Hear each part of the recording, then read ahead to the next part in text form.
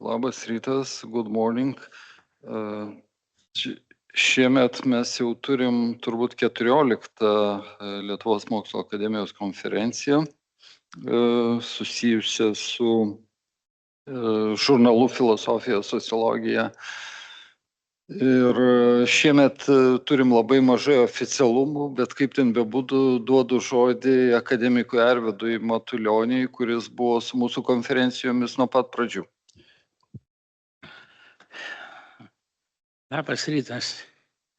Na, pirmiausia, aš noriu visus čia gausiai susirinkusius, dabar suskaičiuoju, kiek čia mūsų yra 1, 2, 3, 4, 5, 6, 7. 7 yra laimingas skaičius, bet aš tikiuosi, kad jau yra atsibūdusių, kurie ir sėdi prie savo kompiuterių ir klausosi mūsų ir dalyvaus aktyviai mūsų konferencijoje. Na, pirmiausia, aš noriu pasveikinti Tomą Kačerauską, kuris yra šių konferencijų siela ir dvasia.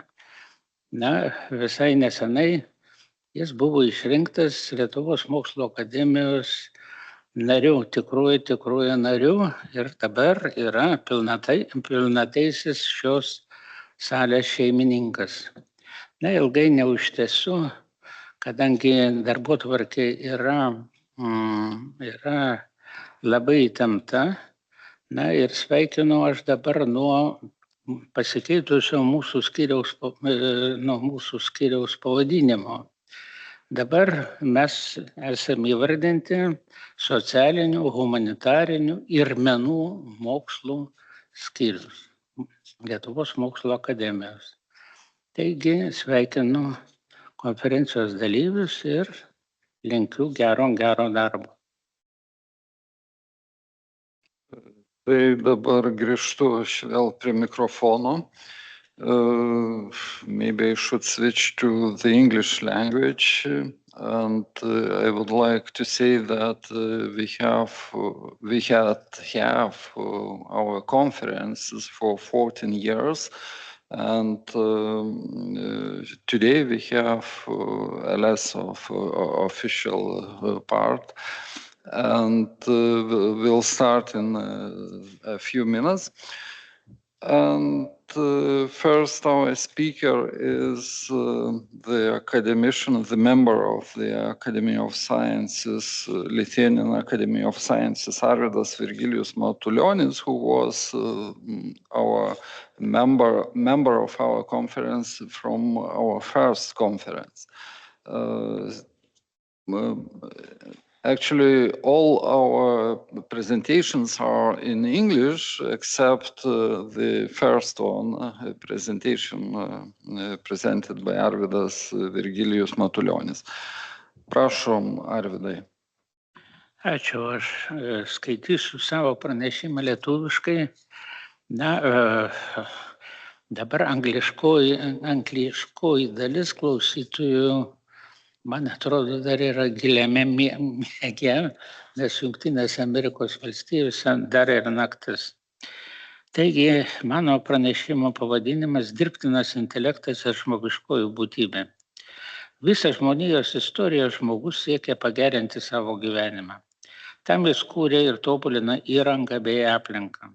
Pastarųjų dešimtmečių atradimai ir tuo pagrindu sukurtos technologijos atveria neregėtas galimybės tiek žmogaus gyvenimo gerinimui, tiek pačio žmogaus tobulinimui. Dirbtinas intelektas, informatikos šaka kuriantis sistemas, galinčias atlikti užduotis, reikalaujančias žmogaus intelekto.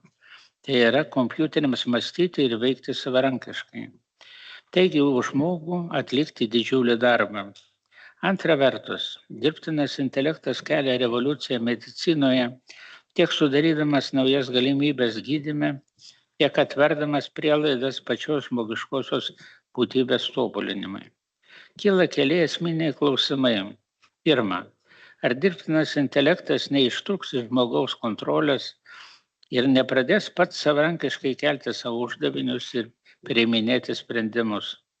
Antra, ar dirbtinių intelektų ir dirbtino intelekto patobulinto žmogaus galima bus laikyti žmogiškąją būtybę. Atsakyti į šios klausimus yra sudėtinga, nes pasaulis ypač polarizuojasi, o sprendžiant šalių tarpusavio santykius vadovaujamas iš jėgos pozicijų, grasinant ir branduolinio ginklo galia. Savo pranešime trumpai apsistosiu ties 3 problemomis. Kaip dirbtinas intelektas veikia masinės informacijos ir komunikacijos sferose. Antra, kaip dirbtinas intelektas patobulina patį žmogų. Trečia, kaip pokyčiai vyksta tyrant dirbtino intelekto įtaką žmogiškosios būtybės tobulinimui. Dabartinėme pasaulyje ypač spartus pokyčiai vyksta masinės informacijos ir komunikacijos sferose. Spauda, radijas ir televizija prarado dominuojantį vaidmenį. Savo spartumu, įvairiapusiškumu, auditorijos apimtimis, internetas tinklai yra ženkliai efektyvesni. Be to, privačios sistemos ir tinklai lenkia visuomeninės struktūras. Vis labiau didinamas nepasitikėjimas valstybinė televizija ir radija. Apskritai valdžios institucijoms visuomenė skiria žemesnį prestižą. Dabar, kai teigiama, kad valdžia Lietuvoje siekia riboti žmonių laisvę, prezidento, Seimo ir vyriausybės prestižas krenta dar sparčiau. Beje, nepasitenkinimas valdančiaisiais tebedemonstruojamas ir centrinėje Lietuvos televizijoje ir Lietuvos radijoje, priešinantis generalinės direktorės atleidimui. Dirbtinam intelektui vis didesnis dėmesys skiriamas tiek valstybinėse institucijose, tiek privačiuose tinkluose. Pavyzdžiui, LRT pirmoje programoje buvo rodoma laida, kaip rajoninėje bibliotekoje gyventojai gali paprašyti jiems domimos informacijos ir apibendrinus dirbtino intelekto dėka ją gauti. Kitoje šios televizijos laidoje buvo rodoma, kad apie 70% apklaustųjų savo iniciatyvą naudojasi dirbtino intelekto paslaugomis, kad galėtų pasinaudoti pamokose mokykloje gaunamą informaciją. Privačiuose tinkluose dirbtino intelekto pagalba kūrimos specialios laidos galimai dėmesį patraukiančiais skandalingais klausimais. Tokios laidos naudojamos politinėje kovoje. Dažnai, kad pasidarbuota dirbtino intelekto galima spręsti tik iš prasprūstančio netinkamo kirčiavimo. Taigi, dirbtinas intelektas panaudojamas įvairiuose tinkluose patrauklumui didinti. Svarbu žinoti, kad dirbtinas intelektas tobulina patį žmogų. Čia galima išskirti 2 pusės. Kaip gerina gyvenimo, darbo, laisvalaikio ir buities sąlygas, kaip didina žmogaus galimybės. Antra. Istorijos eigoje pozityvūs pokyčiai apima visas sritis, o pokyčių mastas ir tempai vis didėja. Nėra reikalo jūs gaišinti, vardinant įvairias veikas, kuriuose iš esmės pasikeitė žmogaus vaidmuo, pradedant energetiką, transportu, baigiant relaksaciją ir kūrimą. Darbo sferose vis plečiasi gamyba, kur žmogus išlaisvinamas nuo fiziškai sunkaus darbo. Jam lieka kontrolės funkcijos. Antra vertus, tai protiškai dar sunkesnis darbas, nes auga atsakomybė ir katastrofiškos pasekmės avarijos atveju. Šiuo metu kontrolės funkcijas vis labiau perima dirbtinas intelektas, nes jo galimybės greičiau pastebėti artėjančią nelaimę ir laiku imtis priemonių ją išvengti yra ženkliai didesnės. Žmogus išvaduojamas nuo nuolatinės įtampos, sekinančios jų jėgas ir alinančios sveikatą. Antra vertus, niekas negali neklystamai patvirtinti, kad teoriškai imant ir dirbtinas intelektas negalėtų perdegti kabutėse nuo įtampos. Dar vaikystėje pečiuje spragsėjo degančios malkos, o ant viryklės kunkuliavo puodas bulvių, o dabar mikrobangėje tiksi taimleris, primindamas, kada paskurus bulvytės. Po virtuvės grindis skuba robotas valytojas, o greta ant sofos tupi ir vizgina uodegą šuniukas robotas. Viskas paskaičiuota, viskas prižiūrėta, bet ar nepasilgstama kakalio, kur galėtume įprisėsti, kad pasišildytume senus kaulus, kad prie mūsų kojų susisuktų brisius, grauždamas kaulą. Dirbtinis intelektas gelbsti mus nuo sunkumų, tačiau nebėra dėkingo šuns lyžtelėjimo, saldaus blusos priminimo. Vakare išdrimbame fotelėje prie televizoriaus ekrane ir baugdami nealkoholinį birzgalą stebim robotų paradą. Vietoj to, kad apsikabintumėm mergaitės liemenį ir iš vieno bokalo siurbtumėm biržietišką alų. Ne viskas tik džiaugsminga. Džiaugsmingėja. Dažnai nustojame tikrojo jausmo. Antra vertus pasigendama ir suraus prakaito kvapo. Todėl sukama į sporto salę ir einama kilometrus miško kelelės. Taigi ir teigti, kad dirbtinis intelektas gerina žmogaus gyvenimą, taip pat negalime 100%. Viena iš žmogaus gyvenimo gerinimo sričių yra sveikatos apsauga. Tai apima tiek sveikų gyvenimo sąlygų užtikrinimas, tiek geros sveikatos palaikymas. Šiuo požiūriu visuomenė labai stratifikuota. Atotrūkis tarp įvairių socialinių grupių nemažėja, o didėja. Ir tai ženkliai priklauso nuo įvairių galimybių panaudoti savo interesams būtent dirbtiną intelektą. Net narkotikų, alkoholio, rūkymo, lytinių ligų ir panašiai poveikiai įtaka gali būti manipuliuojama dirbtino intelekto būdu. Na, o kaip dirbtinas intelektas tobulina patį žmogų?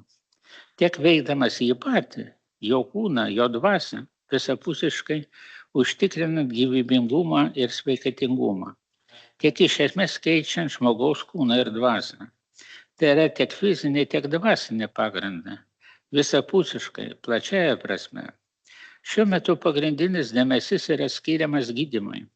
Siekiama kuo greičiau diagnozuoti ligą ir pradėti gydymo procesą. Tiek vienam, tiek kitam tikslui dirbtinas intelektas pasitarnauja radikaliai. Padeda išgydyti žmogų arba bent išvengti mirties ir prailginti gyvenimą. Iš esmės, kuriama dirbtino intelekto dėka yra kuriama naujų galimybių suteikianti aparatūra.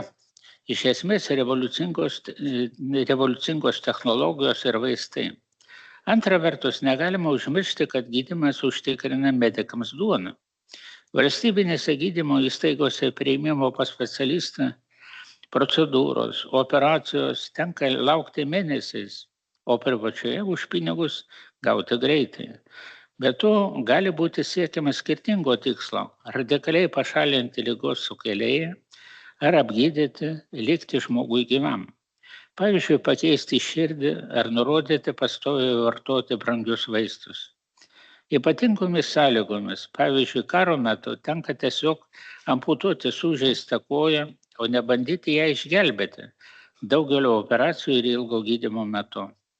Antru atveju, dirbtinas intelektas tikrai padidina kojos išgelbėjimo galimybę. Pirmu atveju tenka vertinti esamas galimybės, persėsti į invalido vežimėlį ir pritaikyti protezą. Tiek vienu ir tiek kitų atveju dirbtino intelekto panaudojimas yra svarbus. Šiuo metu planuojama ir apie organų atauginimą. Čia be dirbtino intelekto taip pat neįsiversime. Kai ką aš patyriau ant savo kailio, po širdies priepuolio man įdėjo stimuliatorių. Palaukus eilėje pusmetį man įdėjo širdies vožtuvą, iš dalies gamtinis, iš dalies plieninis dalykėlis. Burnoje plokštelė ir kokie 6 implantai dirbtinai dantis. Nesenai nustatė abiejų akių kataraktą, sako, reikės akims operaciniu būdu įdėti lęšiukus. Ausimis girdžiu tik 30% garso, turiu dėtis aparatėlius. Taip man, tarp kitko, jie kainavo man 6 000 eurų, bet ką padarysi? O draugas įsidėjo implantus. Taigi, iš principo, galimi keli variantai. Pirmas, įvardinčiau jį patobulintų žmogumi. liktų natūralus materialus kūnas, kuriame būtų iš esmės pagerinti vidaus organai. Ir to išdavoje ženkliai pagerintos visos gyvybę užtikrinančios funkcijos. Mąstymas, rega, klausa, juslė, judesys, tiek statika, tiek dinamika, lytis, kaip ir smegenų, širdies, plaučių, kepenų, inkstų, skrandžio, stuburo, raumenų, kraujagyslių ir kitų organų funkcionavimas, ilgaamžiškumas. Jei prireiktų atnaujinimo ar pakeitimo, jie visų pirma būtų keičiami natūraliais ar atauginami. Tam tikrais atvejais jie būtų keičiami dirbtinais, bet individas liktų natūralia žmogiškąja būtybė. Žinoma, jos integratumas būtų išlaikomas jos pačios, tik prireikus pagalbos būtų pasinaudojama dirbtinu intelektu. Antras, dirbtinas žmogus, kuriam būtinai diriguotų būtent dirbtinas intelektas. Senesnis, materialus ir žmogiškasis protas jau nebepajėgtų aprėpti ir valdyti išsiplėtusi dabartinės žmogiškosios būtybės funkcijų, o taip pat naujų, kurias šiandien negalima įvardinti. Žmogaus evoliucija, kuri vaizduojama nuo beždžionės iki dabartinio žmogaus su galva, kūnu, rankomis ir kojomis, o pratęsiama savotiško aštuonkojo padaro pavidalu, vargu ar galima įvertinti kiek pagrįsta. Tuo labiau, ar tokiu atveju tai galima bus įvardinti žmogiškąją būtybę. Ta aštuonkoja būtybė. Baigiant apie tyrimus. Kaip matome, labai aktyvus yra mūsų filosofai. Ši konferencija dirbtino intelekto klausimais jau 14. Toliau pažengė genetiniai tyrimai, kuriuose aktyviai dalyvauja biochemikai. Vis svarbesni dirbtino intelekto tyrimai vaidina biofizikai. Svarbesni dirbtino intelekto tyrimų vaidmenį vaidina biofizikai. Sociologai įsitraukia žymiai menkiau, o aš vis abejoju, ar dirbtiną žmogų apskritai galima įvardinti žmogumi. Bet būtent filosofai ir sociologai turėtų vertinti žmogiškosios būtybės raidos trajektorijas, kad visuomenės istorija nenutrūktų.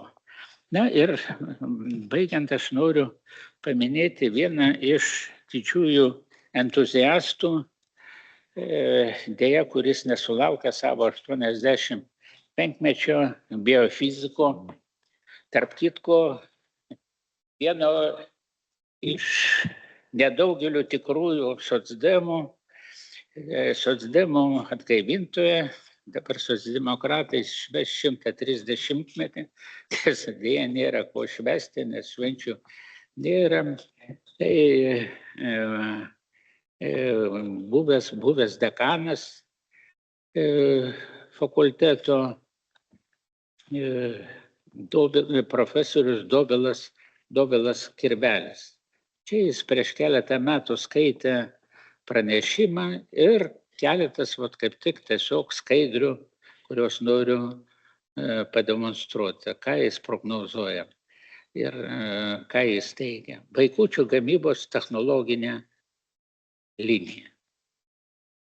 Parašyta, kad jau kai kas prognozuoja, kad tai jau bus 2033 metais, po 7 metų. Žvilgtelsim, kas čia bus toliau. Robotų revoliucija. Roboto pagalba, parodymas žmogaus svajonę, kad sėdė išlepę ir robotas juos neša, bet yra dar viena piešinukas, kai robotas pasiunčia žmogų toliau.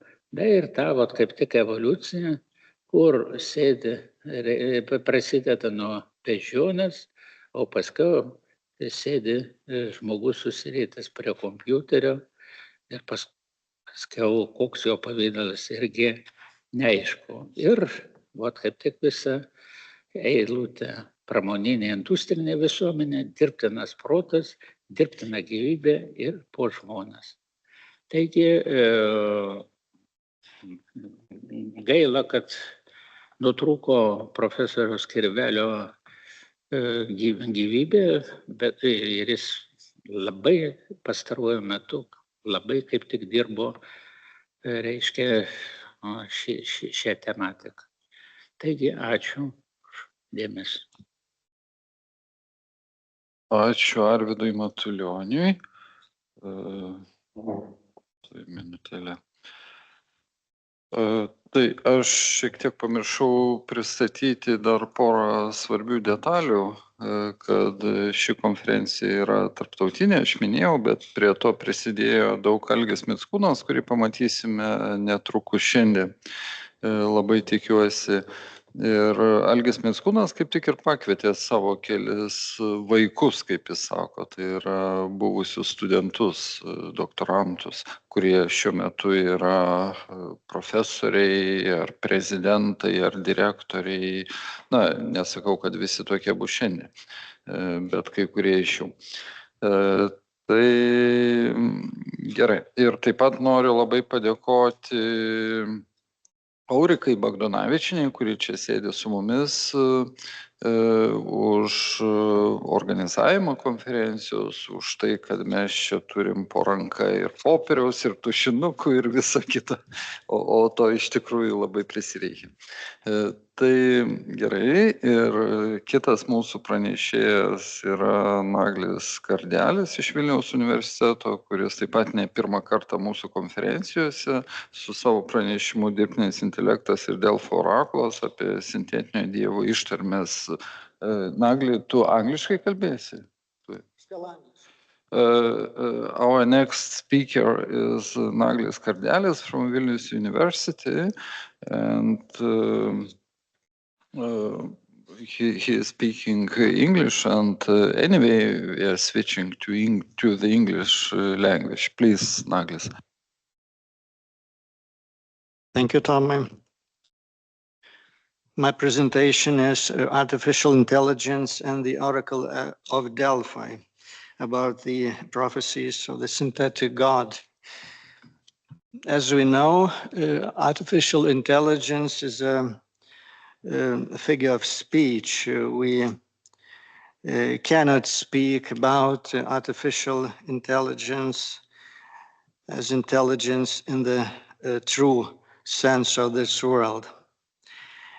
Simulation of human thinking by AI tools, or more precisely by the humans using those tools, is not identical to human thought itself or thinking in general. After all, thinking is, strictly speaking, impossible without consciousness and self-awareness, which the large language models almost certainly do not and cannot have. The conjecture that consciousness must inevitably arise in any sufficiently complex system, irrespective of the nature of the physical substrate of that system, is for the time being an extravagant hypothesis proposed by one of the theories of the philosophy of consciousness, functionalism, which will probably never be rigorously proven or completely rejected, especially given that the existence of other subjects of consciousness external to the thinker himself or herself cannot be proven, even in the case of natural intelligences, that is to say, ordinary human beings. It is extremely unlikely that even quantum computers will ever be conscious in the same way or to the same degree as human beings, although this is unlikely to be rigorously provable or disprovable. For both science and philosophy, consciousness, its origin and nature, remains for the time being the greatest mystery and the most difficult problem to solve, described by the philosopher of consciousness, David Chalmers, as the hard problem of consciousness. Therefore, if we do not succumb to panpsychism or other very fashionable theories related to the hard problem of consciousness, we should examine the relation of AI to the possibility to interpret experience. Therefore, I'd like to stress that to understand that so-called artificial intelligence is not really intelligence at all, it is worth considering the very etymology of the Latin word intellectus. This noun derived from the verb legere, or to read, by picking up letters with the eyes, with the prefix inter between, implies a kind of mediation of the things we are trying to comprehend by a mediating and interpreting mind. Note that inter prefix, which reappears again in the Latin word interpretatio, it is a very important circumstance that intellectus and interpretation share the same prefix inter. Therefore, real intelligence implies dialogicality. And incidentally, the prefix dia in the Greek word dialogos conveys a very similar idea of the circulation of the logos from speaker A to speaker B through the mediating medium C, which mediates language, as does the prefix inter in the Latin words intellectus and interpretatio. All real thinking, like all real consciousness, self-consciousness, and self-awareness, is based on the ability, or at least the attempt, to perceive the thing being thought about from different perspectives, and simply to imagine those different perspectives. We could say that in any real thought, it is possible to detect a structure of at least 3 different levels: level A, language, or perspective of thought; level B, language, or another perspective of thought; and level C, mediating these 2 languages or perspectives of thought, which could be described as a medium, which mediates in the sense of the prefix inter, language A and language B, and plays the role of interpreter and translator from one language to another. No so-called artificial intelligence has this trinary structure, which, according to the intuition found even in the etymology of the word intelligence, every true intelligence must have. Despite its inherent power to simulate natural human thought and the sophisticated architecture of its algorithms, so-called artificial intelligence is, strictly speaking, a flat system. One single floor, one single level. To put it more simply, despite the ever-improving tools of machine translation based on artificial intelligence, AI is alien to what we would call dialogue and hermeneutics, to the very ethos of dialogue and hermeneutics. To imagine how AI simulates human thinking, we can liken such thought to a single solid eye, and in turn we can liken AI to a large eye consisting of many small compound eyes, like that of an insect, each much smaller than the eye of a natural human intelligence, even though the whole eye utilized by artificial intelligence is much larger than that of a natural intelligence. The small compound eyes in the large AI eye are the thinking perspectives of living, concrete human beings, assimilated, leveled, depersonalized, and aggregated in the AI simulation of natural human thinking. The philosophical moral of this analogy with the insect's eye might be that it is better to see the world with one eye, which is neither very small nor very large, but is whole and integral, than with a very large eye, which lacks integrity and which is broken up into so many small eyes, each one which is infinitely smaller than the entire eye. The only reason why artificial intelligence seems so powerful to the users of this technology is that when they try to see the world through the eye of an insect, they see only a broad panorama of synthetic reality. They do not see the partitions separating the compound eyes that make up the insect's eye, and they are not aware of the fragmentation of the image seen by the large eye. Just as collective consciousness is not really a consciousness at all, but only a kind of collective simulation of individual consciousness. So artificial intelligence could similarly be described as a simulation of a kind of collective, aggregated and unified thinking by a large number of individual human beings, which is, strictly speaking, no longer a kind of thought at all due to its inherent lack of unity. To clarify the difference between thinking and its simulation, let's use the distinction between syntax and semantics, which is important for linguistic theory and the philosophy of language. The syntax of any text describes the horizontal relationship between the signs of that text, while the semantics of a text describes the vertical relationship between the signs of the text and the reality beyond it. The distinction between syntax and semantics reveals, among other things, the fundamental difference between the ability to operate linguistic science in a purely formal way, satisfying the formal rules of sign operation, and the ability to relate those signs and the results of their operation to what lies beyond the horizontal medium of signs.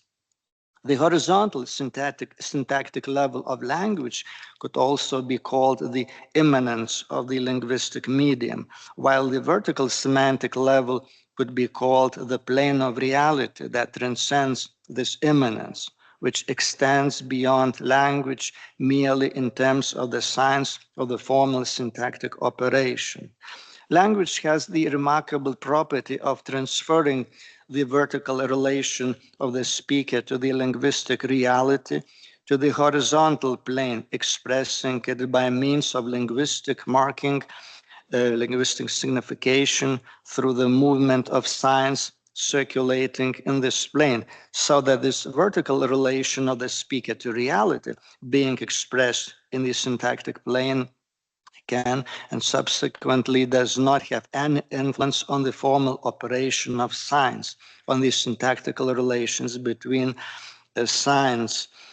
To better comprehend this, let's use an analogy from the natural sciences to imagine, for example, a physics formula that expresses a law, a dependence between physical quantities of corresponding letters. Although such a formula can be interpreted in an appropriate way, in other words, vertically, semantically, linked to the natural reality beyond the medium of mathematical science, it is possible to operate on this and other similar formulas purely in a formal algebraic way, or in other words, horizontally, syntactically, as the formulas and the lettered quantities they represent had no meaning. If the formulae are written down correctly at the start with the correct letters for the relevant physical quantities, it is assigning a specific physical meaning to the letters. Then later on, when calculations are carried out according to the formulae, all those physical meanings, all the semantics of the physical quantities and the mathematical expressions can be removed from our minds. To obtain the right answer at the end, it is enough to know how to calculate, to be able to operate formally with mathematical science according to the rules of algebra.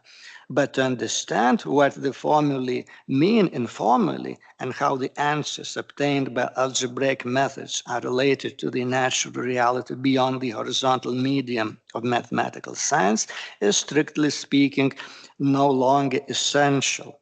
When artificial intelligence simulates natural human thinking, or what normally takes place in the human mind, when it not only performs formal logical procedures on linguistic science, but also informally perceives what those linguistic signs mean, in other words, without losing sight of the vertical semantic perspective, it replaces it by the mere formal syntactic operation of science.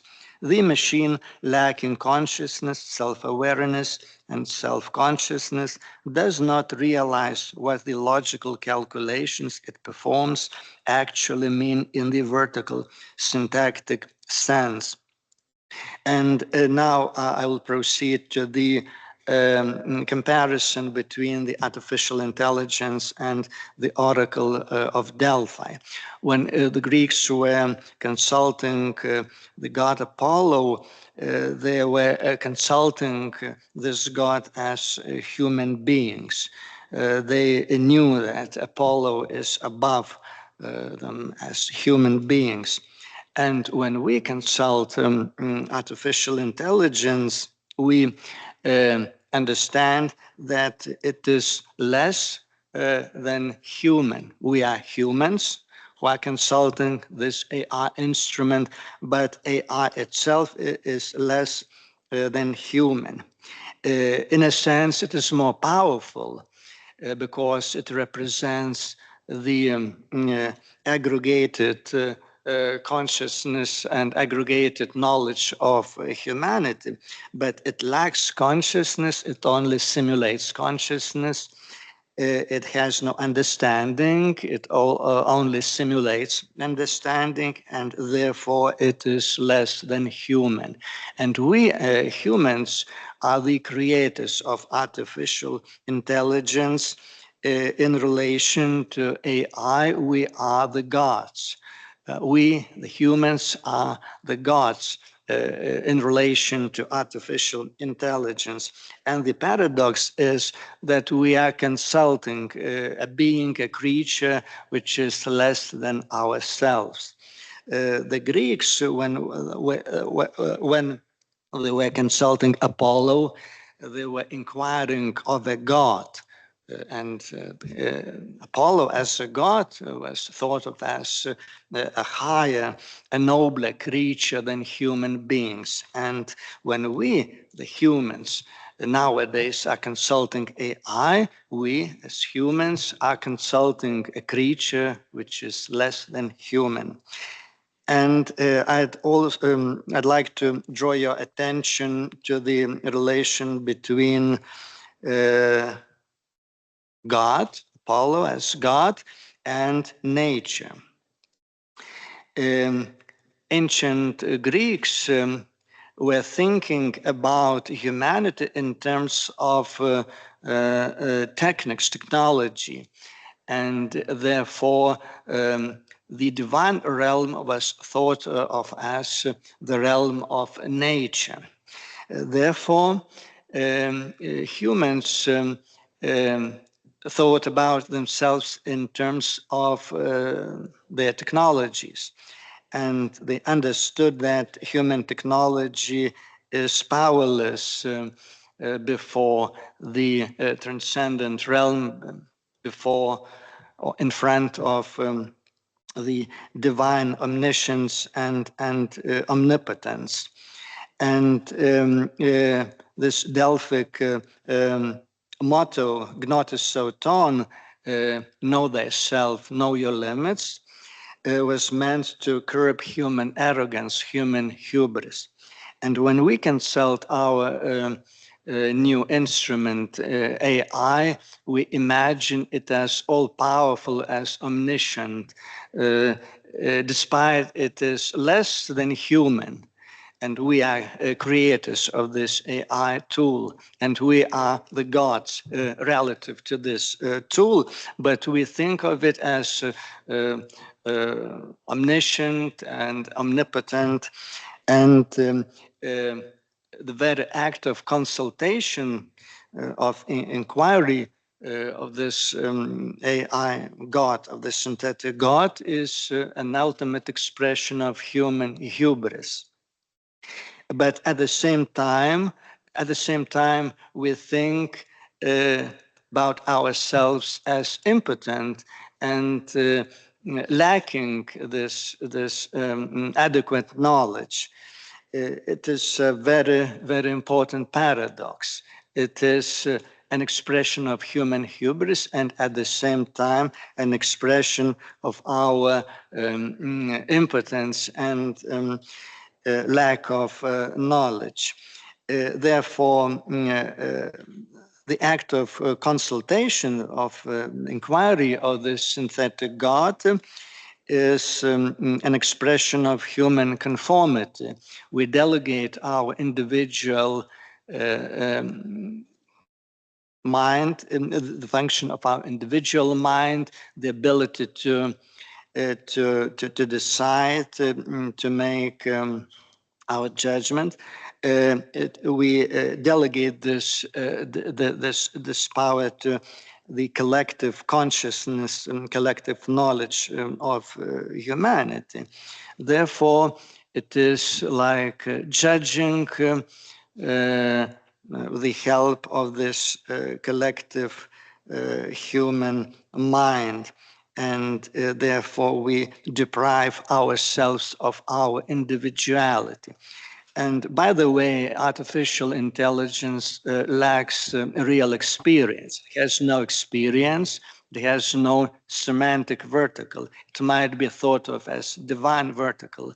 We as human beings have this ability to experience real world because we have our natural human bodies, and we have this semantic vertical. And AI only simulates the semantic vertical by means of the horizontal movement of signs. And I'd also like to say a few words about the relation between the past, the present, and the future. The god Apollo was prophesying about the future. The divine mind is projected into the future, and a human mind which expresses real human experience. It operates in the mode of the present. And the artificial intelligence operates only in the past. It synthesizes the aggregated human experience as it expressed on the net, and it looks into the past. So it is inferior both to divine mind and to our human mind. Divine mind operates the mode of the future. Apollo prophesies about the future, and human mind has the ability to experience the present moment, and AI operates in the past moment. And it shows that it is inferior to human mind. Therefore, our over-reliance on AI tools is at the same time an expression of ultimate human hubris, and at the same time, paradoxically, it is an expression of our perceived incompetence and impotence to make our own judgments about our human world, about our experience. And if we delegate those human functions of thinking, experiencing to AI, it will spell the doom to our human ability to think, to perceive the world, and it will be a disaster for humanity. And in the sense that nature is akin to the divine realm, as it was understood in ancient Greece, our natural human intelligence is divine. And AI as a technological tool, it is it's an expression of mere humanity. Therefore, our natural intelligence might be viewed as divine in comparison to artificial intelligence, which is not an intelligence at all. As I've already mentioned, it is only a simulation of our human intelligence. Therefore, it is very strange that at our technological age, we view ourselves as those very ancient people as ancient Greeks who were consulting the oracle of Delphi. But consulting this oracle at Delphi, they were ennobling themselves, making themselves more divine, and reflecting on the limits of humanity, of human existence. They acquired more wisdom by way of consulting the oracle of Delphi. And we, modern or postmodern human beings, consulting this synthetic God, we are making us less wise and more dumb, and lacking wisdom and lacking the possibility to experience the present moment, to experience reality in real way, this semantic vertical. So these are my remarks at this conference. Thank you.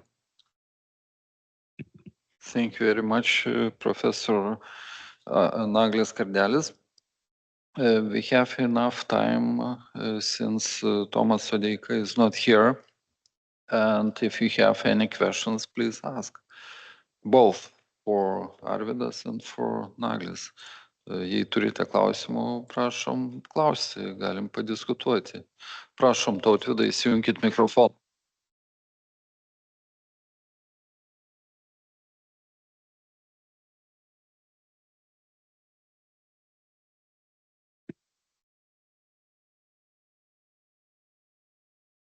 In modern times, we have a problem of definition of art, yes?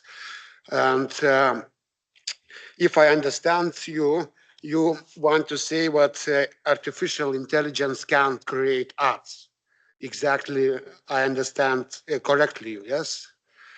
But if we have the lack of transcendence in the postmodern art, for example, yes? As, for example, Frederick Jameson tells us and so on, maybe we must agree what in the future artificial intelligence can be the creator of new forms of art in our civilization. Thank you for the question.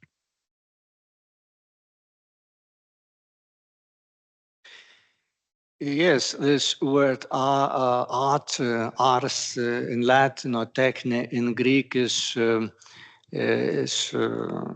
very ambivalent. It has a lot of meanings.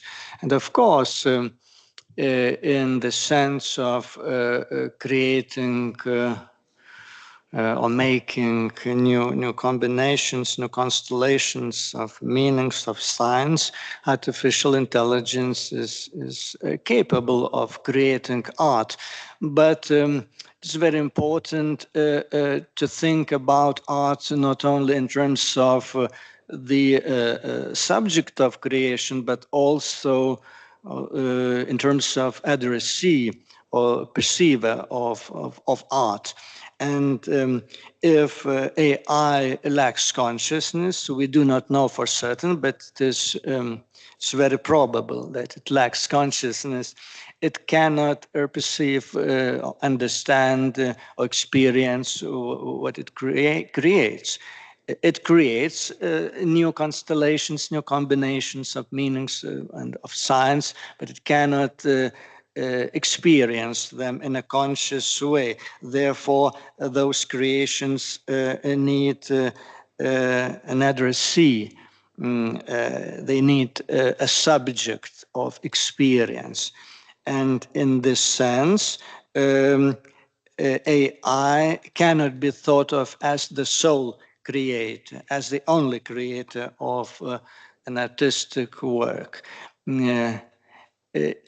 We can say that AI as a creator of something and the perceiver of this art, perceiver who has an individual consciousness, they both as a tandem are the subject of this art, but not only AI as the creator of this structure. But if it has a consciousness, then it is a legitimate creator of art. Therefore, I think that we as experiencers of AI-created art are collaborators with AI in the process of art creation. This tool creates something and we perceive, and we both AI as a tool and we as perceivers, as addressees, we are both are creators of this art. If this tool lacks consciousness, if it has a consciousness, then it both creates and perceives what it creates. And the problem of experience in the real semantic way is key in this respect. Thank you for your discussions. We'll have more discussions a little bit later. And now I would like to invite our next speaker. It's Professor Arūnas Augustinaitis from Committee for the Future in the Seimas. Yes, as I understand. Okay, please. Yeah. Yeah. Okay, please, Arūnas.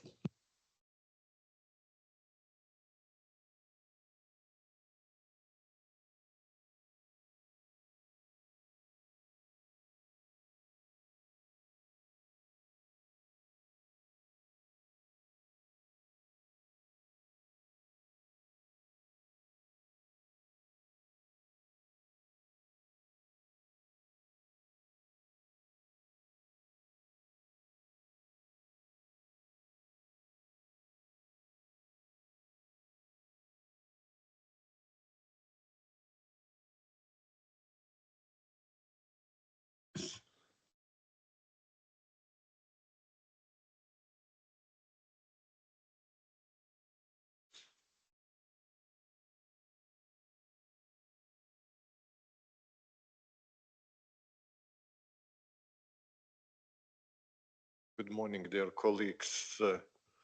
I don't know. We will talk.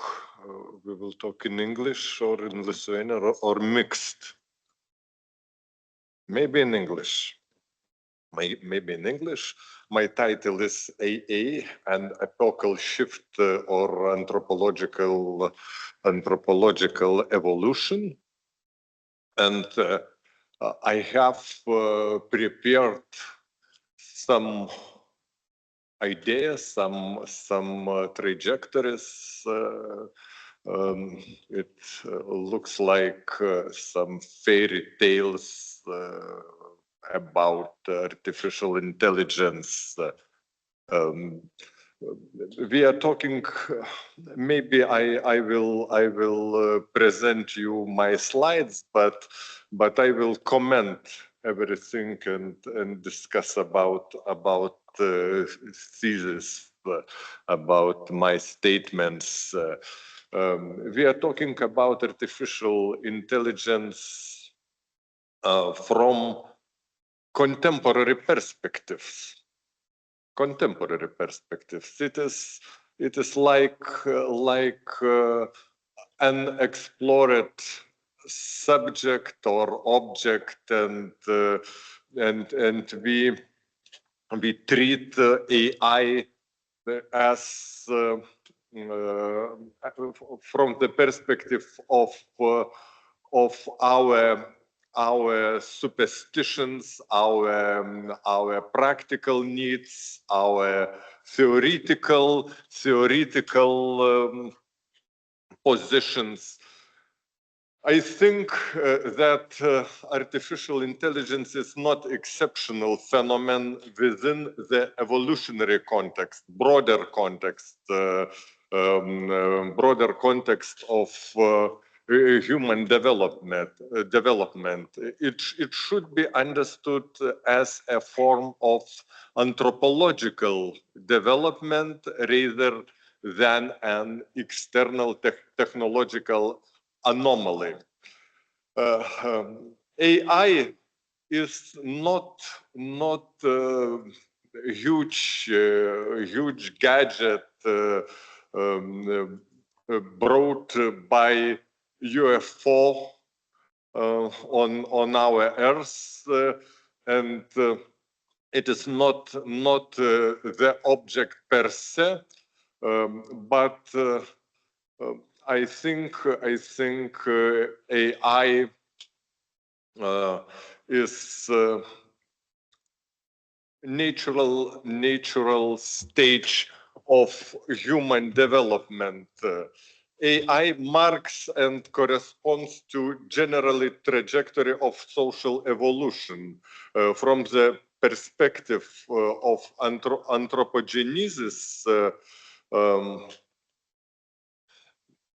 A clear developmental line can be identified between the linguistic rupture in human evolution and the techno-linguistic nature of AI. It is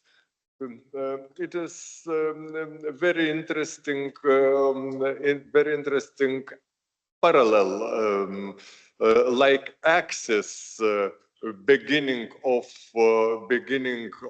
start of human beings, this big rupture, and linguistic origin or techno-linguistic origin of AI. The conception integrates classical and contemporary evolutionary theories with linguistic anthropology, media theory, and attributive information theory into a single conceptual framework termed communicative informational anthropology. This framework reconceptualizes human evolution as a process, information extraction from an informational continuum. Colleague Naglis mentioned God, synthetic God, but I am talking about real God as informational continuum, and it is like a spiral process from beginning of humanity to spiral process to the how to say technological and social new post humanist forms back to the informational continuum. It is such big stage of human development. I think that this media semantic and technological environments could be named as second nature.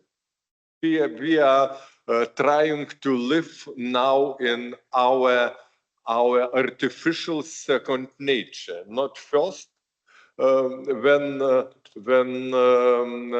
human beings tried to extract information from real God, from real information continuum, but now we talking about we discussing about artificial intelligence as very powerful tool for extraction extraction of information from how to say cosmological contexts, and by synthesizing biological evolution, cultural symbolic mediation, technological acceleration, and AI-based semantic structuring. This paper, this thesis offer a unified model that bridges anthropogenesis, social evolution, and contemporary digital civilization. Ontological premise. Core of synthesis lies a shift from functional to attributive information theory. Information is not merely transmitted, computed, or consumed. Information is an ontological attribute of reality. This allows biological, symbolic, and technological processes to be understood as different modes of informational realization rather than separate evolutionary domains. Now about great linguistic rupture as evolutionary threshold. Evolution reframed as an informational communicative process,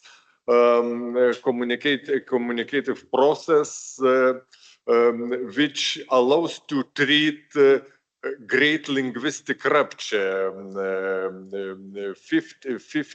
60,000 years ago as the decisive anthropological threshold. This rupture marks the transition from biological signal processing to symbolic information extraction. It is very remarkable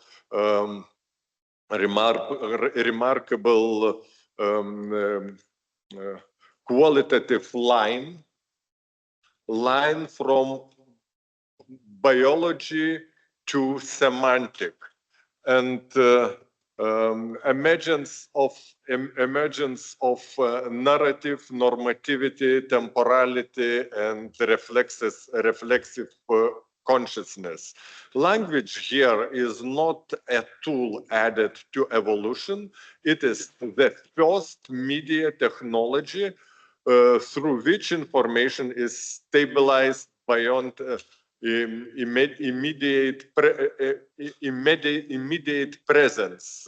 From this point onward, human evolution becomes primary communicative and informational. Linguistic anthropology. I would like to stress some philosophical thoughts and conceptions. Language constructs a worldview, language structure thought, and so on and so on. Language functioned as symbolic power, foundational position. Philosophical reconfiguration of linguistic anthropology. It could be interpreted as Hegelian perspective, as Platonic interpretations, Marxist traditions, and so on. You can see on my slide. Yeah.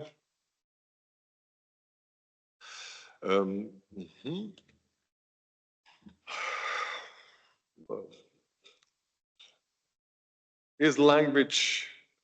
It is question: is language the beginning of humanity's great rupture? And answer is yes, from multiple perspectives. Firstly, ontological rupture. animals respond to signals, humans inhabit a world of meanings, and language enables abstractions and so on and so on. This constitutes a transition from biological existence to symbolic reality. And then B, social rupture. Language enables collective memory, traditions, and authority, law, promise, and so on and so on. Society becomes not merely a community, but a discourse. Diffusion of language from myth to AI. This is some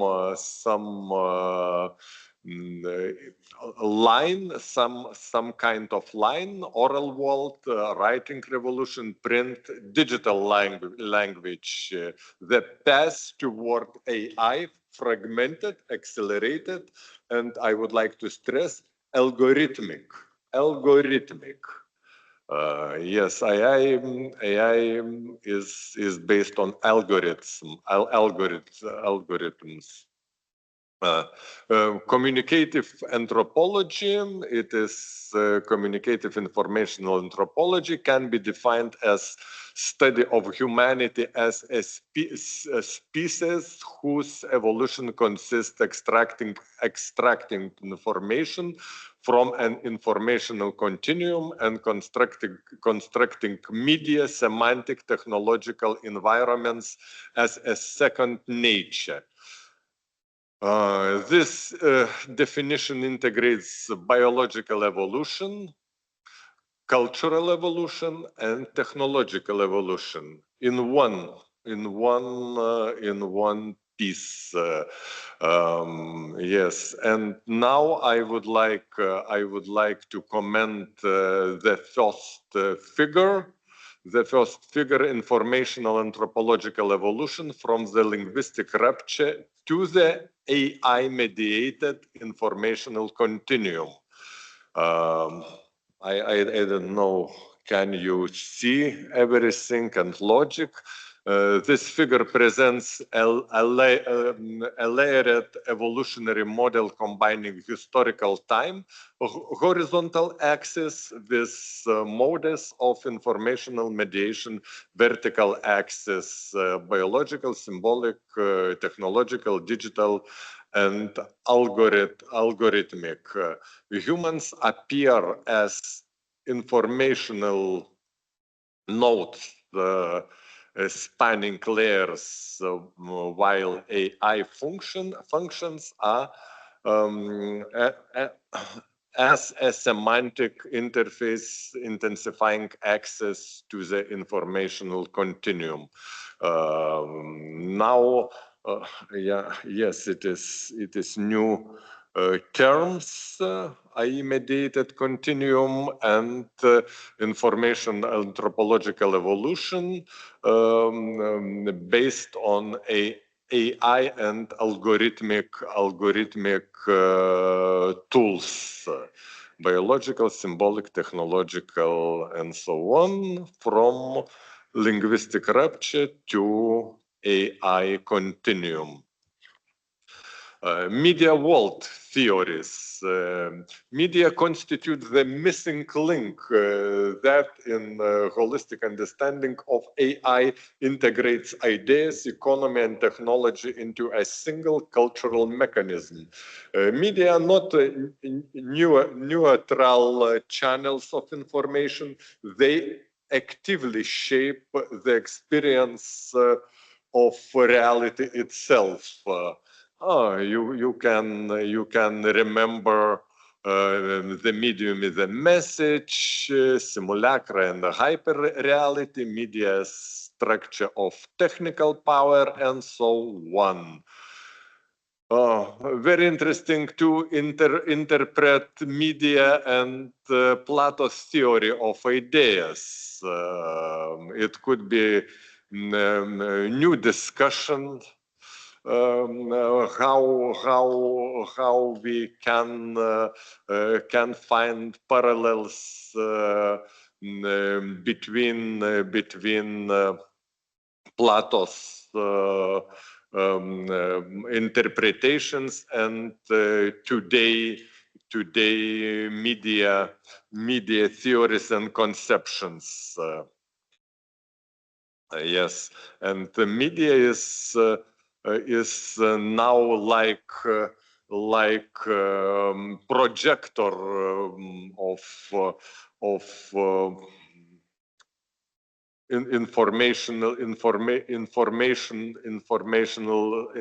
information flows, yes, media and Hegel's absolute idea also spirit realize itself through language, art, religion, and philosophy. Media may be understood as the material forms of spirit. Yeah, and also we have discussed about Marxist interpretation of media. Media dependent on capital, produce attention, shape ideology in every day.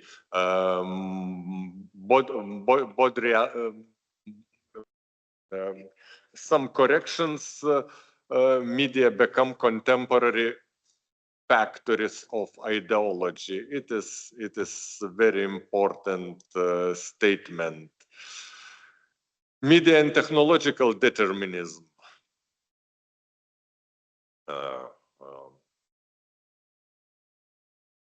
Yes, and technology determines the form of society, and media theories represent a cultural version of technological determinism, demonstrating how technology transforms into modes of thought.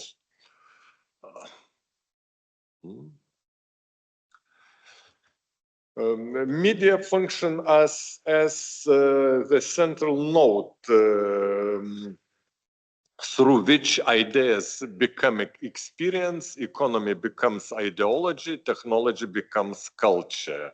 If 19th century history was explained primarily through economy, and 20th century history through technology, then 21st century history is increasingly explained through media ecosystems. The central question is no longer who controls factories, but who controls algorithms, attention, and information flows. Media are ontological structures through which information realizes itself on a civilization scale. This implies that the technological environment constitutes the materialized semantic of information. Digital society represents a phase of information self-organization. AI functions as a medium integrating all preceding media forms. Yes. The AI epoch, a rupture in the ontology of language. And now we can discuss about historically unprecedented transformation is a transformation. Firstly, detachment of language from the human. For the first time in history, language is generated without consciousness, and meaning becomes a statistical effect. The post-linguistic human, AI, represents language without experience, without a body, without intention. This raises the questions of whether meaning still requires a subject. And new great rupture today today's great rupture. If language created the human, AI language may configure the human role from creator of meaning to curator and manager of meaning. Such differences. Transitional hypothesis, the integration of linguistic anthropology into the philosophical problematics of AI demonstrates that the foundation of human history is not technology or economy, but the linguistic construction of reality. In AI epoch, the linguistic domain becomes technically autonomous from humans for the first time. For this reason, we may speak of a new civilization rupture comparable to emergence of language or writing. This autonomy is conditional. AI lacks intention, experience, and world. AI is not language in sense of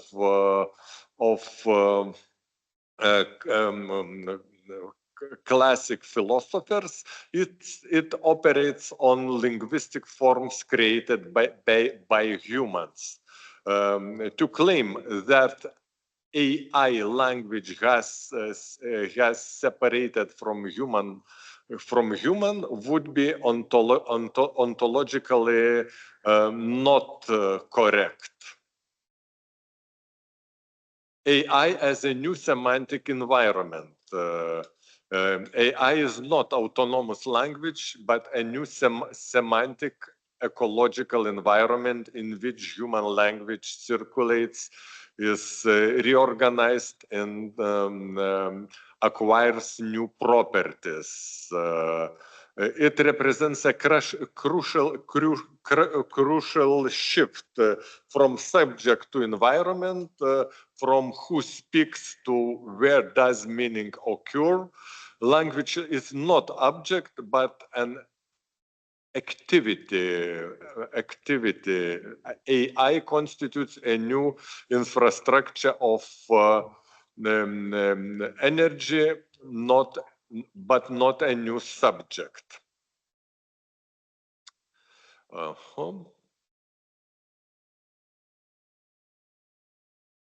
Yes.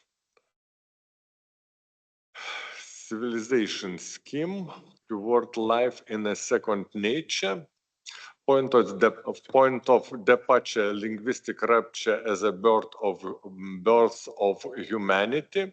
Humanity began not with biology, but with linguistic rupture, the origin of a second nature in which semantic ecosystem emerged alongside the biological environment, and evolutionary direction from the emergence of language toward technologized semantics. This is not a random sequence, but an intensification of some logic. Human increasingly live not in nature, but within, in a field of meanings. Yes. AI as a mode of colonizing the semantic environment. It is very interesting statement because humans colonize their own constructed semantic environment. AI role is not that of creator, but of accelerant. AI is not subject or speaker, but an infrastructural tool that enables scaling of meanings, prediction of meanings, automation of discourses, optimization of circulation of meaning. AI is technology of semantic engineering.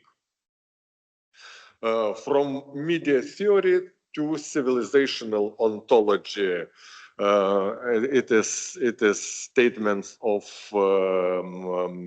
classical philosophers and sociologists.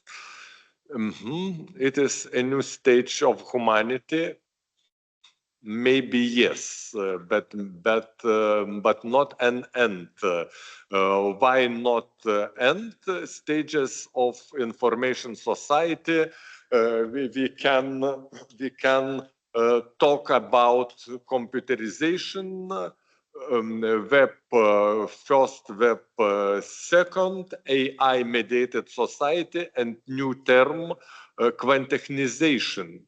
Prospective informational realism. Stages of information society development from proto-informational era to quantechnization and cosmo-informatic phase of future. Quantechnization, new term and new stage of evolutionary development. It will be maybe a new spiral level of human development. Yes, I am providing some possible definitions. And conclusion, yes, presentation, it is understood as ontology, information is understood as an ontological attribute of reality, and human evolution is interpreted as a process of extracting, stabilizing, and inhabiting information through language, media, and technology. AI is not treated as an autonomous evolutionary agent, but as a meta-mediating structure that intensifies humanity's engagement with a technologically constituted second nature and open new modes of access to the informational continuum. Thank you very much. Thank you, Professor Arūnas Augustinaitis. Arūnas was lucky since he had more time as usual, thanks to Professor Tomas Sodeika, who is not here. Now we have 15 minutes for discussion, so you can stay here or, okay, if you want. Please, any questions? Again, Tautvydas. As we know, Aristotle differentiates things in two groups, yes, physeonta and techneonta, or natural things and artificial things. And when you say what we live or will live in the stage of the second nature, I understand what we will live in technological nature, yes? How do you think, what is the destiny or fate of this first stage, natural things area, yes?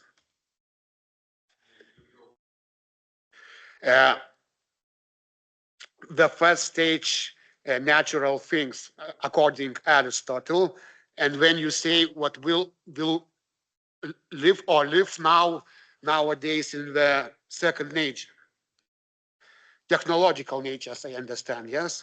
And the destiny of this first nature, how do you think?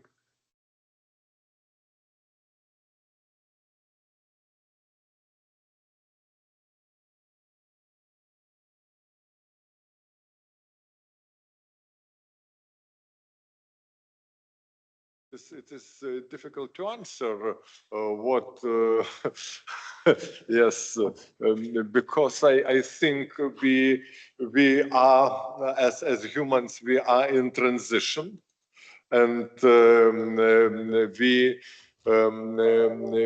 as human beings keep our human origin, but in different forms, technological, cultural, and so on. And it could be, this process could be characterized as increasing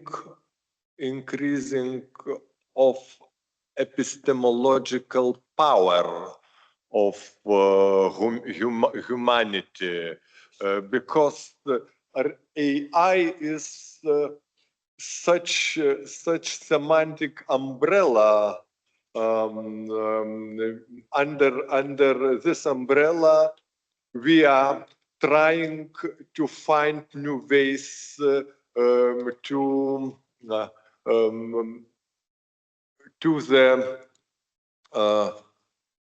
this informational continuum and extract more and more informations and relations with, I don't know, I would like to quote colleague Naglis, from synthetic God or natural God.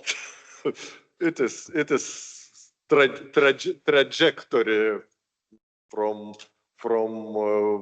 first nature to the second nature. More questions or discussions?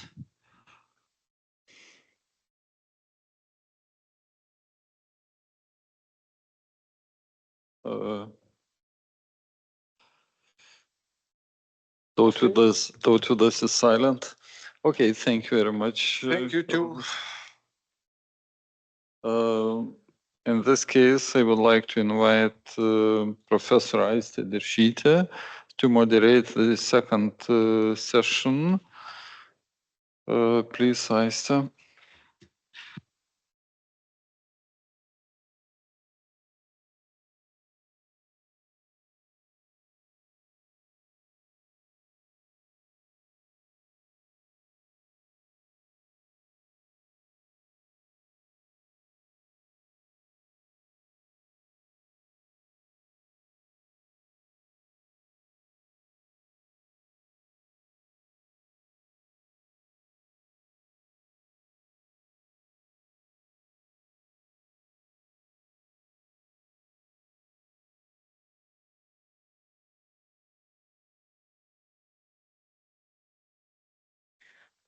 Dear participants, firstly, I feel very grateful to moderate this part of this conference.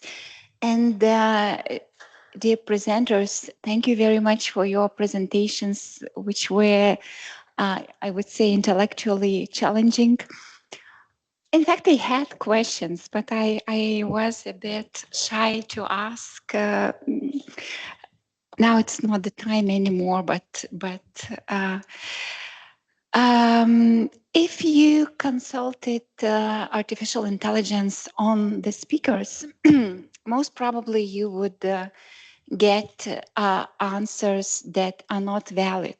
This Delphi Oracle would provide us with the answers that would be not correct. For example, I asked myself about myself, and it says that I'm still head of psychological well-being research lab, and I'm not anymore for 6 years already. I was for 5 years, but not anymore. So it hallucinates. If you asked about the speakers of the second part, they would probably, this artificial intelligence, or I don't know, how would you name it, this artificial synthetic consultant would maybe say also some things about the presenters, but I'm lucky that I know all of them personally, and I can share what would artificial helper processing entity capacity would never tell you. So the first speaker is Dr. Marius Markuckas, who is extremely charismatic personality. We met last year at a conference on visuality, and I was absolutely absorbed by his presentation. Interesting, challenging, very bright person, very resilient, persistent. And now we are lucky to have the possibility to hear the presentation on artificial intelligence and creativity, a critical reflection from the perspective of disability art. Thank you, Marius. Thank you so much for such wonderful introduction. It's a great honor for me to be here. Hello to everyone. First of all, I have to say that this presentation is a part of postdoctoral research funded by the Research Council of Lithuania. Many thanks to them, and carried out at Vytautas Magnus University. So the rapid development of AI encourages a reflection on a wide range of spheres of human activity, including the realm of creativity, which from time immemorial up until now has been regarded as ensuring human exceptionality in relation to other entities of reality. A growing number of academic works suggest that the increasing power and progressive perfection of AI will ultimately enable it to attain a level of creativity characteristic of humans.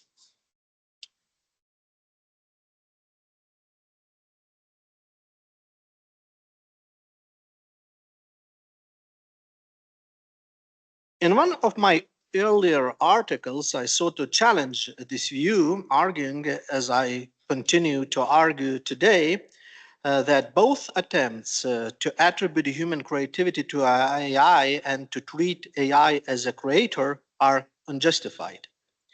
This is because such an approach fails to adequately account for, firstly, the relationship between perfection and vulnerability in the creative process, and second, the differing ontological structures of the human and technology. I seek to elaborate this position now through the reflection of the phenomenon of disability, as well as my own existential experience as a person with a disability.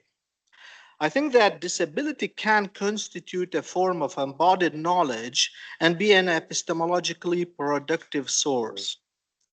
As far as I know, at the Vilnius Academy of Arts, people even obtain doctoral degrees by conducting so-called artistic research. And the book on this kind of research by the Finnish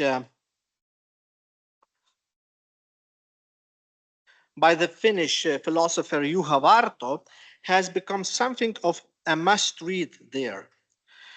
Here are the covers on the slide of its Lithuanian and English editions, should anyone wish to read it.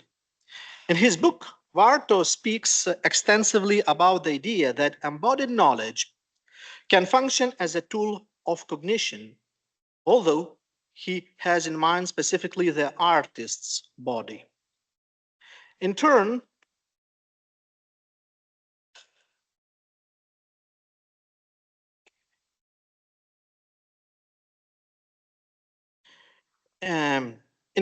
in one of my forthcoming articles, which is scheduled to be published later this summer, I have sought to demonstrate that Varto's idea can be applied much more broadly. That is, also to the experience of disability by discerning within it certain creative or artistic aspects. In this forthcoming publication, I quote an interview by Michel Foucault, in which he asks the following question, quote, "What strikes me is the fact that in our society, art has become something that is related only to objects and not to individuals or to life. That art is something which is specialized or done by experts who are artists. But couldn't everyone's life become a work of art?" End of quote.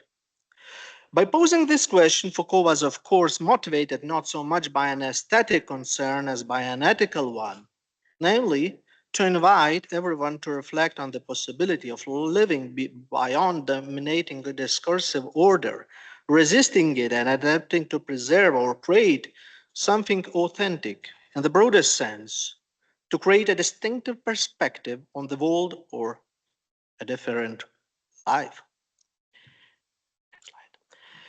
Here, the motif of creation as human resistance emerges quite clearly.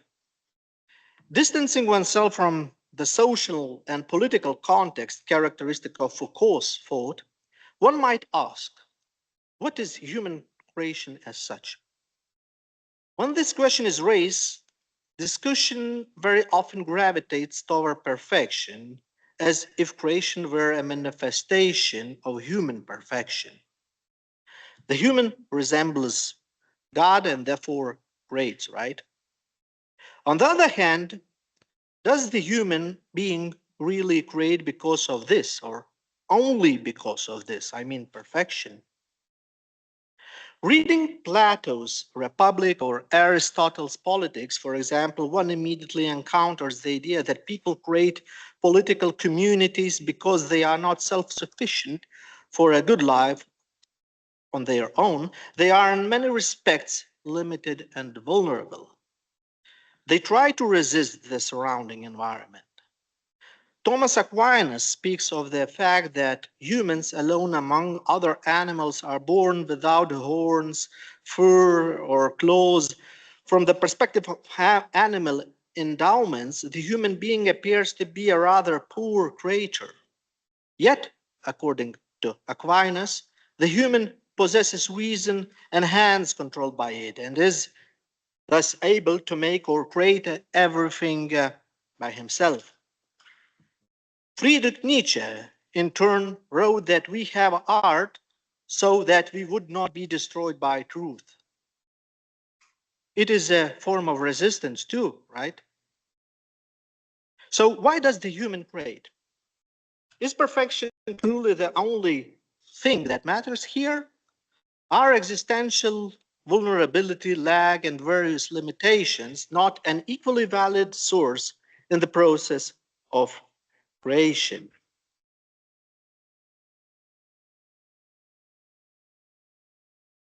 It is in this most general sense of vulnerability and limitedness that, in my view, the roots of the problem of AI intentionally lie.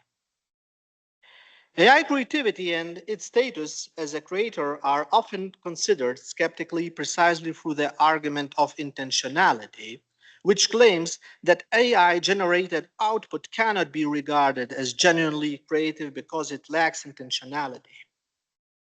It seems to me that despite all advances in AI technology, it still remains confined within the same old and well-known Chinese room argument presented by John Searle.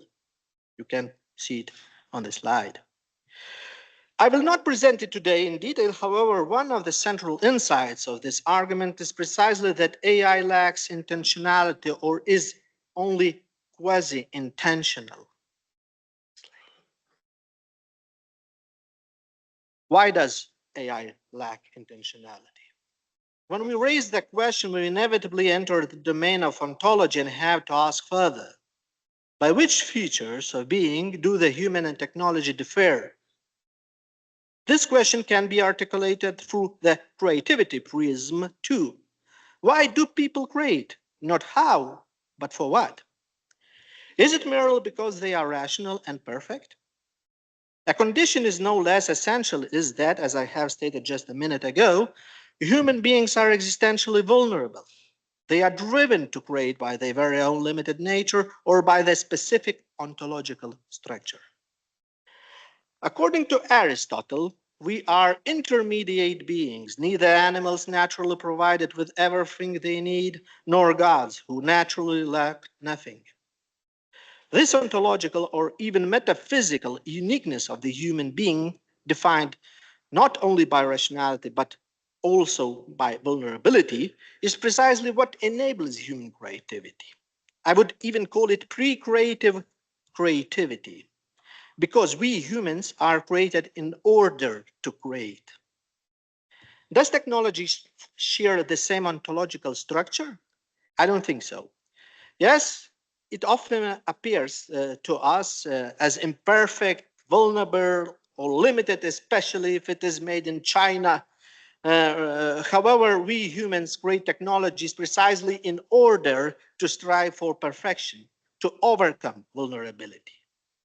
Technologies can indeed make us more vulnerable, and this does happen, but that is not why we create them.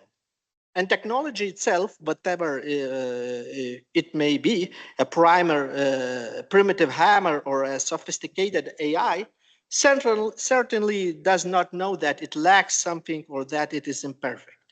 We humans tell it so when we curse a hammer for breaking too quickly or an AI for producing a poor presentation, for example. Not my own presentation, but maybe other. So speaking more seriously, AI lacks a sense of lack experienced by the creating human being. And here it is not necessary to immediately appeal to the claim that obviously it lacks this because it lacks consciousness in general. Scholars and scientists who conceive of AI simply as a technological tool point out that AI as technology would progress if a form of reflection on limitations were somehow introduced into it. That is, an ability to recognize the limits of its own model and to take them into account. According to them, a kind of metacognitivity is required. AI developers are working intensively on this, attempting in various ways to instill something like a psychological complex into AI. But AI, of course, remains non-self-aware and merely fakes it. In other words, Socrates, I know that I know nothing, does not apply to AI. ChatGPT knows everything, right? Okay, next slide, please. Moving toward the end of this presentation, I would like to say a few words about disability art, my own experience of disability, and how I see all of this in relation to issue of AI creativity. I don't know whether this artistic movement, I mean disability art, is familiar to anyone here. On the slide, you can see a definition of this form of art taken from Encyclopedia Britannica. I will not read it aloud.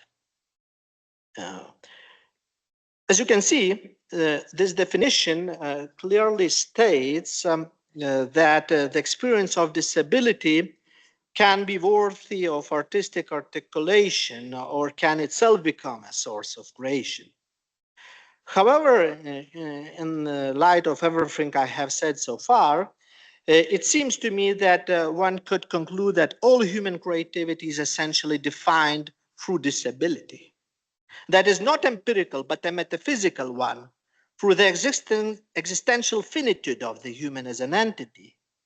Humans in various ways strive to move beyond this condition of finitude, to overcome their own limitations and vulnerability, to become as perfect and as invulnerable as possible, and therefore they create.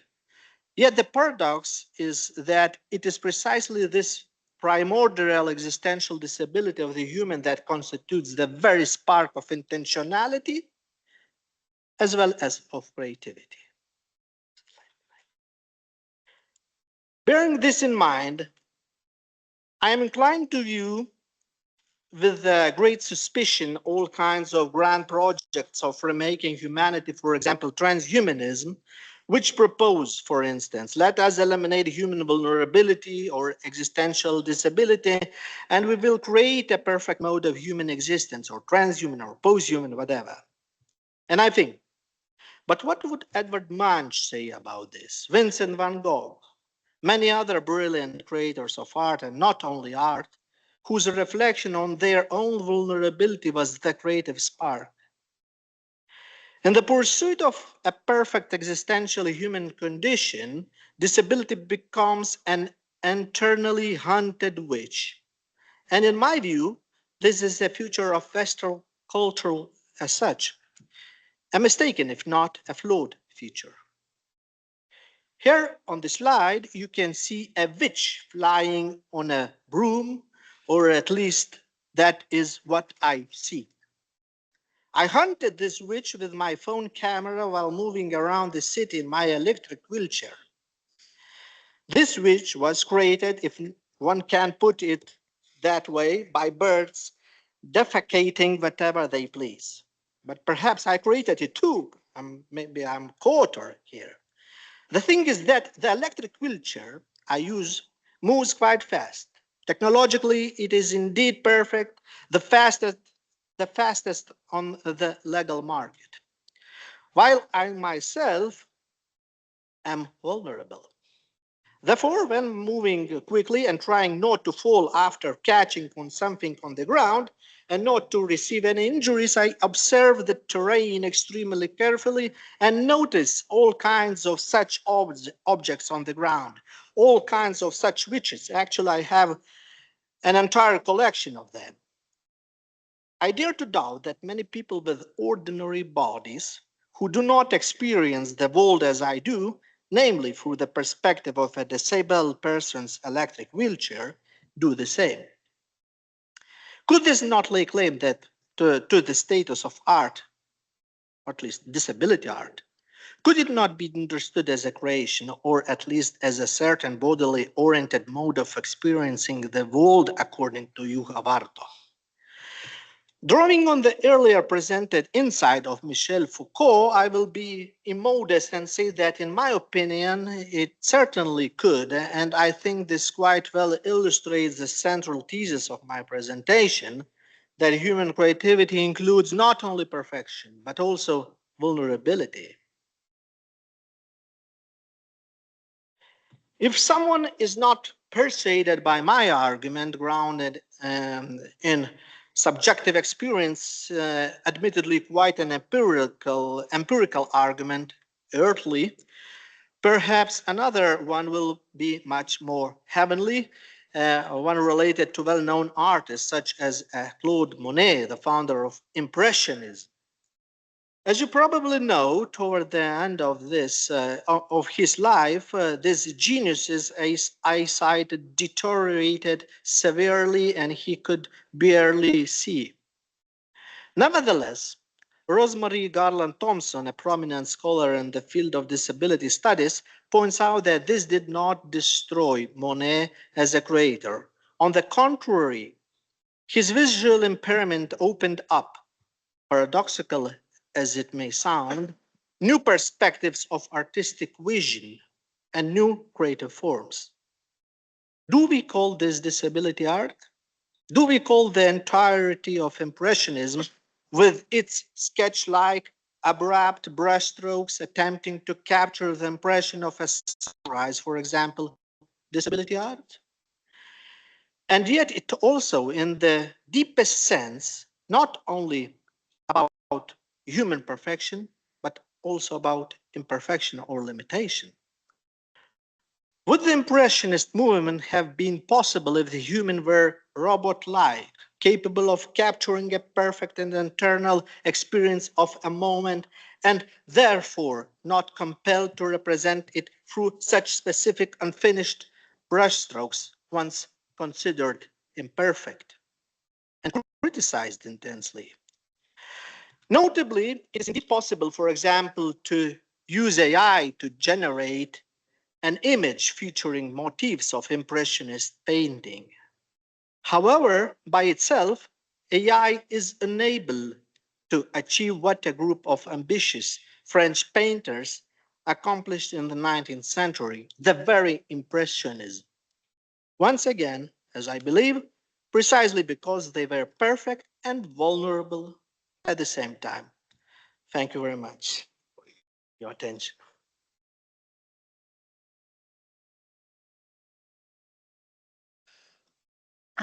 Thank you, Marius. I loved your presentation. It was funny. And maybe some of us have questions for the speaker. If not for the moment, then thank you for coming here. Thank you for very interesting view. And then we probably will move to another speaker.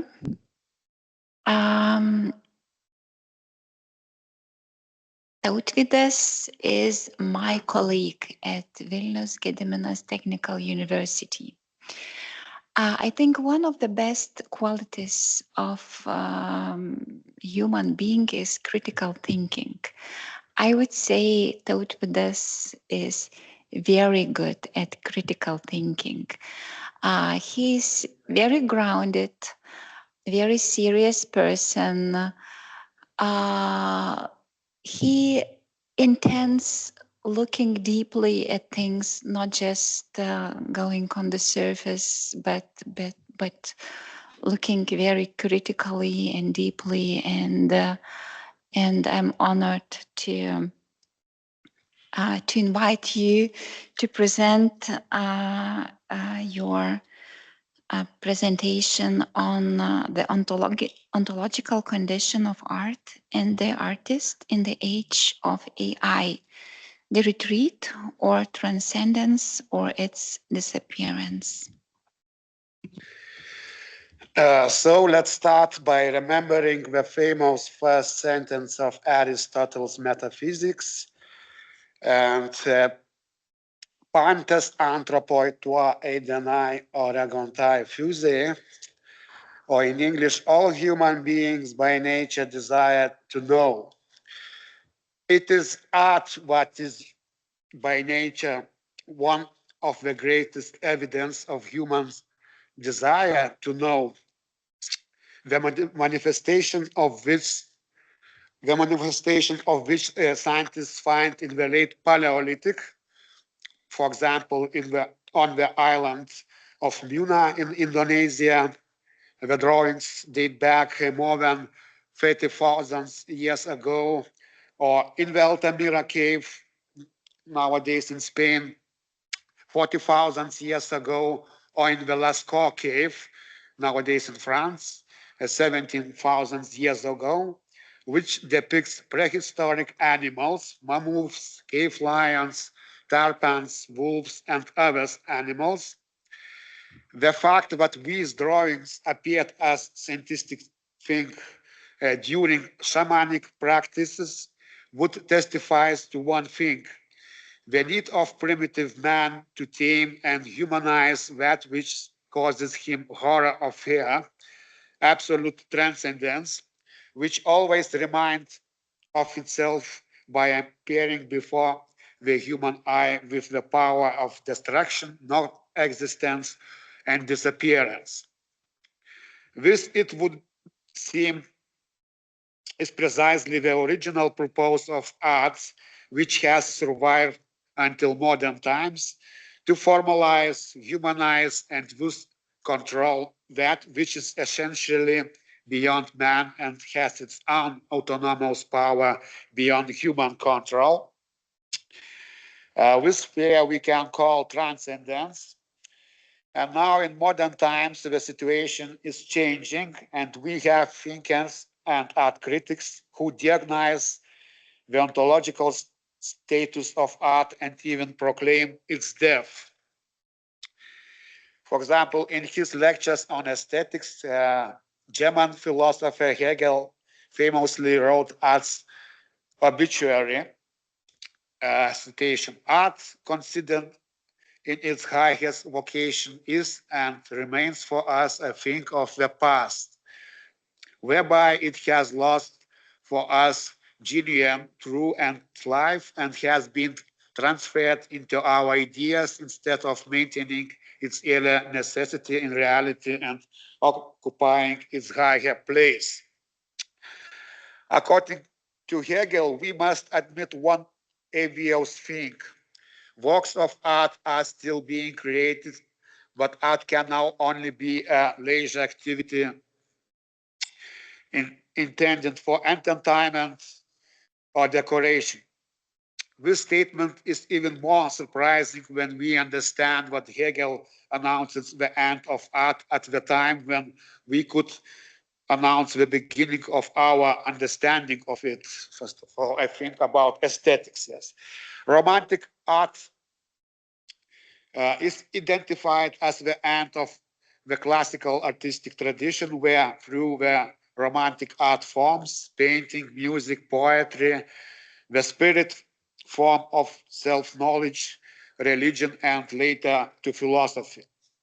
In other words, the ontological status of art is declining. It is no longer the medium of the absolute, or in other words, the medium of transcendence. In those times, when art fulfilled its higher callings, when it was a means of expressing the understanding of reality through artists, we did not even know what it was art. In Hegel's philosophical system, we find the first signs of the fading of life in art as a window to transcendence. 20th century, the situation becomes, in 20th century, the situation becomes even more radical.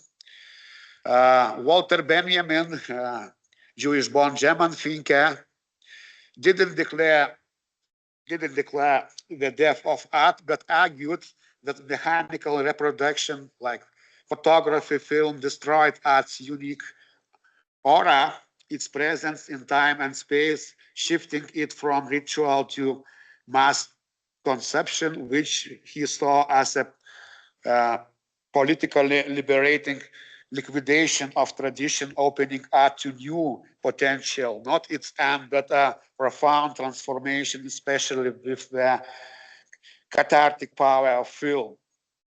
Original art has an aura, a unique presence rooted in its history and place, but reproduction, says as Walter Benjamin, shelters with creating many copies as seen in film, for example, and photos. Art moves from being tied to ritual, cult value, to being for mass viewing, exhibition value. Film here is the most powerful agent, destroying traditional art's value and allowing mass audiences to connect, even identifying with the camera, not just an actor. And this distraction isn't purely negative. It's a powerful cathartic release from traditional value, enabling new artistic forms and political engagement, a shattering of tradition. The fact that art no longer has a direct connection with transcendence is also told us by the American philosopher Arthur Danto. In Danto's definition of art, there are two necessary but not sufficient conditions. Art must have meaning, and this meaning must be embodied. The first condition for something to be art is to be about something, tells us Danto. About something means having a frame of meaning. With this first condition, Danto emphasizes the semantic nature of art, and ordinary objects or elements exist in nature, and we don't wonder what they mean. For works of art, it is necessary to formulate what they mean. This signification condition of art is not an additional part of the definition, but an original one, because, as the author says, the being of a work of art is its meaning. Yes, we have this, we are the loss of transcendence in one form. Dante reminds us that art and its definition are constantly changing. When Marcel Duchamp proposed that a porcelain urinal be considered art and exhibited in New York City in the early 20th century, he turned the art world upside down. He argued that anything could be considered art as long as the artist chose to call it so.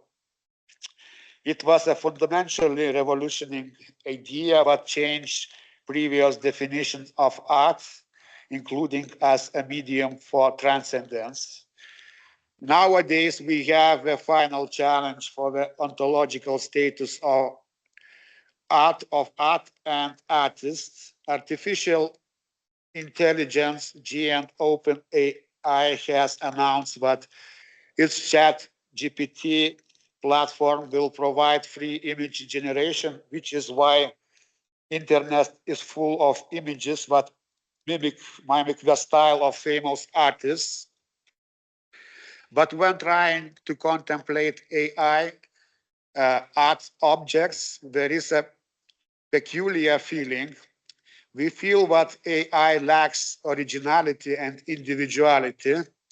It seems that work of art created by artificial intelligence are breaking the accepted norms of the art world even further. However, if we can consider such radical and different works of Duchamp's urinal and other artists from Great Britain, Tracy Emin's, that, for example, as real art, how can ever reject something created by a generative algorithm? It's the question. After all, both works were controversial at the time and contain objects that were not technically created by the hand of an artist. Throughout history, each radical artist movement has been closely linked to the cultural spirit of the time, reflecting the concerns and anxieties of society, for example, such as Leonardo da Vinci's obsession with science and mathematics, and British painter Turner and his industrial landscapes, for example, yes.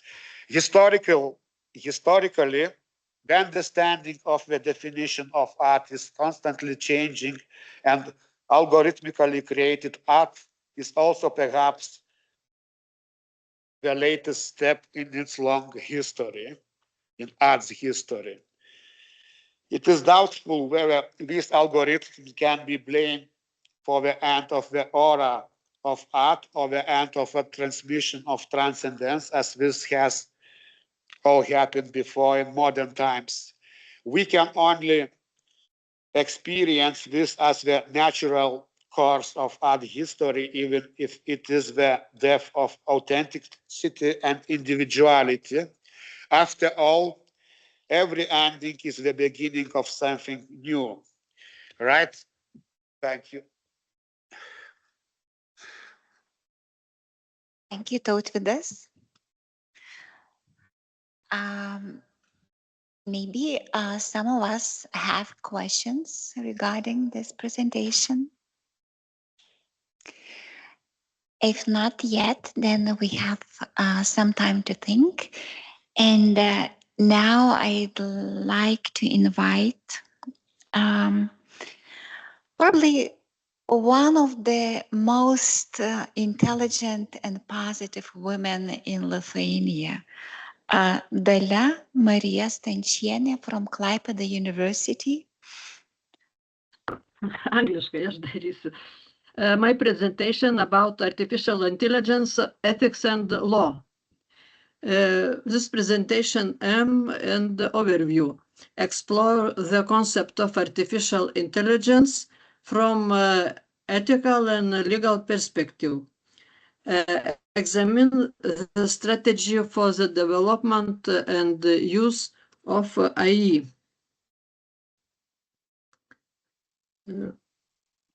AI is a new type of instrumental, or in other words, technological consciousness, which with the help of computer systems can achieve a certain level of human intelligence and imitate the intelligence inherent in humans. Since the responsibility for the operation of AI lies with human, any discussion of AI must therefore focus on human factor. The integration of AI into social life, creating societal and economic value, not only inspire admiration, technological advancement, but also raise concerns about its potential negative impact on society.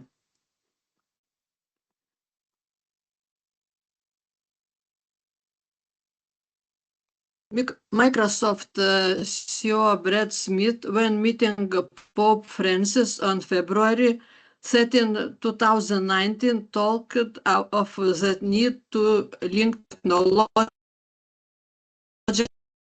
progress and law. They conclude that the development and application of AI must be rooted in the rule of law and robust ethical principles. Otherwise, it will be difficult to manage the social problems that will evolve. In 2019, the European Commission adopted a communication on building confidence in human-oriented artificial intelligence, which set out a strategy for the development and the use of artificial intelligence. As media theory pioneer Marshall McLuhan observes, if a person is unable to comprehend self-created media and is uncritically devoted to technology, they risk being dehumanized by the media they create and becoming a servo mechanism of their own invention. And this is therefore essential to upload and to cross governments, public institutions, and the sector. A future where digital innovation and technological progress serve and chance human genius and creativity. Emerging modern technologies, especially are fundamentally changing the relationship between man and society, and this requires new patterns of ethical. Heidegger will analyzing of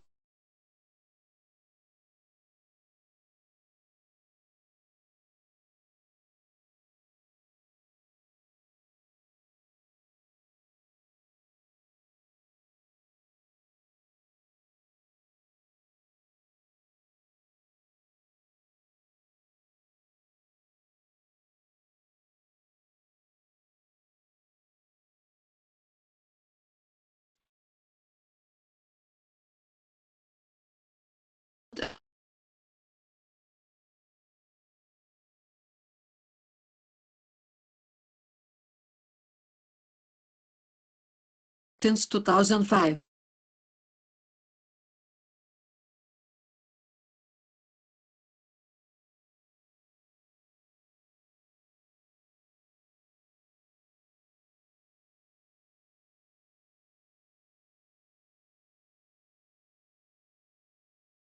One of the most influential argue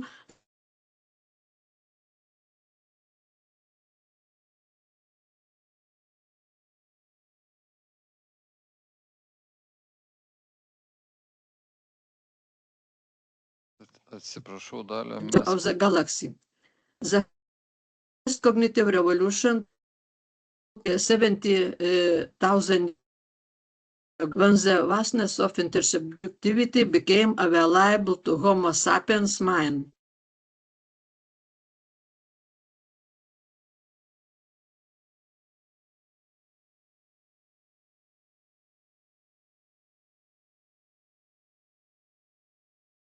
Dalia, atsiprašau, mes labai prastai girdim tave.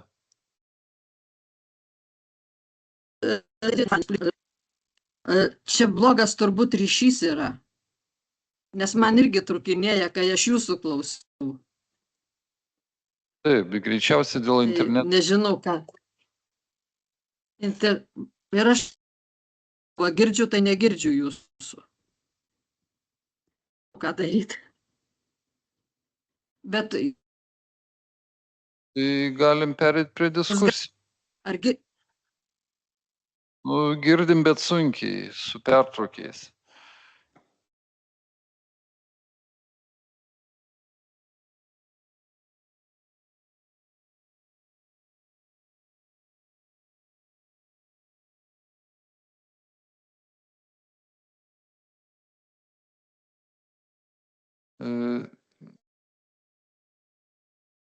man Ar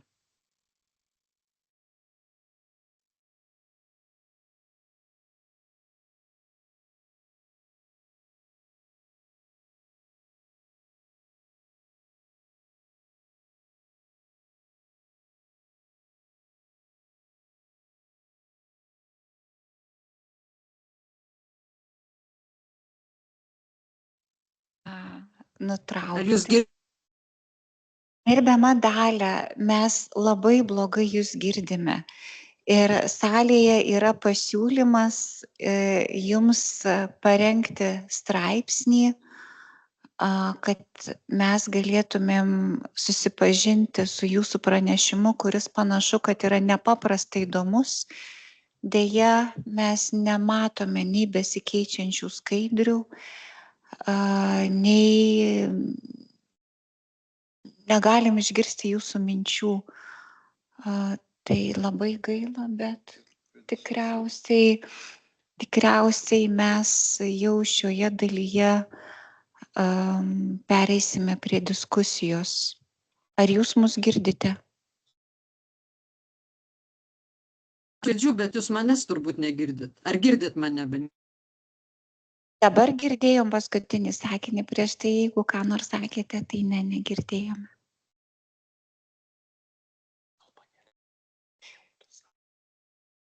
O gal jūs galėtumėte, čia Marius padeda, sako, gal jeigu išjungtumėte vaizdą, gal pagerėtų ryšio kokybė.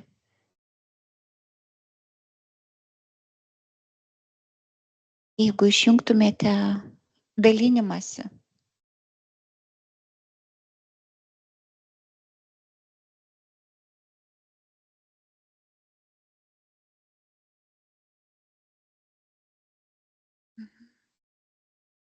Gal tada tikrai pereinam, negirdit? Dalia, prašau išjungti dalinimąsi. Ar girdimus? Dalia, prašau išjungti dalinimąsi ir mes pereinam prie diskusijų.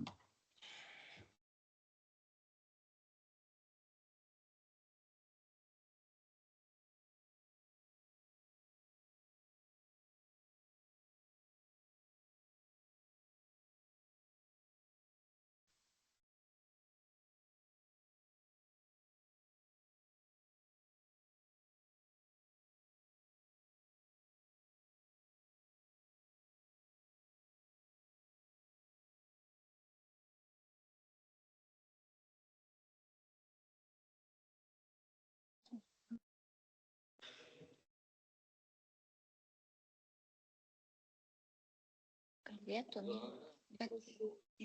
žinoma, skaityti.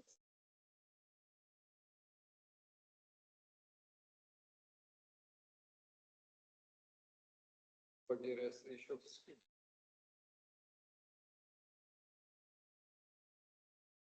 dalinimasis viršutinėje eilutėje. Taip, share. Taip.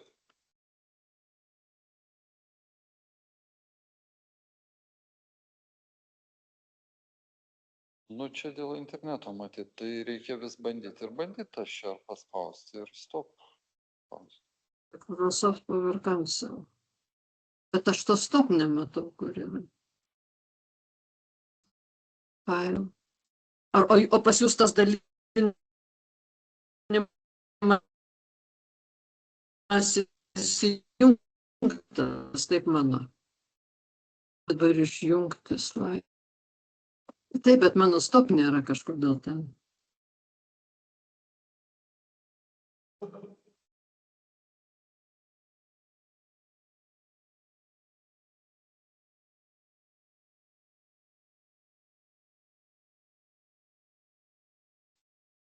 Share copy get manage.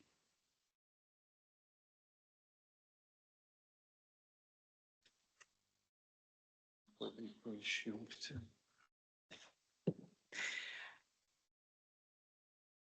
Pavyko išjungti per diskusiją.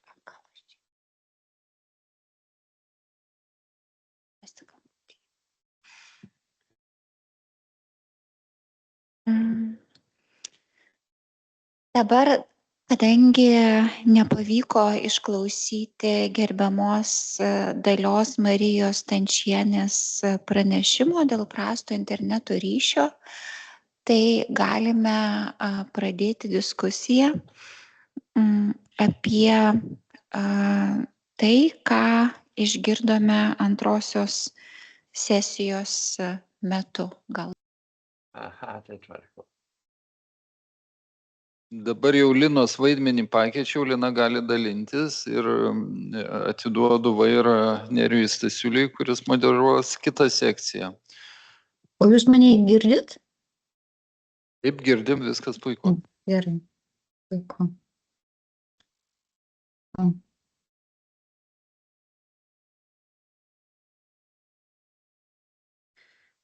Sveiki, so hello.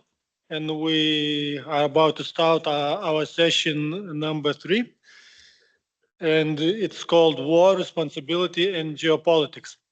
We will have 4 presenters in this section. And the first one is Lina Vidauskytė from the Military Academy, the name of General Jonas Žemaitis of Lithuania. And her presentation is called Artificial Intelligence in Warfare, the Disappearance of the Human Subject and the Limits of Responsibility. Lina, can you hear us? Yes, I hear. Now, trying to speak. You can start. Okay, thank you.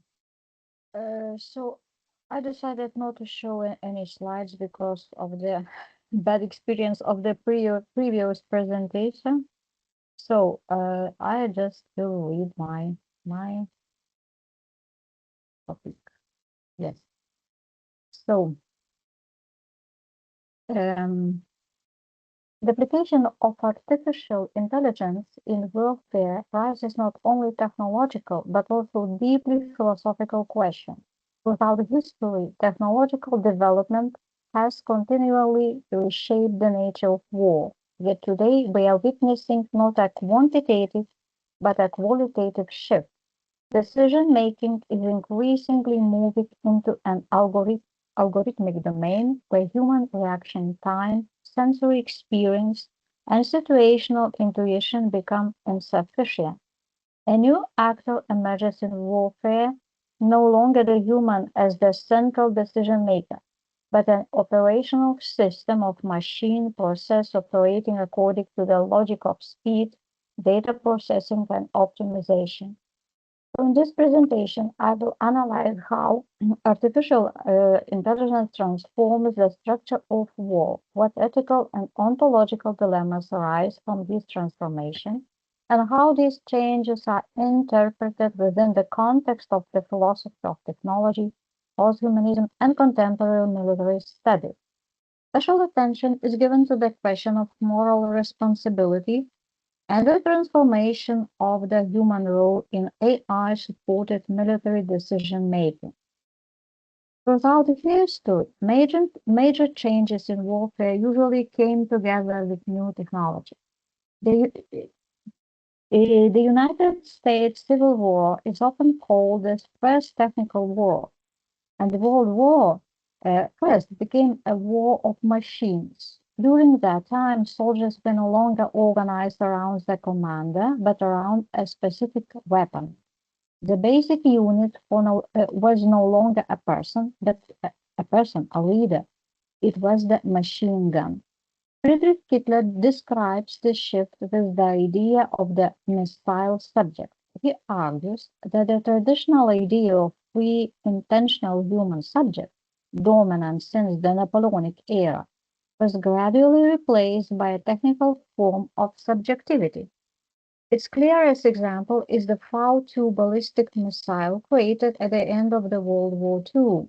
The missile acts like a subject without consciousness.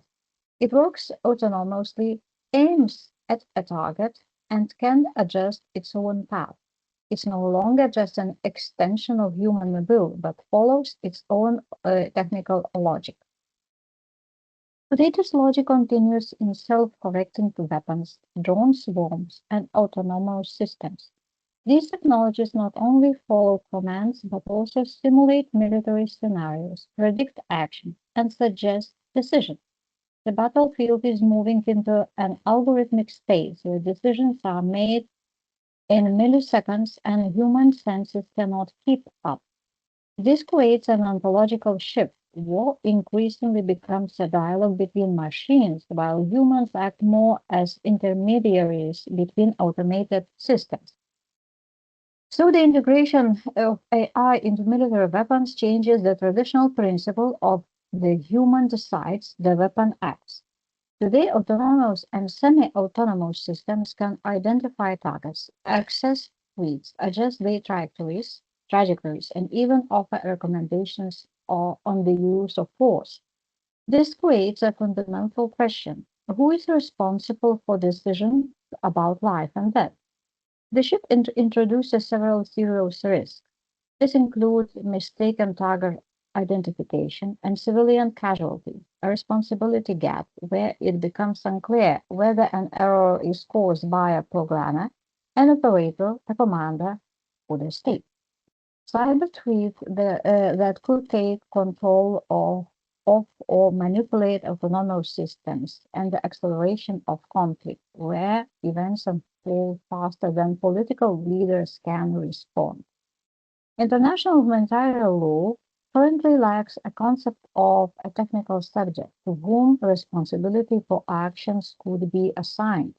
This creates the danger of responsibility voids, which undermine the very foundations of humanitarian law. Philosophically, this leads to a deeper dilemma. If a system without consciousness makes a decision, can it be morally or legally responsible? And if it cannot, does AI become a perfect tool for spreading, dividing, and ultimately obscuring guilt? Hitler's idea of the missile subject helps us understand the basic tension between technological power and the limits of human senses. Modern war takes place in invisible spheres, the electromagnetic spectrum, cyberspace, and algorithmic models. The human is no longer simply a soldier in the field. Instead, a human becomes an operator sitting in the front of screens, watching streams of data. This situation can be described as an epistemological amputation. Human perception can no longer keep up with the technical reality. Reflection occurs too late, and experience becomes indirect, filtered through screens, visualizations, and AI-generated decisions. The human becomes a peripheral agent, connected to protocols but no longer fully controlling them. From a post-humanist perspective, the subject is no longer the central point of decision-making. Instead, the subject becomes a node in a network shaped by algorithms, sensors, and data. Pelot's idea of the controlled society shows war as a continuous process of modulation, just as missile adjust its trajectory, the human subject is constantly adjusted by information flows. Media archaeology reveals that human senses are both extended and amputated. We see only the technical representations of reality. This leads to a fundamental question. Is the human still sovereign in a war if the real decision-making is done by code?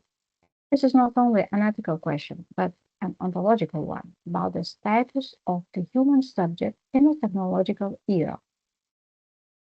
So, in modern military practice, artificial intelligence decision support systems are becoming increasingly important.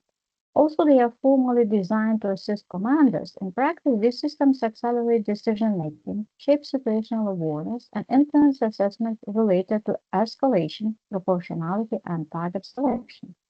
The key issue is not whether AI can behave ethically. AI cannot and should not be regarded as a moral agent.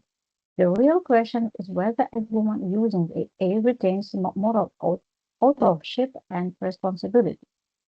The design of artificial intelligence decision support systems, the mode of interaction, and the institutional environment can either strengthen or weaken human moral judgment.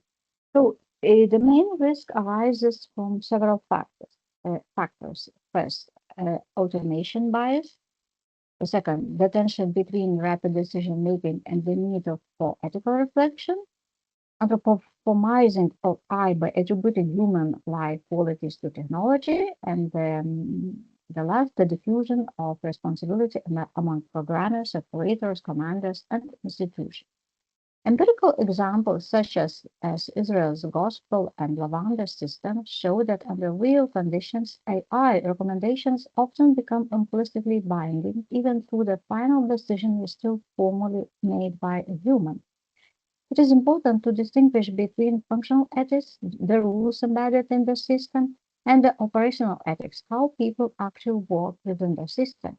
Even an ethically designed AI can lead to unethical outcomes if institutional culture, military doctrine, or psychological conditions encourage excessive trust in technology and reduce critical judgment. As a response to this risk, we can propose a hybrid ethical model that integrates deontology, red lines and prohibitions, consequentialism, assessment of cause and proportionality, and virtue ethics, character, responsibility, and moral posture of the officer. This model does not attempt to place morality inside the machine. Instead, it structures the human decision-making environment so that ethical aspects remain visible and open to reflection rather than dissolving into data streams. On a practical level, this means implementing ethical override mechanisms, calibrating rather than maximizing trust in AI, providing specialized training for moral judgment when working with AI, and ensuring clear institutional responsibility for the design and use of AI. AI is already used in autonomous drones, Project Maven's cyber cybersecurity and digital defense, logistics optimization, and battlefield simulation. However, this development also brings growing risk. The likelihood of identification error increases. Arms competition become algorithmic, and human judgment is increasingly pushed aside, along with the dimension of empathy and responsibility that accompany it. Von Clausewitz's famous claim that war is the continuation of politics by other means was built on the assumption that decisions of war, even tragic ones, remain human, conscious, and politically unaccountable. However, AI-supported military systems fundamentally challenge this premise. When decisions are delegated to algorithms and escalation unfolds according to the logic of speed and optimization, political decision-making begins to lag behind or becomes merely a formal approval of a technical fact that has already occurred. In this context, war is becoming not an action rooted in political will, but a continuous technical process, a self-regulated system of crisis management. The decision of a head of state or a military commander increasingly functions not as an initiating act, but as ratifying one. It confirms what the system has already proposed, based on statistical risk assessment, probabilistic models, and optimization criteria. Political responsibility becomes dispersed over time. The decision is made faster than it can be reflected upon. This leads to the politicization of war. War ceases to be an exception, boundary-setting condition requiring maximal ethical and political attention, and instead becomes a permanent background state governed by protocols, algorithms, and the logic of escalation management. In this way, AI not only transformed the means of war, but also quietly revised the very concept of war, shifted it from a political conflict to a technical problem. And some conclusions. AI in warfare is not merely a technological issue, it is a civilizational and ontological dilemma.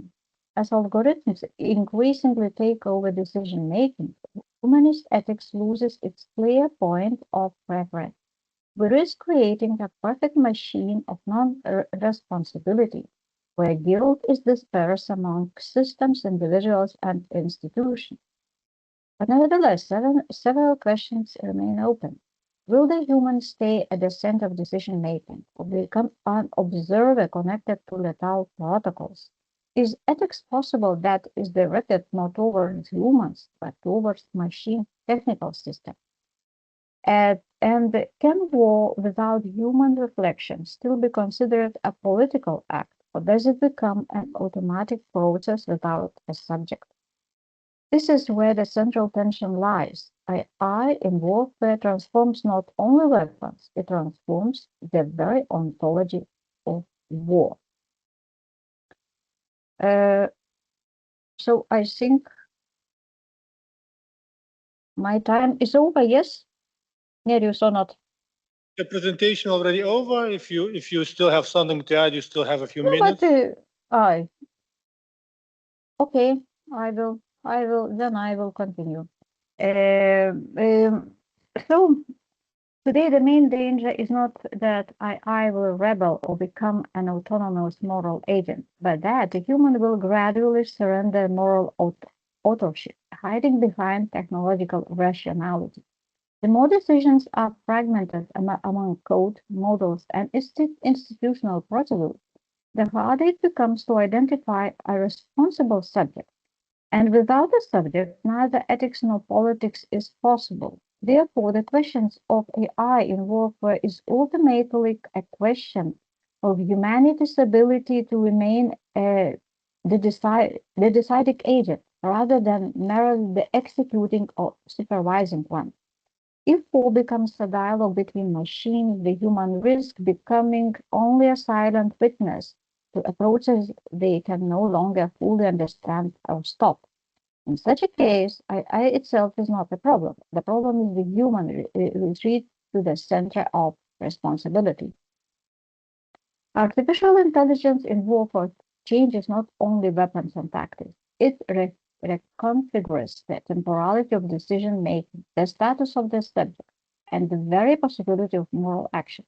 This is the fundamental danger of this technological shift, not the brutality of machines, but the silent erosion of the human ethical position. So, thank you so much for your attention. Thank you. Now we have some time for questions. So the presentation concerned the ethical concerns in the context of AI-run war. And so maybe you have questions or any suggestions how to keep us as human subjects inside the decision-making. So do you have any questions? Maybe later. Sorry? Maybe later. We will have still some time for discussions then. Okay, then thank you for now.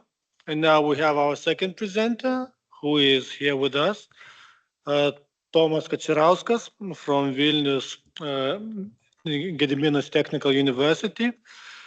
And his presentation concerns the AI tool Grok, the case of the AI tool Grok, artificial intelligence as a sex bomb.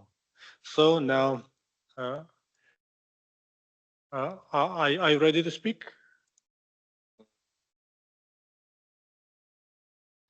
Thank you very much, Nerio.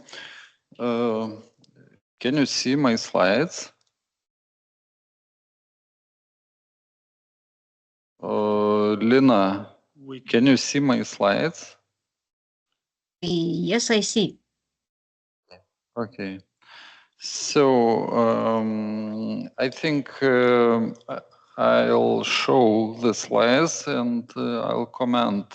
So I think it would be better to have such live conversation. And yeah. And I hope to save some time too. It's very important to keep the schedule, our schedule. So first of all, I would like to introduce this problem. I think everybody knows this case of AI with Lithuanian name Grok. Grok means play, for example, play the piano. And let's discuss a little bit about this case. And everybody knows that the initiator of this AI is maybe one of most famous human around the world, Elon Musk. And first of all, I would like to introduce the general aspects, then I'll present the case, and finally I'll discuss about the philosophical issues.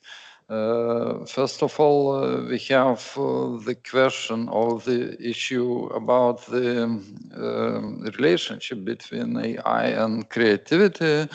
It seems that the AI has nothing to do with creativity, but anyway, the artists use the AI to develop the creative ideas.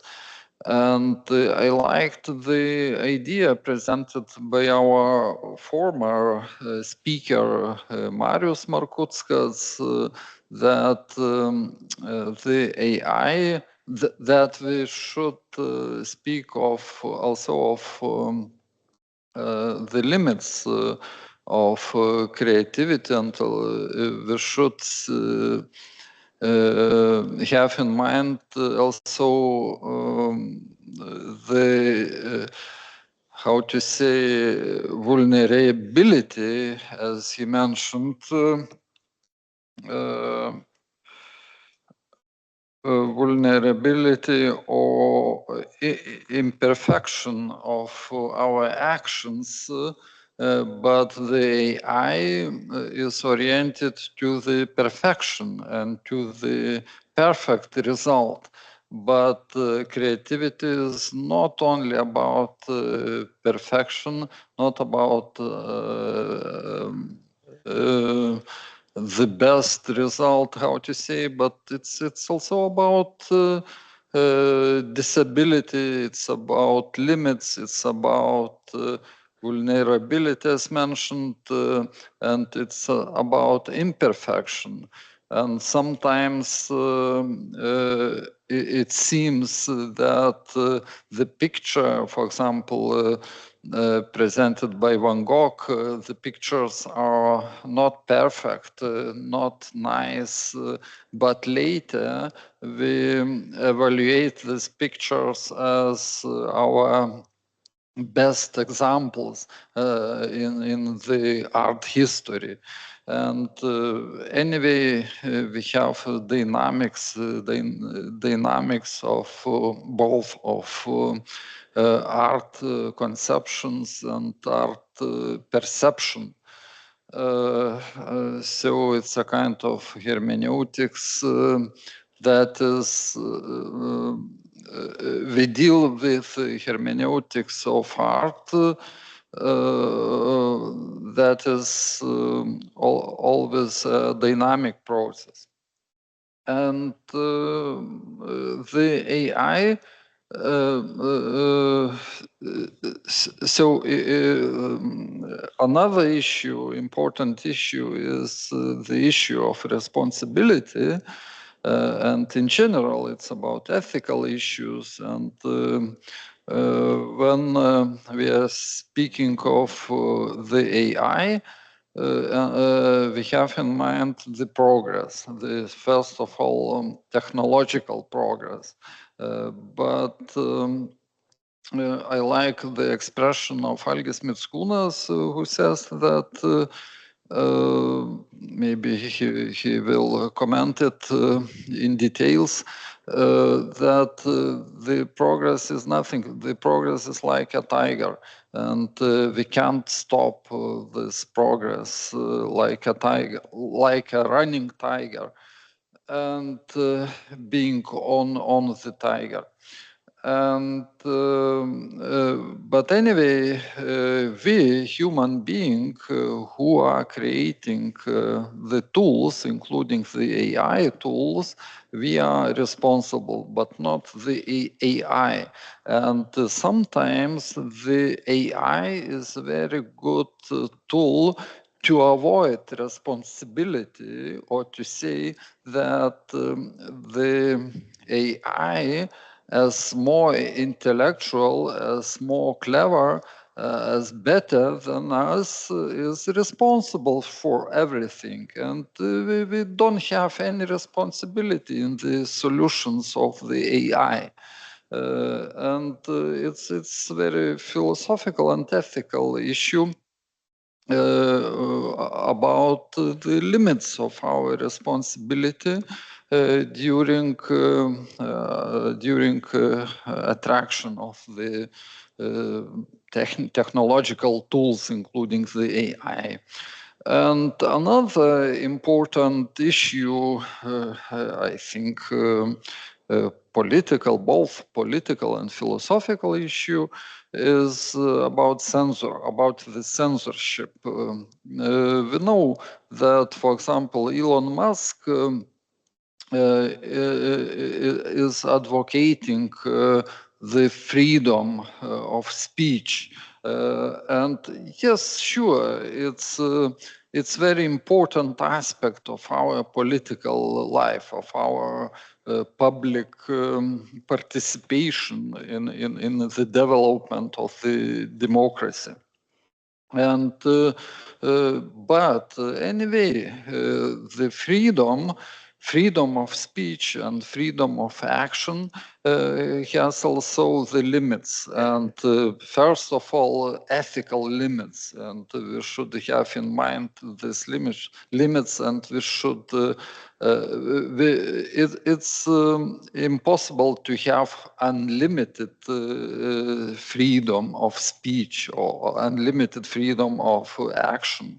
It could lead to killing or to harm of other people and so on. And freedom is never unlimited. But in the case of the AI, we have also this question of freedom or censorship. Who is this responsible? Who is responsible of censorship in the case of the AI? in the case of Grok, we have symbiosis of the AI tool and a social network, in this case X, and I'll speak a little bit later about it. Yeah, and sorry. Yes, and so the AI, the AI tool, Grok, as mentioned, is working together with the social network X, and it could be interpreted as a desiring machine, using the term of Deleuze and Guattari. And in this case, we have sexualized images of real people. And in this case, the AI is neutral. The users are using this tool and this function to sexualize images of real people, and we users are using or not using this function. And as we know, Grok helps to undress people. It's a kind of digital undressing. And also it helps to place people in suggestive poses, including sexual poses. And it's also including teenagers or children, it could be used. And yes, and we have, sure, because of these actions and because of very popular function, it explored in December of last year, and many users enjoyed this function, and it was very popular and maybe too popular. And as we know, Elon Musk can create, can do money. And in this case, it's also a kind of doing money. And but anyway, we have a scandalous situation in many countries, and we have reaction to this function. And here I'll speak a little bit later about it, but we have some aspects, some characteristic aspects in the case. First of all, it's a kind of marketing. It is connected with marketing. It's connected with doing money. It's a business. It's also the Elon Musk enjoyed to demonstrate this function to undress people or to dress with bikini, and we can see it was made by Elon Musk. And he enjoyed to market this function, to market the AI Grok together with X, and some people enjoy to do it. But anyway, we have another aspect, very important aspect of this case, that the victims in most, maybe 90%, the victims are women. And also we have the sexualization or exploitation of children. Sure, X, as others social networks, we have a kind of censorship. and it works, but in the case of X, this team of, how to say, ethical team is very small comparing with other social networks, and this case was very essential in this sense. And if we, yes, as mentioned, it's very recent case and very recent function, but already now, already in some months, we have a lot of discussions in different countries, and X. Sure, X, after this scandalous situation, X has suspended some accounts for this kinds of requests and removed some images. And we have also the comment of Elon Musk, anyone using Grok to make illegal content will suffer the same consequences as they upload illegal content. And we have, as mentioned, we have legal measures against Grok in various countries, include first of all in Europe countries, and we have also, even in the USA, we have already, we can see lawsuits against Grok. For example, mother of Elon Musk's child, Claire, sues XAI because of this function and because of the situation when he became a victim also of this function. And yes, it's my last slide. Finally, I would like to develop a little bit more these philosophical issues as promised. And first of all, we face the technological progress here. Yes, but the technological progress is beyond ethical area, and it's for the AI.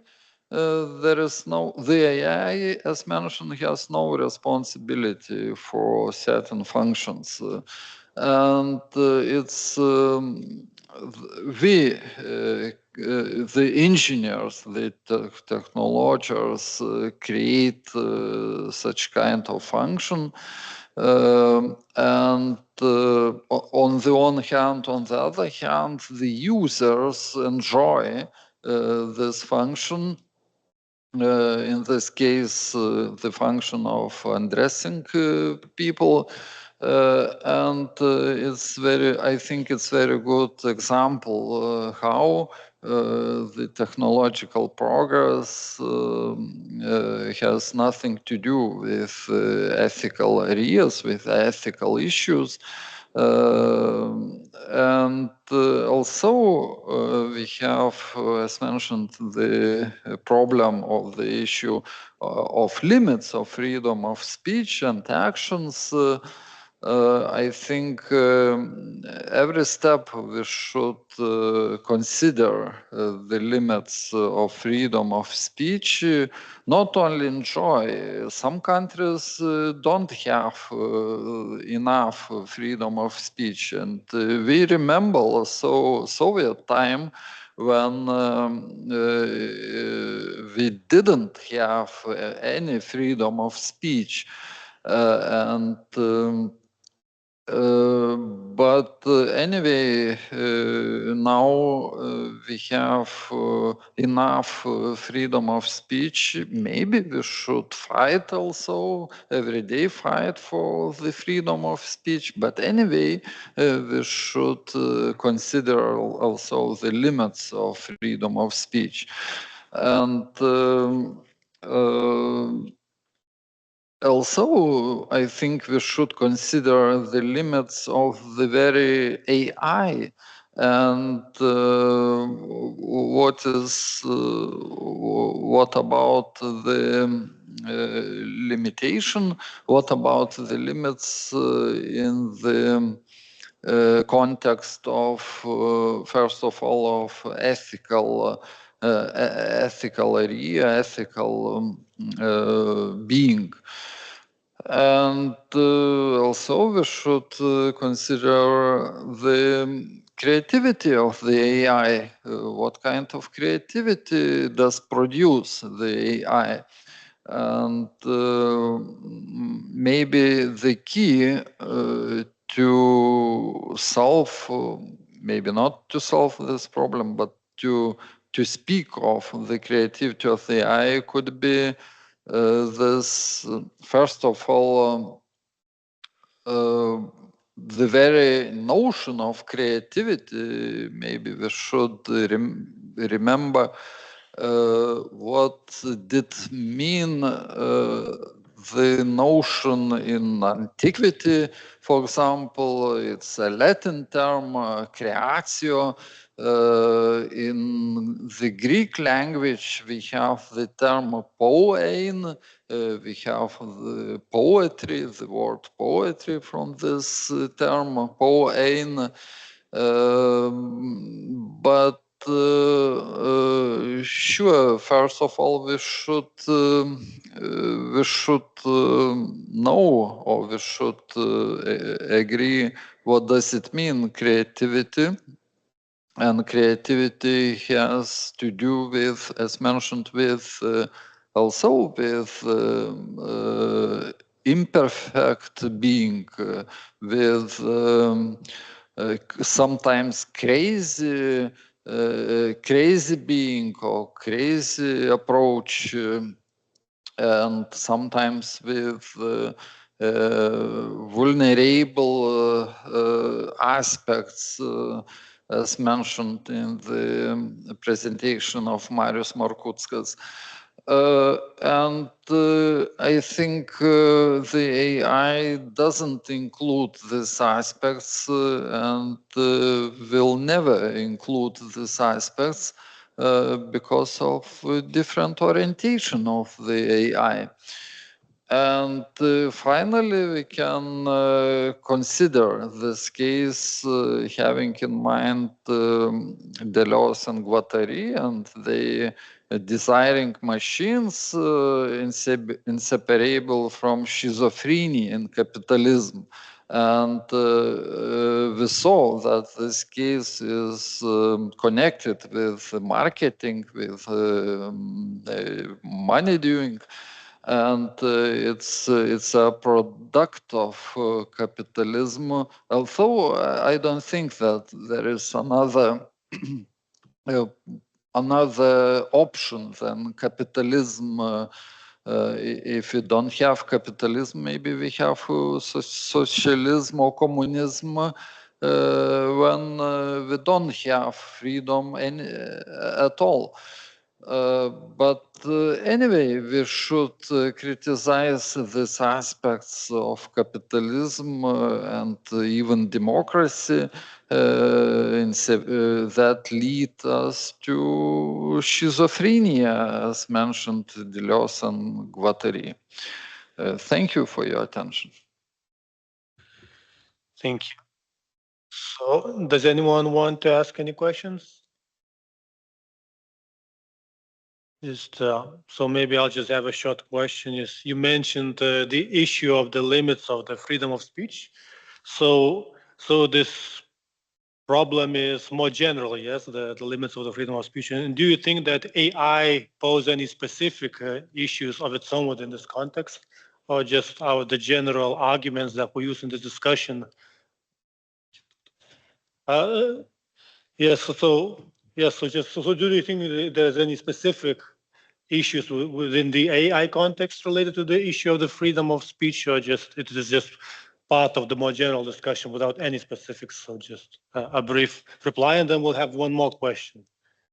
So, and then the Gintautas Mažeikis also wants to ask a question. I have a question. Thank you, Thomas, for your good presentation. And my question is about creativity because you are experiencing the writing of novels, the letters from war or letters of war, Karlishkai, and you have a deep experience of creativity, including fairy tales, narratives, and many others.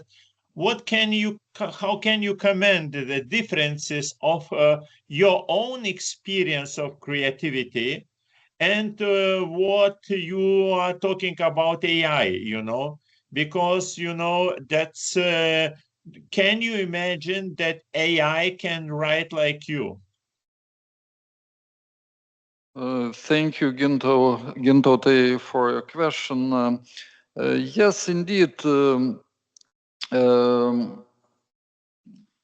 I was writing, and I am writing the novel from 3 parts. It's a trilogy.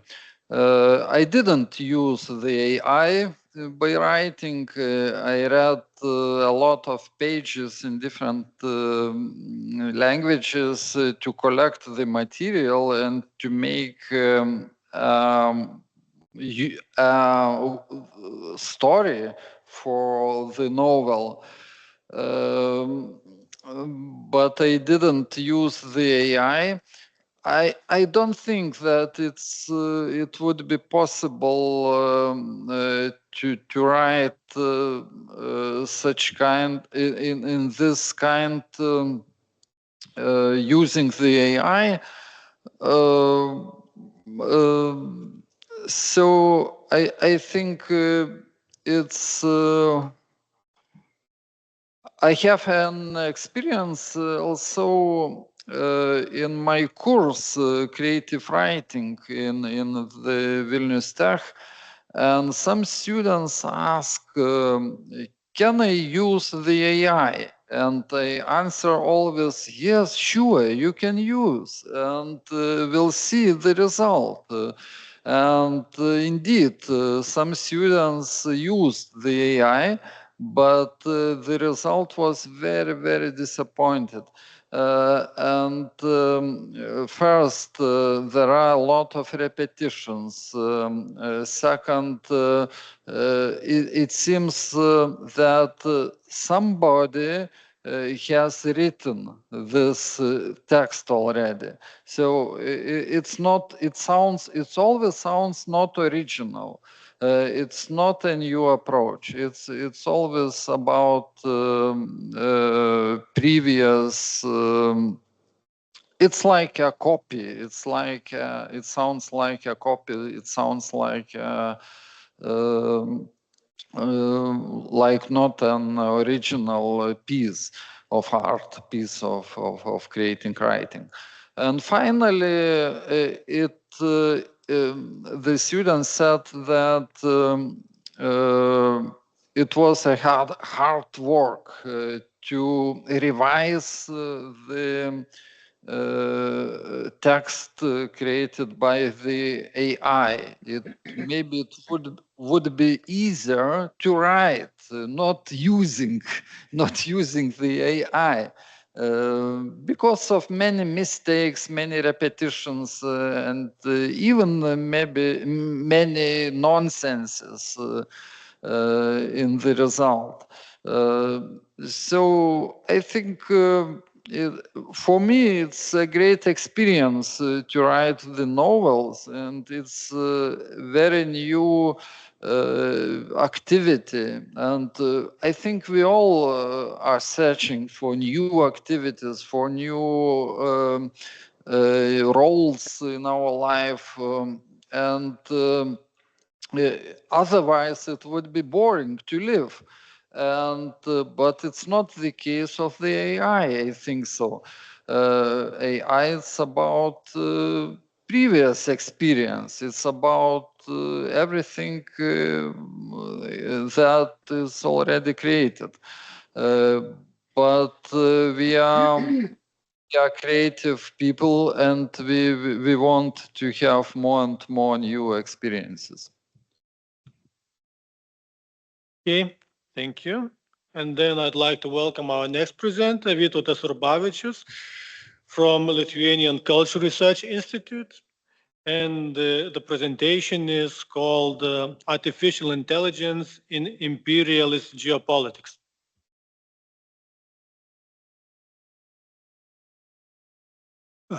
Sveiki kolegos, čia pakalbėsiu apie dabar vykstantį imperialistinį karą, DAI vaidmenį šitame kare, keletą aspektų paryškinsiu ir galop pasvarstysiu tokį klausimą, ar DAI, bendrasis DAI, kuris dabar intensyviai kuriamas ir dėl kurio lenktyniauja amerikietiškoji ir kiniškoji platformos, ar jis nėra galimybių jam susiimti su žmonėje dėl tam tikrų dalykų. Tai jau tapo įprasta, kad visi bent kiek su DAI plėtra ir poveikiu susiję straipsniai bei pranešimai mokslinėse konferencijos prasideda pastraipomis, kuriuose kalbama apie didžiulį DAI instrumentų poveikį ekonomikai, socialiniams santykiams ir kariniams dalykams. Ta poveikį visi jaučiame, tik nelabai įsivaizduojame jo apimties ir ypač keliamo iššūkių. DAI keičia visą žmogaus gyvenamą pasaulį, panašiai kaip pakeitė garo mašina, elektra, kompiuterija ir internetas, tačiau esminis dalykas – pokyčių greitis. Anksčiau tarsi buvo dar laiko žmonėms prisitaikyti, o dabar to laiko nebėra, nes DAI veikia tarsi iš ateities, nuožmiai versdamas prisitaikyti, neteikdamas laiko susivokti naujose aplinkybėse, juo labijas įsigyventi ir mokytis sugyventi. Gyvename imperialistinio karinio pasaulio persidalijimo sąlygomis. Kad persidalijimas vyksta, tai, manau, akivaizdus dalykas. Nors karas ir jo pasiekmes mums visiems visiškai akivaizdus dalykas, tačiau jo esmės, jo imperialistiškumo ir sąsajų su ankstesniu pasauliniu karių logika nelabai norime susivokti. Tiesa, šiuo atžvilgiu labai skiriasi vakariečių ir nevakariečių mokslininkų diskursai. Vakariečiai tik kur nekur apskritai aptiksi imperializmo ir kapitalizmo ideologimas bei jų sąsajas, o ne vakarietiškose tos ideologijos vyrauja, kai bendra naujojo kolonijinio imperializmo įvardyjamo skaitmeninių duomenų ar platformų ir jo vykdomo įvairiausio kultūrinio bei socialinio epistemocido tema. Pasaulio persidalijimo būtinumą labai aiškiai paskelbė Kremlius ir Kinija, teikdamos naujos geopolitinės pasaulio tvarkos būtinumą ir daugiapolio pasaulio vaizdinį, kuris rado atgarsį daugelėje vadinamųjų globaliųjų pietų šalių. Kaip tik Kremlius ėmėsi tą vaizdinį įgyvendinti atvirą agresiją prieš Ukrainą ir atvirai vykdomų ukrainiečių genocidu. Jungtinių valstijų strateginės varžytuvės su Kinija dėl pasaulio valdymo jau buvo patvirtintos 17 metų JAV nacionalinio saugumo strategijos dokumente, prasidėjus pirmąjį prezidento Donaldo Trumpo kadencijai, 17-21 metai. O šiuo metu Trumpas atvirai vykdo globalią kinų išstumimo iš Latino Amerikos politiką, paremama ir nusiteikimu vienai per kitai perimti Danijos valdomą Grenlandiją, kuri yra kaip tik ankstesnės europinės kolonijinės politikos liekana. Ankstesnis kolonializmas įveiksminamas kaip naujasis imperialistinis kolonializmas, o ES politikai kol kas niekaip negali susivokti naujose geopolitinėse aplinkybėse, kurios prikelia senas kolonizacinės nuodėmės, ilgokai trintas iš civilizacinės britiškojo, prancūziškojo ir belgiškojo kolonializmo atminties. Imperializmo kaip kapitalizmo sistemai būdingo reiškinio analizės pagrindu iki šiol išlieka Vladimiro Lenino knyga Imperializmas kaip aukščiausioji kapitalizmo stadija, įrašytas 16 metų pavasarį pačiame pirmo pasaulinio karo įkarštyje. Anas karas jau buvo vadinamas imperialistiniu, čia ne Leninas sugalvojo tą terminą. Tačiau dabartinėje vakarietiškoje istoriografijoje ir politologijoje šio termino vengiama. Demokratinis pasaulis nėra linkęs aptarinėti savo imperialistinio prigimtį ir veikimo logiką, juolab, kad tą savoką yra pasitelkę marksistinės pakraipos mokslininkai. Apsiribosiu tik su savoka susijusiais ten Lenino išskirtais dalykais. 5 knygos skyrius pavadintas Pasaulio pasidalijimas tarp kapitalistų sąjungų. Jame teigiama, kad, cituoju, ekonominis karo turinys yra pasaulio persidalijimas, kuris skatina kapitalo koncentraciją. Tai reikia tik atidžiau įsižiūrėti į pagrindinės pasaulinio 10-ko korporacijos ir didžiuosius trilijoninius investicinius fondus, pavyzdžiui, BlackRock, kad pamatytume, kokia nesuvokiamai didelė yra dabartinė korporacinė kapitalo koncentracija. Žvelgdami į aplinką, be ideologinių ar kitokių vertybinių akinių, tiesa jų nusimti beveik neįmanoma. Linkstame geriau kalbėti apie ten žmogaus teisės ir laisvą žodį ir kitus dalykus šiuo metu beveik nebetenkančios prasmės. Galime sakyti, kad šiuo metu išgyvename naują pasaulio persidalymo stadiją, kuriai būdinga nepaprastai intensyvi kapitalo koncentracija, taip pat didžiųjų pasaulinių korporacijų susiliejimai, užvaldant ir susijęjant įvairius pasaulinius ūkininkavimo sektorius kartu su jiems priklausančiomis mokslinių tyrimų įstaigomis, pavyzdžiui, maisto gamybos srityje genų inžinerijos, sėklų ir trąšų, sveikatos apsaugos, genų inžinerijos, vaistų, gamybos, skiepų ir kitus dalykus. Kapitalo koncentracija gali vykti ir taikių ir karinių būdų.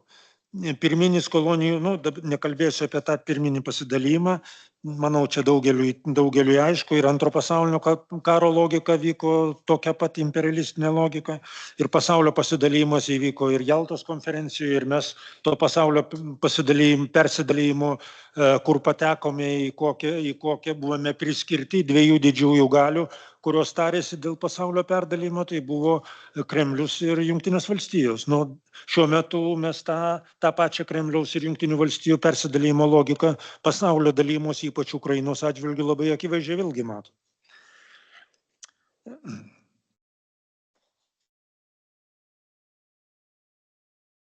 Tai visuose šiuose dabar geopolitiniuose kariniuose veiksmuose vis didesnis DAI kaip duomenų kaupimo ir apdorojimo instrumentų, teikiančių politikams savos rekomendacijas, taip pat ir karinėje, kuriančių galimybės modeliuoti įvairius pasaulio veiksmus pagal tam tikras sąlygas bei nuostatas. Pats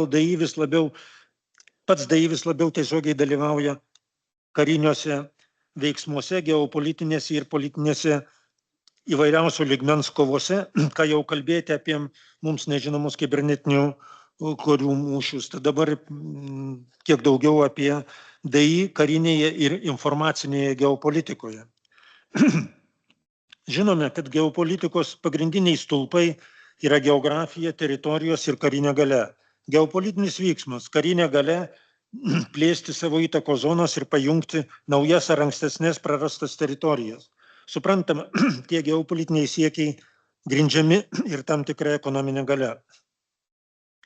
Tačiau šiuo metu svarbiausia yra sukaupta branduolinė ginkluotė ir ryžtas laužyti nusistovėjusią tarptautinėmis sutartimis ir Jungtinių tautų chartija palaikomą pasaulio tvarką.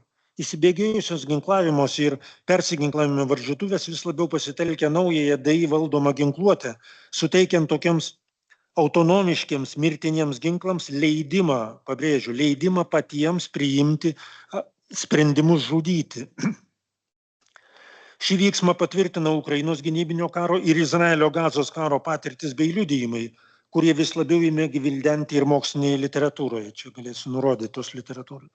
Dera išskirti kelias didelę geopolitinę reikšmę turinčias DAI įsitvirtinimo kariniuose reikaluose plotmes. Tos plotmės susijusios įvairiais lygmenimis. Pirmiausia, tai tiesioginės ginkluotės ir karinių operacijų vis didėjimas, susaistymas didėjantis su DAI sistemų įrankiais ir tinklais. Antra plotmė laikytina medijos ir žiniasklaidos. Joje padedant DAI vykdomas informacinis dezinformacinis karas, apsireiškiantis ir kultūrinėmis, visuomeninės sąmonės, socialiniais ryšiais bei santykiais manipuliuojančiomis batalijomis ar išpoliais. Trečioji plotmė įvardyta kaip virtualioji, kurioje vyksta kibernetinio kova vienaip ar kitaip padedančios anų plotmių karams. Čia aš labiausiai kreipsiu dėmesį pirmas dvi. Karinėje plotmėje ryškus kariniai veiksmai, kuriuose ginkluotės tobulinimas ir bendresnė karo būvį aptariant ir savaip jį stiprinant retoriką. Pastaroji išskirtinė yra karo tikrovės bei DAI šaltasis karas retorika. Naujojo šalto karo supratimas ir su jo susieta politinė bei geopolitinė retorika pasklido gana neseniai. Nors Moskovijoje jau gerokai anksčiau 7 metais Miuncheno kalboje paskelbė pereinant į konfrontaciją su vakarų pasauliu. po metų aneksavo dalį Gruzijos, 14 metais Ukrainos Krymą ir Donbasą, o 22 pradžioje atvirai įsiveržė į Ukrainą. Naujojo šaltojo karo retorika labiausiai siejamas sparčiai didėjančia dviejų didžiausių pasaulio ekonominių karinių galių JAV ir Kinijos santykiais. Minėtoji 17 metų JAV nacionalinio saugumo strategijoje Kinija buvo įvardyta kaip pagrindinė strateginė varžovė ir nustatytas tikslas – suvokti vykstančias ginklavimosi varžytuves kaip vyraujančius analitinius DI plėtros ir tarptautinių santykių rėmus. Nuo 18 metų paskleista DI šaltojo karo sąvoka ir pasklido po pasaulį. 23 metų JAV gynybos departamento paskelbta DI pritaikymo strategija, Data Analytics and Artificial Intelligence Adoption Strategy, tobulinti DI taip, kad ateities kovose buvo išlaikomas ryškus technologinis pranašumas. Šio pranašumo įtvirtinimas yra esminė nelygstama dabartinio JAV prezidento Trumpo politikos nuostata, apsireiškinti valstybinėmis subsidijomis pagrindiniams DI netobulinančioms IT informacinių technologijų kompanijoms ir visokių apribojimų joms ar priežiūros instrumentų panaikinimu.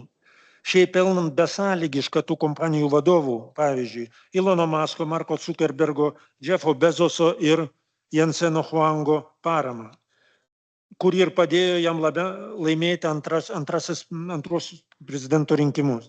Ypač šitai ryškėja prezidentui priešinantis europiniai DI plėtros reguliavimo ir priežiūros politikai. Ta politika įvedama pirmiau, tačiau esmė ta, kad pati ES neturi savos DI kūrimo platformos, kuri prilygtų ar galėtų vienaip ar kitaip konkuruoti su kiniškąja ir valstijų. Europa priklauso visiškai nuo amerikiečių platformos. Ta politika buvo patvirtinta čia susilaukusių vykdomųjų įsakymų priimtų 25 metų sausio 23 dieną, kuriuo imamasi veiksmų naikinti visokias ankstesnės administracijos priimtas direktyvas, įsakus ir kitokius teisinius aktus, apribojančius amerikiečių naujovių skatinimą ir diegimą siekiančioje srityje visiško dominavimo pasaulyje. Tokia yra strategija. Prezidentas pasirašydamas pareiškė, kad mes, amerikiečiai, pradėjome kurti DI, mes ir laimėsime varžytuves. Ką reiškia laimėsime, reiškia mes sukursime bendrąjį super DI vadinamą instrumentą, kuris leis amerikiečiams valdyti pasaulį. Vykdomą įsakymą išlaikyti amerikiečių lyderystę dirbtinio intelekto srityje, kuri vėlesnės administracijos buvo įvilkta, čia ankstesnis jo yra dar jau 19 metais, o vėlesnė administracija Bideno buvo įvilkusi į tam tikrus apribojimus. Tad galima teikti, kad Trumpo politika DI plėtros ir amerikiečių lyderystės atžvilgių yra nuosekli, o jos tikslas sukurti galingiausią DI platformą, pajungiančią ir pačioj pasaulinėje DI ekosistemoje sukurti tam tikrus standartus ir gamybos, ir diegimo, ir įtvirtinimo. Ir šioje srityje lyderiauja ir tuos standartus teikia Nvidia, kuri per pastaruosius metus pasiekė tiesiog įspūdingų rezultatų ir šioje srityje, ir kapitalizacijoje, nes tapo dabar vertinama 5 trilijonai. Šiuo metu jokios ginkluotės tobulinimas, karinių operacijų planavimas ir valdymas, strateginiai kariniai žaidimai ir kiti dalykai jau nebeįsivaizduojami be DI patarėjų, konsultantų, sekretorių ir kitokių instrumentų įmontavimo pačion technikon. DI valdomi dronų spiečiai jau tikrovė, kaip ir islamistų taikinių paieška ir naikinimas Izraelio kariai Gazoje.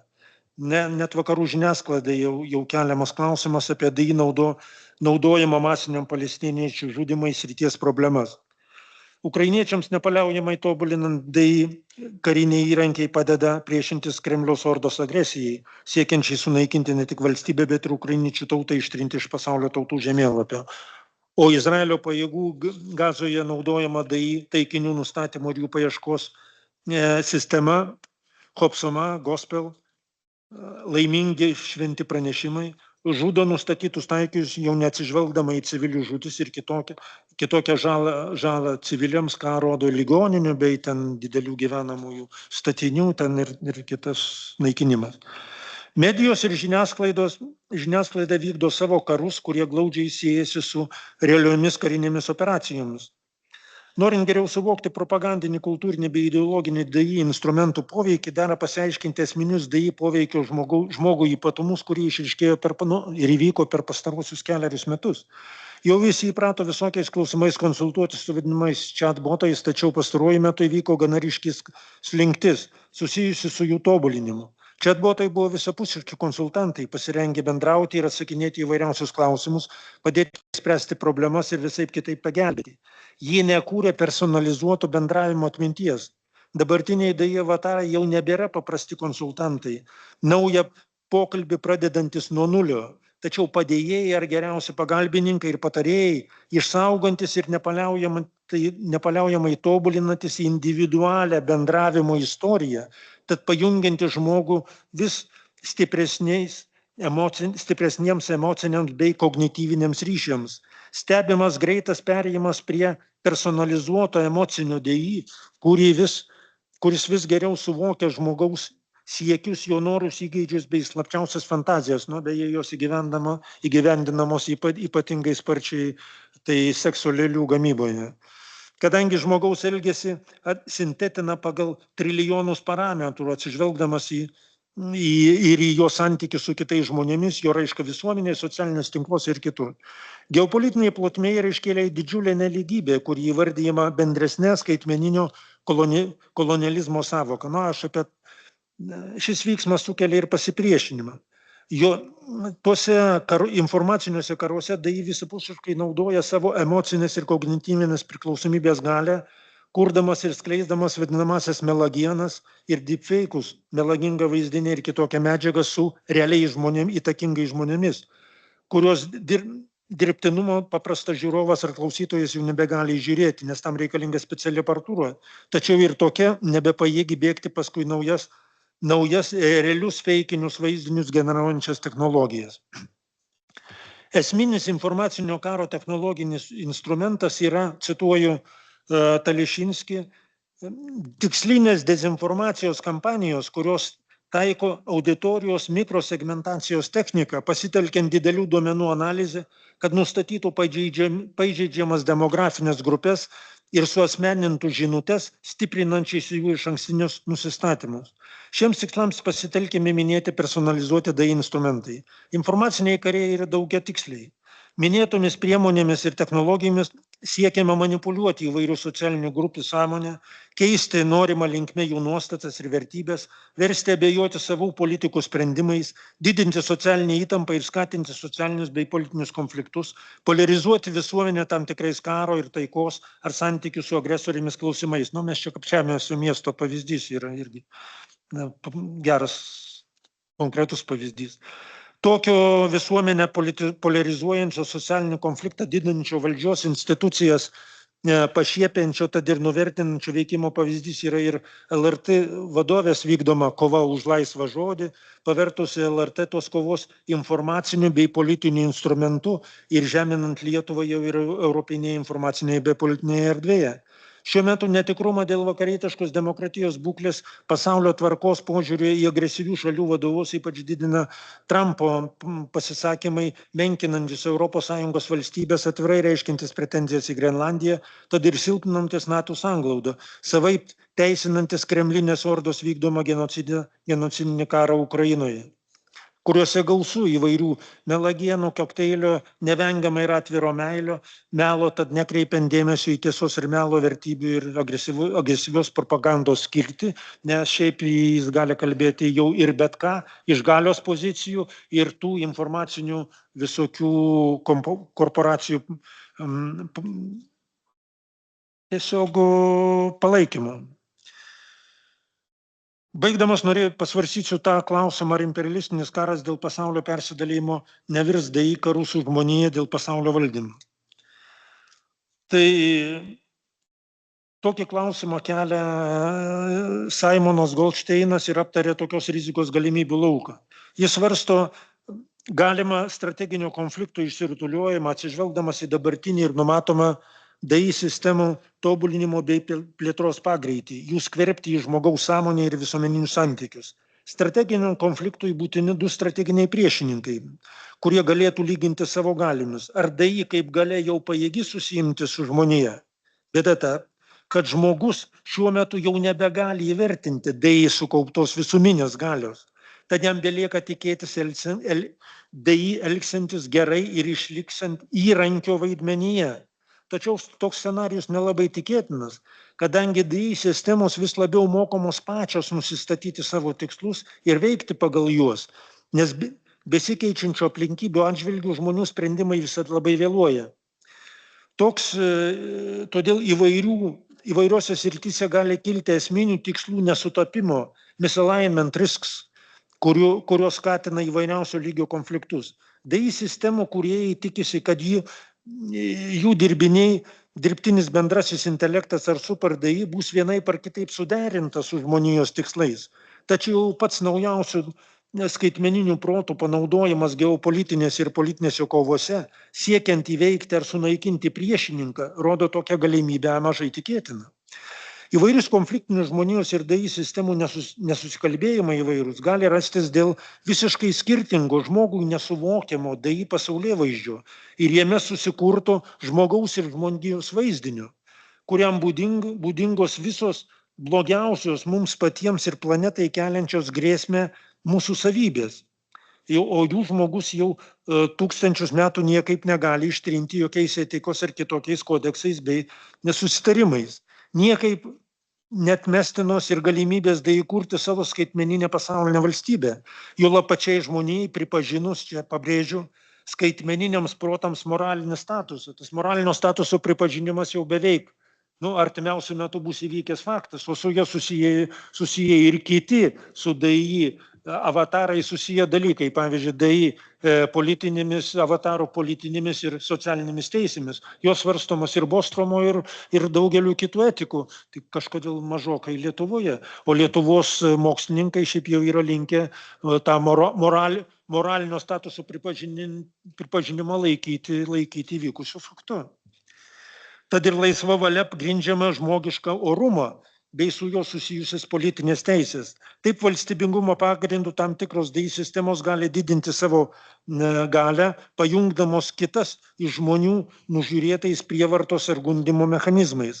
Visa civilizacijų istorija rodo žmonės kovojant dėl valdžios ir vis didesnio valdomo ploto. Toje kovoje meluojama, nesilaikoma susitarimų, žudoma ir panašiai. Visą tai matome dabartinėme kare ir, pavyzdžiui, vadinamosiose Jungtinių valstijų ir Kremliaus derybose. Taigi pilna atviro melo, feikų, ko tik nori. Ir žmonė tarsi yra paskandinama kasdienėme šitų feikų liūne. Vyko ir vyksta karai dėl išteklių ir teritorijos didinimo. Dabartinis imperialistinis karas dėl pasaulio persidalėjimo gresia planetų sunaikinimu jau vien dėl to, kad technocivilizacija, nepaisant pačių civilizacijų įvairovės ir jų santykių, tapo pasaulinė. Tad DAI įgauna galimybę veikti kaip pasaulinis galios subjektas, kurio jau neįmanoma nei išjungti, nei lokalizuoti.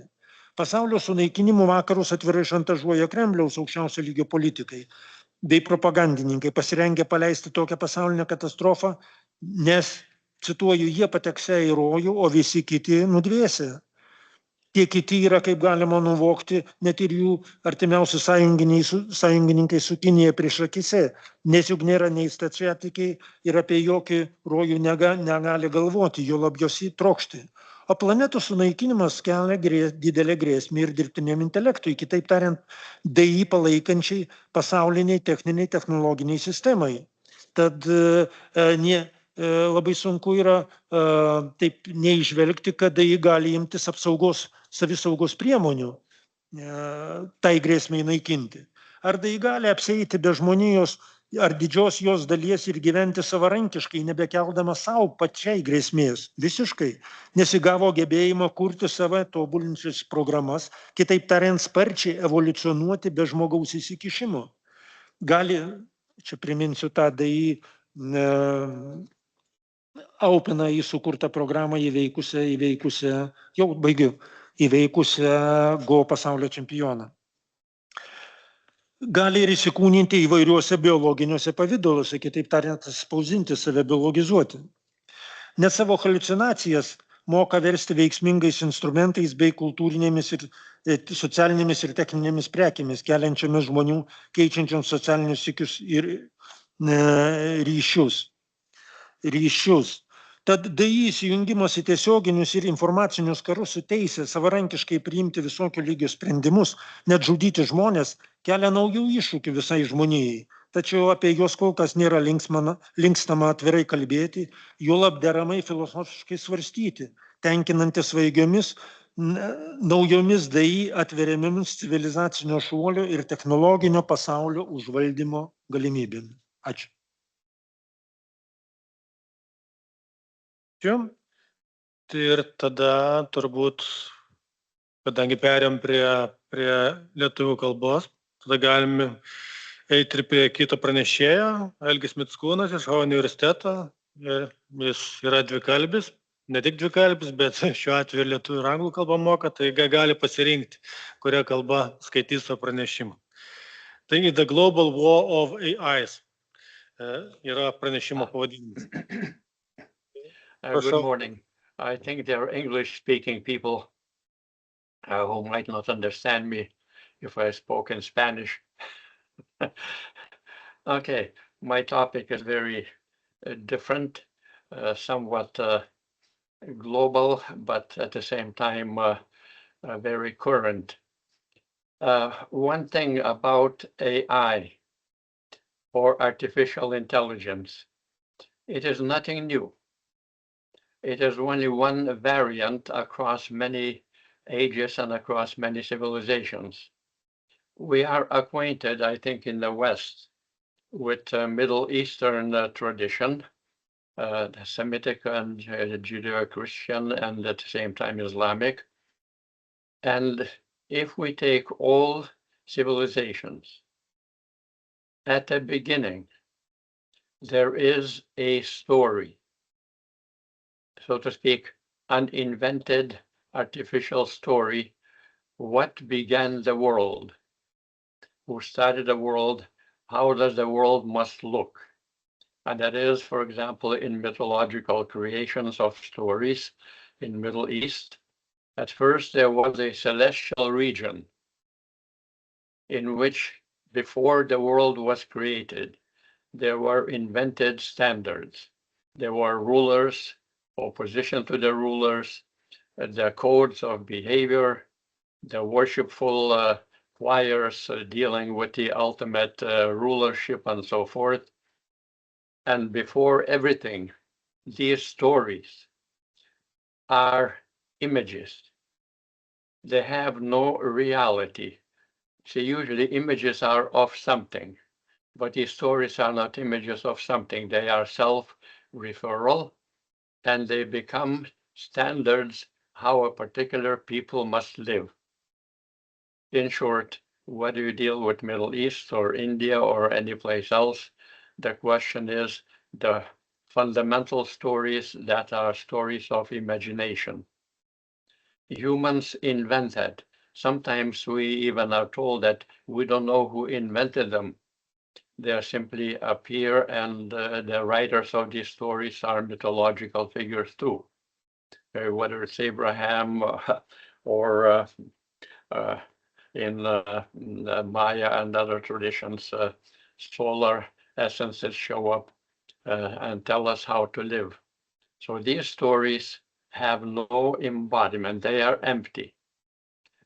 And once they are told or they appear, they require embodiment. We must become what the stories tell us. In short, without embodiment, as Nietzsche said, those stories would not have any reality. But once they are embodied, they become requirements. How to act, how to think, what to worship, and in short, we become subjected to our own inventions. This is a peculiar human syndrome. as lots of people said, we created images and they disappeared into another realm, and now we are kneeling before them. Now, the first images created all kinds of requirements, and at the same time created a world of strict distinctions. Male, female, cats, dogs, and so on. In short, the creation was a magical invention. Some being spoke and the world appeared. In short, this is a linguistic tradition, and many old linguistic traditions are claiming that the world is created by announcing of right words. Okay. In fact, current analytic philosophers are very fascinating. They say, well, the world is a logical construct. Okay. If we don't construct a world, there is no world. Or as one of the famous analysts said, existence means to be a function in a proposition. In short, if nobody sings about you, you don't exist. So this is magical component of discourses. I mean, everybody's discourse right now. So the initial discourse in Middle East, which we appropriated in terms of religion, is that a primary being spoke and things appeared as the speaker said so.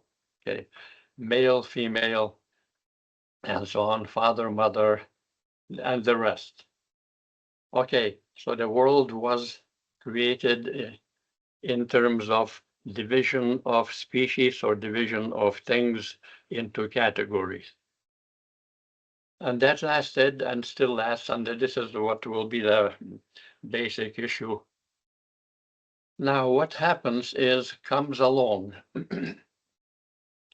a big debate in Western society, in Western philosophy, which led to the notion that the world of categories is irrelevant, that the world is a homogeneous material stuff, indifferent to any categorical distinctions.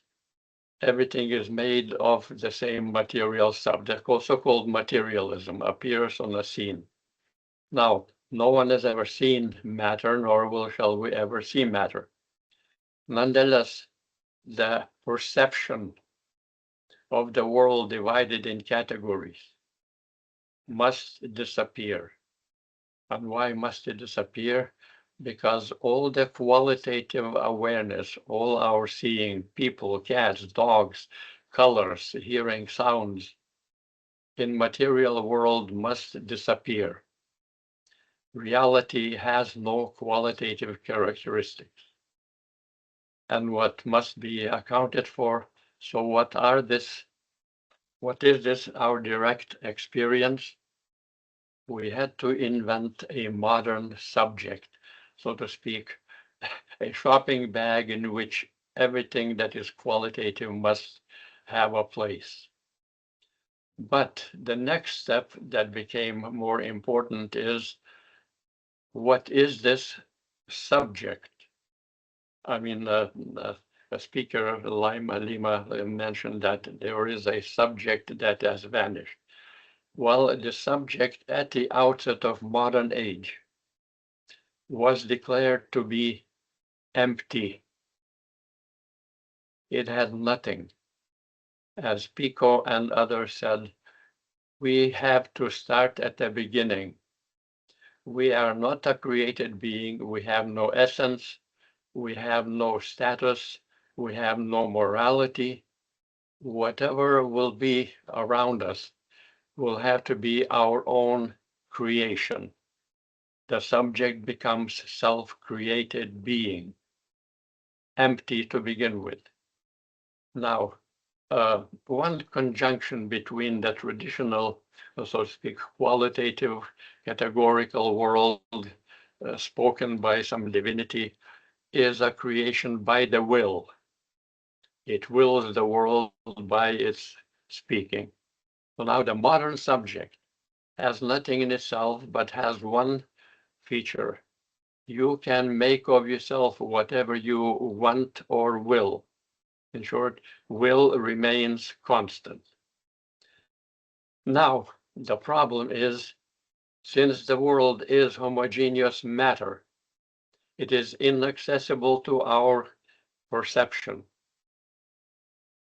Then the world can be accessed only by a method which is not derived from that material world. And the method is invented as equally homogeneous, quantitative system, or lingua universalis. As the moderns began to say, well, the previous tradition, with all its categories, is ambiguous.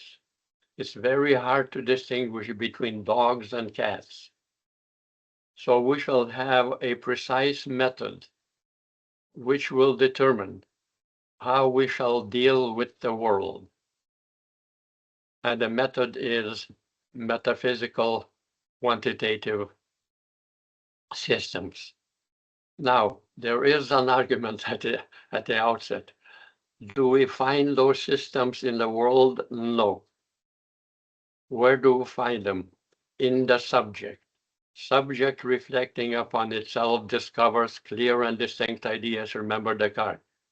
But now the question arises, since we have a variety of quantitative systems, they became known as constructs.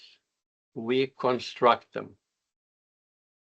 And we construct them by willing to change the world in terms of our constructs. In short, what the world looks like must be our own constructed systems. That is what some philosophers called metaphysics gone wild. We invent quantitative systems, metaphysical systems. They don't exist in the world. They are somehow our constructs, which in terms of their own structure are capable of not only defining what they say, but also of making what they say. This is the origin of modern technology. You see, quantitative definitions are not only defining, but also show us how to make what they define. If I know how to define a circle mathematically, I will know how to make it. Now, given this context, and given the fact that all of us, whether it is humans, cats, stones, or trees, are made of the same material stuff, then we can rearrange that stuff in terms of whatever we want to make of it. So what that means for that traditional categorical system, that system does not count. In short, as the Buffon said, gods, traditional gods, were limited by their categorical inventions. We are not limited. We can make of anything into anything we want. And this is one of the clash at the biological or human level, is that the categories such as male and female are redundant.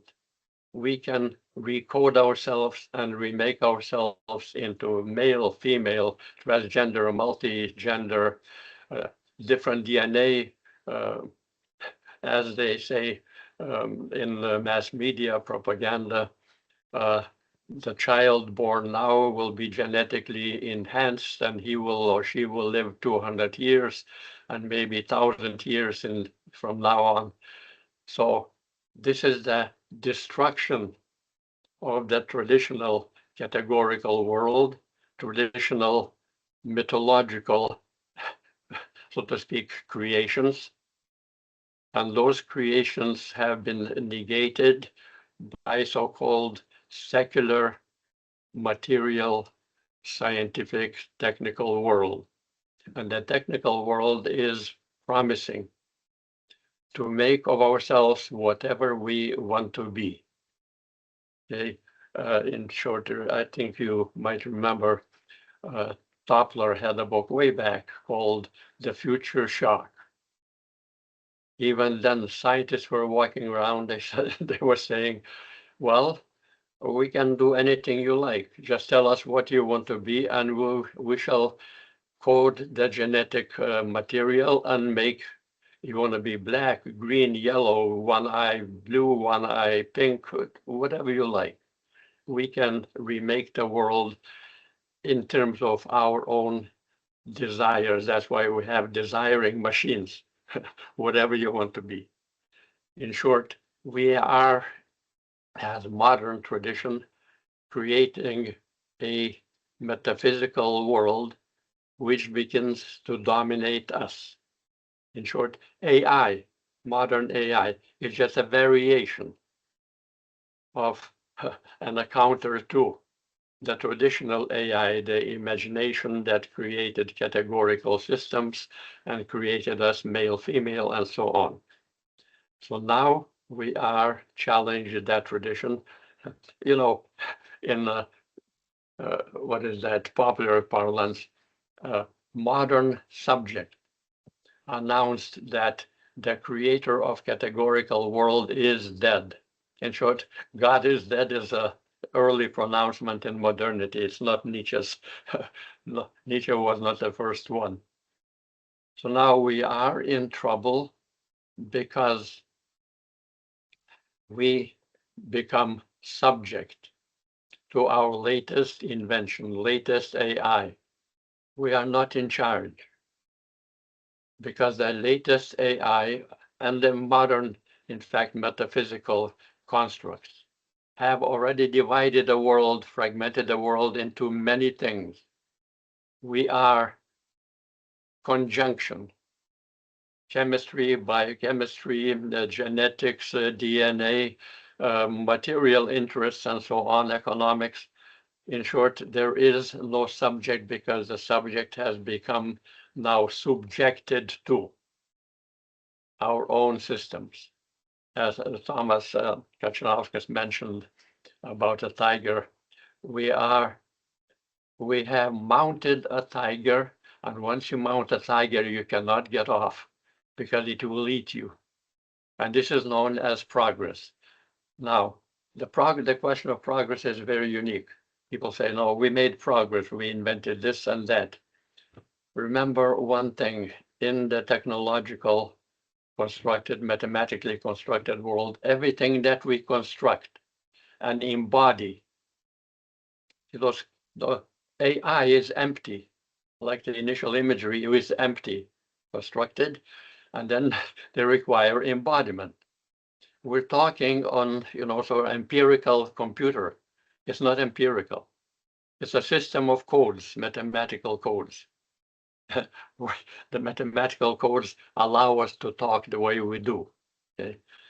So progress means that whatever we invent as the latest, as an object of our desire, as our purpose, once we invented it, it becomes means to improve, to make better progress. Whatever we discover through our new inventions will become means to invent something else. And the question is, so what is the purpose of progress? The answer is progress. It's self-referral process. There is no other purpose except one more. It's like saying, boy, you made progress, you crossed the street, okay? We invented a better aspirin because it's now a yellow color instead of white color, okay? It's an improvement, okay? So everything we do is inadequate. And now what is at issue is this, that deconstruction of tradition is not successful because what we're experiencing is returned, what I call past reclaiming, the qualitative or the categorical tradition in the name of all kinds of supreme beings is vehemently, radically violent.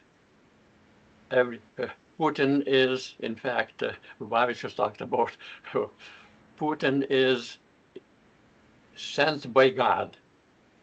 He is a miracle of God. Trump is selected by God to save the United States. This and anything that is now modern, our new AI that fragmented us into all kinds of disciplines, is now the great Satan.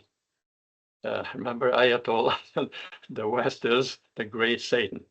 So the vehemency of the return of that tradition trying to reestablish itself is war, holy war.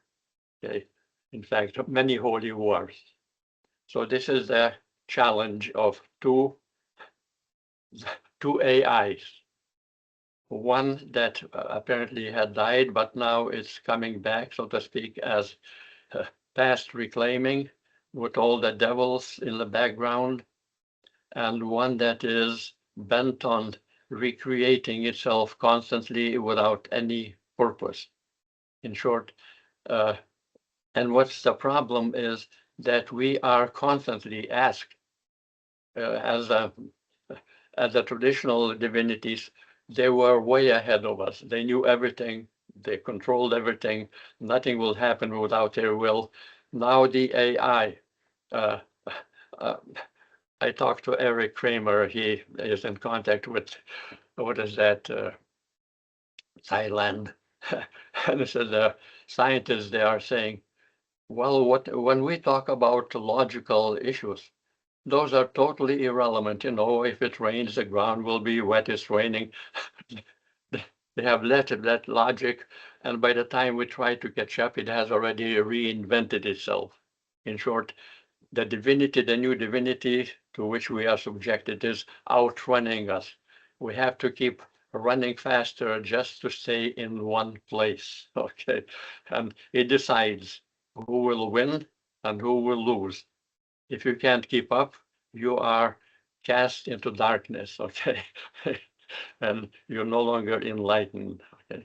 So we are in a conjunction between a war between two symbolic designs. One that is trying to reclaim itself, one that is trying to outrun the other. So this is a brief introduction to Michael. Thank you very much.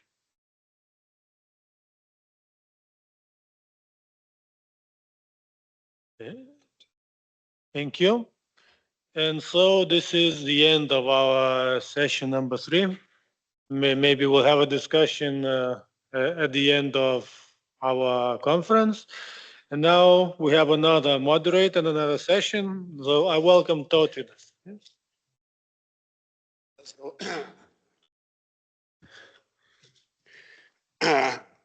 Hello for everyone, and we will have our third section, AI, communication and education. And we want to invite researcher from Vilnius Tech University, Aistė Diržytė, and independent researcher Eimantas Bekėža. Please, 20 minutes.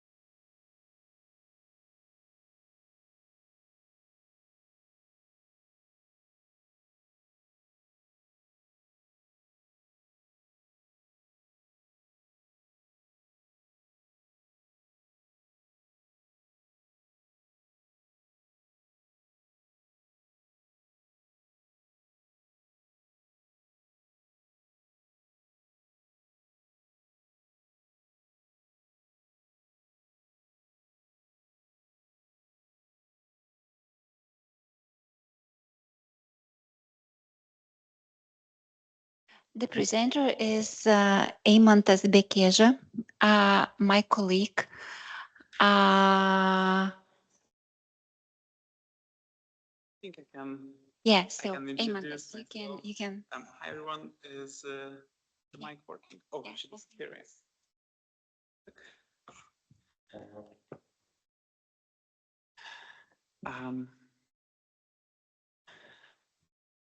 Hello everyone.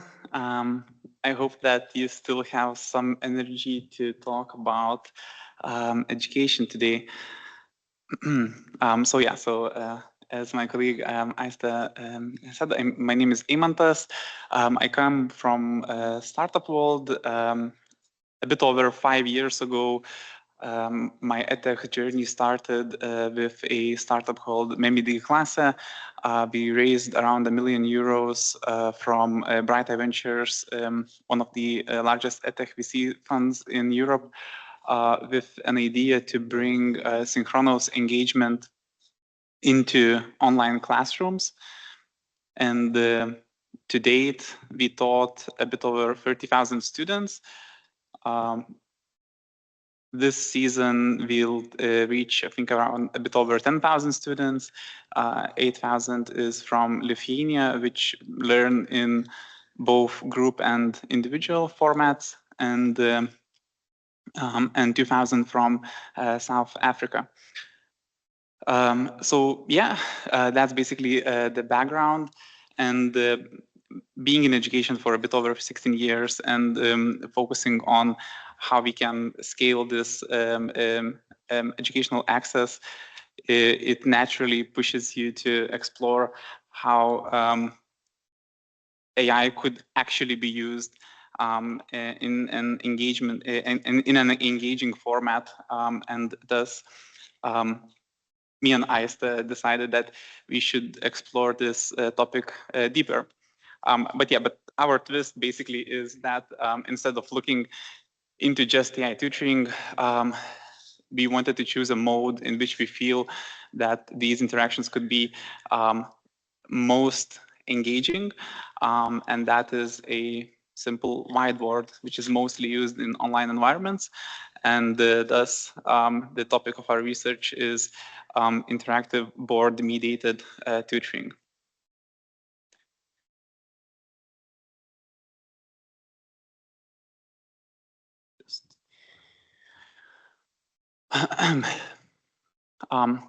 What we witnessed is that there are powerful tools, but fragmented theories around the topic of interactive learning with AI assistants. We see that actually whiteboards are strong for shared presentations, dialogue, and collaboration. On the other hand, AI is strong for personalization, feedback, and tutoring at scale. But we witness a missing bridge, which would be communication, pedagogy, socio-emotional level, and ethics in one model. We see that this field has many partial maps, and after looking into research, we witnessed that there is a need for a single model which can be actually used for AI implications in a multimodal tutoring environment.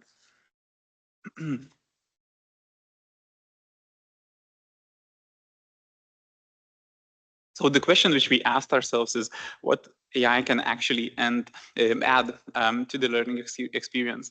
And we see, although AI shifts the system from static to responsive, of course, it can as well add real-time feedback systems and conversational tutoring, as well as assessment support and multi-agent support for learners and teachers. It definitely cannot fully replace the teachers themselves. These for now. And it is the first instinct for us to look into AI tutoring with from the standpoint of AI help instead of AI just explains, and that's often the wrong move. in interactive board mediated tutoring, AI is a chooser of communication moves, not just an answering machine.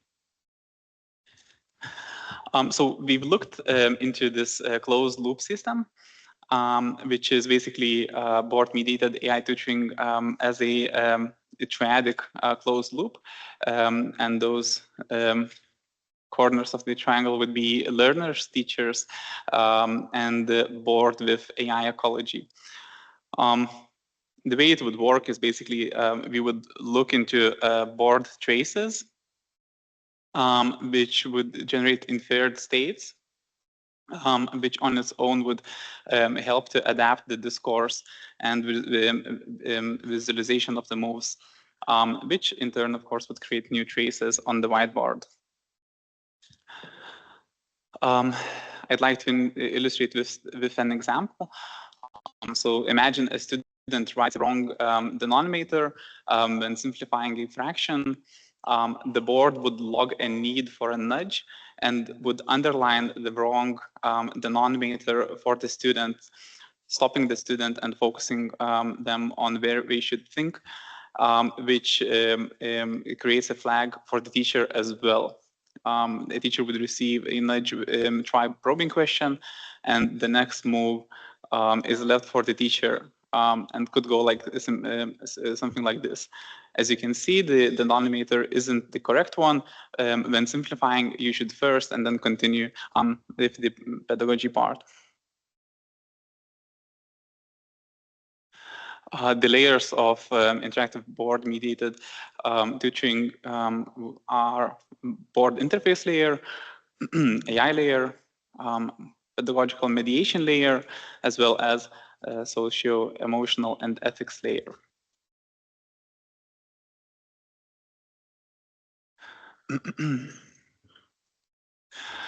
So the first layer is the board as workspace and sensor.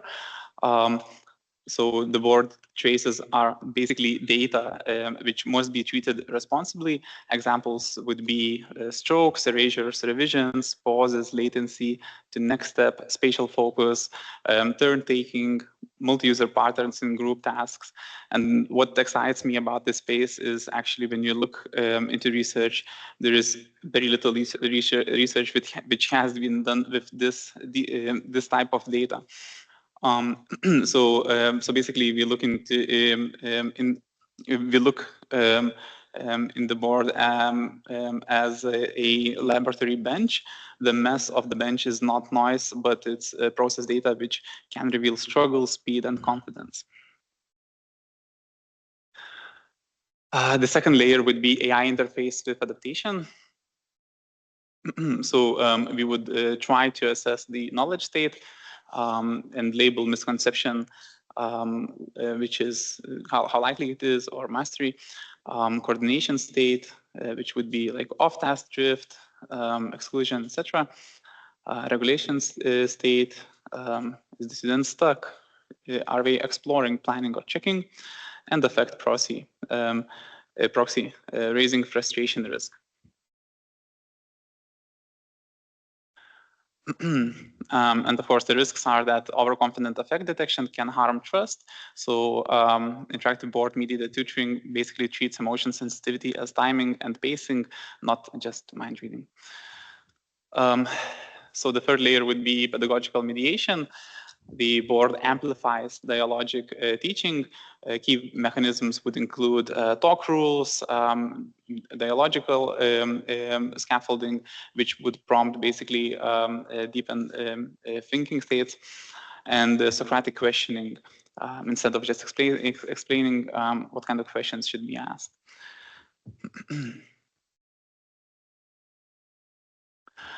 So instead of asking, like to just give you an example, instead of asking any questions, the teacher points to a student-created diagram and asks which step is doing the conceptual work here, what would break if we changed this assumption, etc. So the board basically keeps the argument visible, so discussion doesn't evaporate into air. The last layer is socio-emotional and ethics layer. So we look into fairness, how to avoid penalizing slower writers, anxious students, as well as teacher agency. How do we actually enable the teacher so that the teacher will be able to decide how the guidance is enacted upon instead of being sort of a whisperer.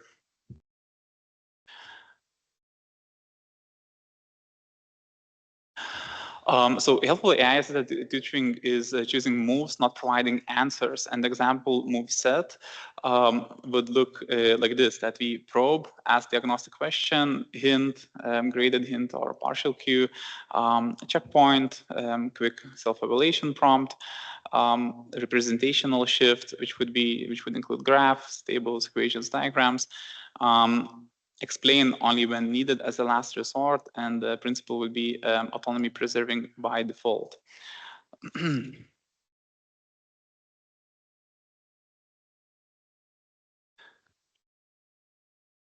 So the evaluation agenda, how we believe we know that it works is we would look into outcomes across various layers, such as learning gains and retention, benchmark, assistance, collaboration, equity of participation, teacher orchestration, trust, transparency, and perceived agency.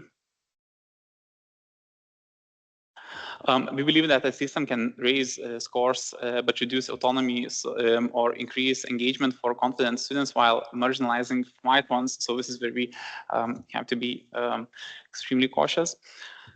What are the practical takeaways so far?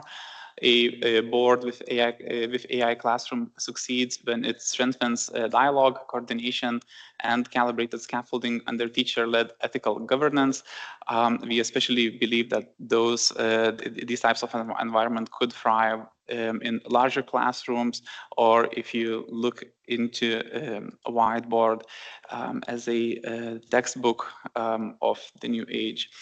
Three rules which we have to include are design for dialogue, not presentation, make AI choose moves, not answers, bake in governance, transparency, equity, privacy. Of course, education isn't primary information transfer. It's guided sense making in a social space. So boards can shape that space. AI can help navigate it, but we need teachers to keep it caring. Thank you.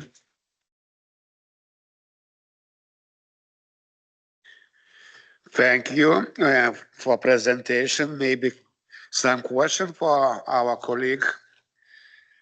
Maybe just a leaving note, if any of the participants found this topic interesting, I would be happy that we would connect and discuss it further, as it's super fresh, so it would really benefit from anyone.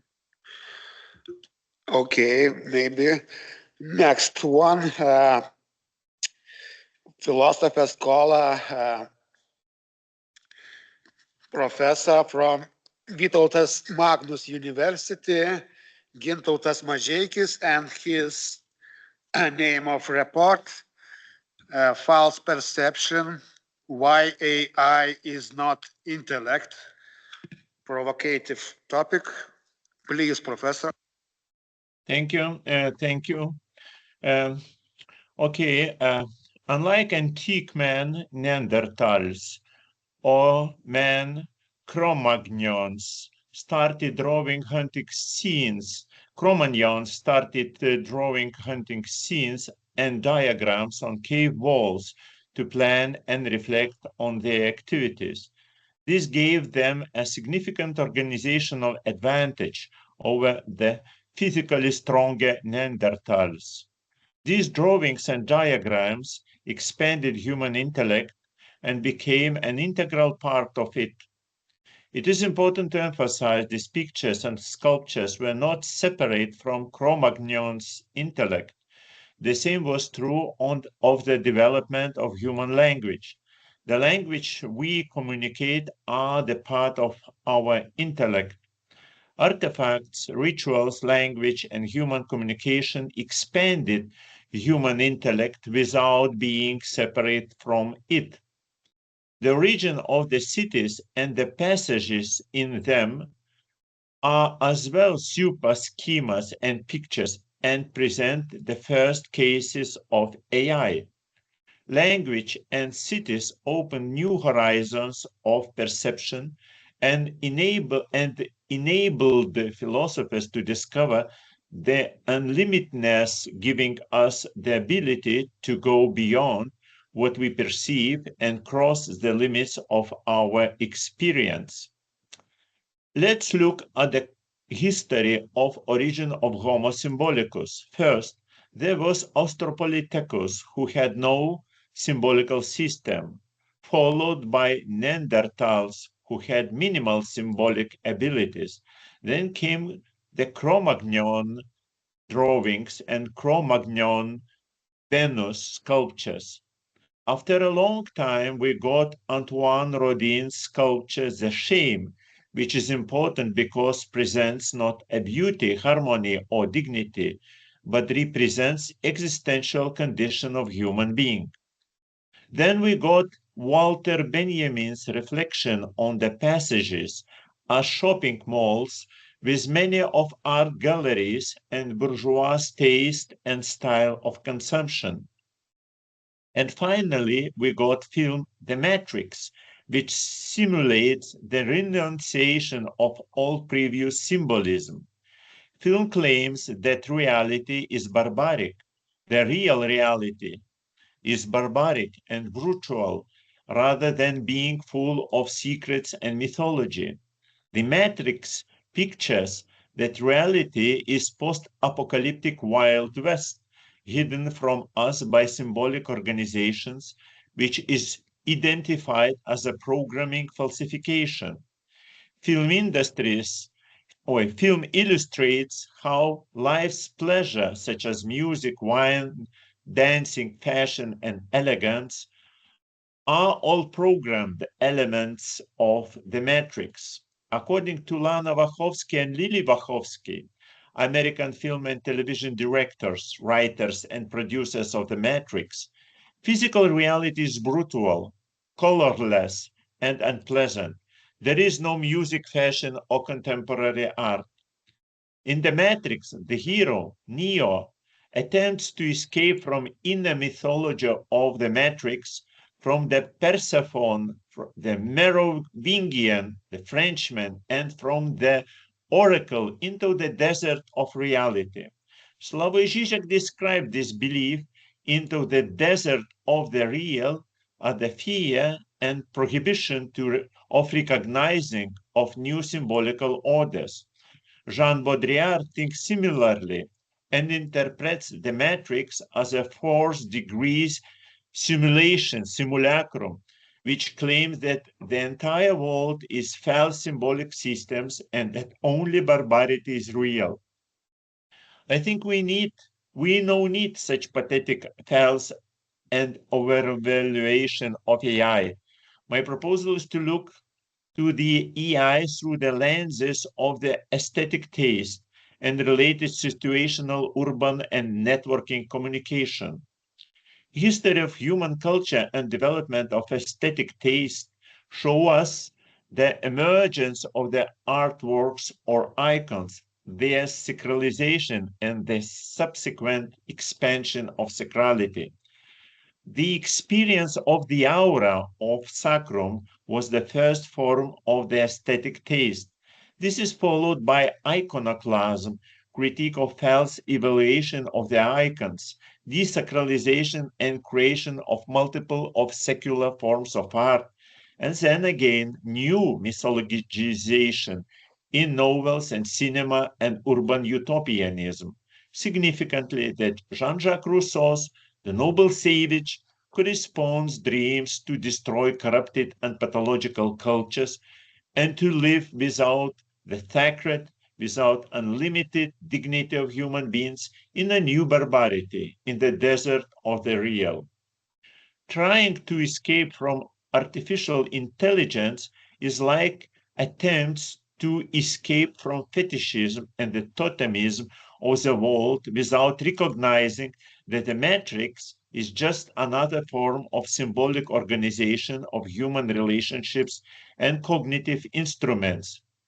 Negation of AI is new episode of nihilism based on the traditional desire to negate one's own symbolic organizations, either to embark on the new path of barbarization or to open new trajectories of creativity and transcendence or unlimitedness.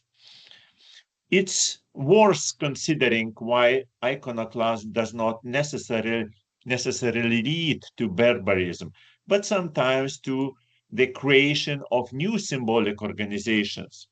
Intellect has the radical power to both negate and create novelty, which can be linked to Hegel's Aufhebung or Nietzsche's creative nihilism. So I separate destructive and constructive negations of AI and mind relationships. According to Immanuel Kant, the intellect is the active ability to organize our feelings and experiences, subordinating them to a categorical apparatus that functions like an analytical transcendental machine. However, Kant's thought about monadic spirit or monadic brain, but not as a symbolic interactionism of people, not as a city of categories or a language malls, language passage. Destructive negation of AI as an intellect tries to return to the monadic idea of spirit, even brain, and reject the idea that the language analytical machines are also part of human intellect, equally as the cities are the part of human intellect. Contrary, constructive negation remarks that without communication of human beings, our everyday language is not intellect in a proper sense. The language and AI are just the symbolic condition of contemporary communicative mind. There I follow ideas of Jürgen Habermas. Can artificial intellect have aesthetic taste? And what does this taste depend on? Artists have explored aesthetic taste since antiquity, but it emerged as a distinct topic for philosophy in the 18th century, often called the century of taste.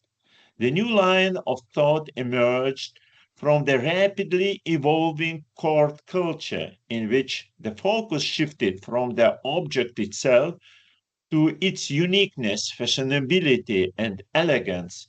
The aim of analysis of aesthetic taste was to understand the differences between a poor and a good performance, or between one new form of musical composition and an old one. The topic of elegance spread beyond the court to the battlefield, diplomacy, and language, even transformed the old brutal rural fairy tales into salon conversation fit for the court. The cultural and civilizational taste became obligatory condition of a human being, and a man without developed taste can be considered as barbarous. Aesthetic judgment depend on the time, fashion, situation, theater performances, situation in passages. Norbert Elias emphasized emerging and rapid development of the rules of the taste during the era of the King's sons, Louis XIV, court in French, and it was the sunrise of the concept of civilization.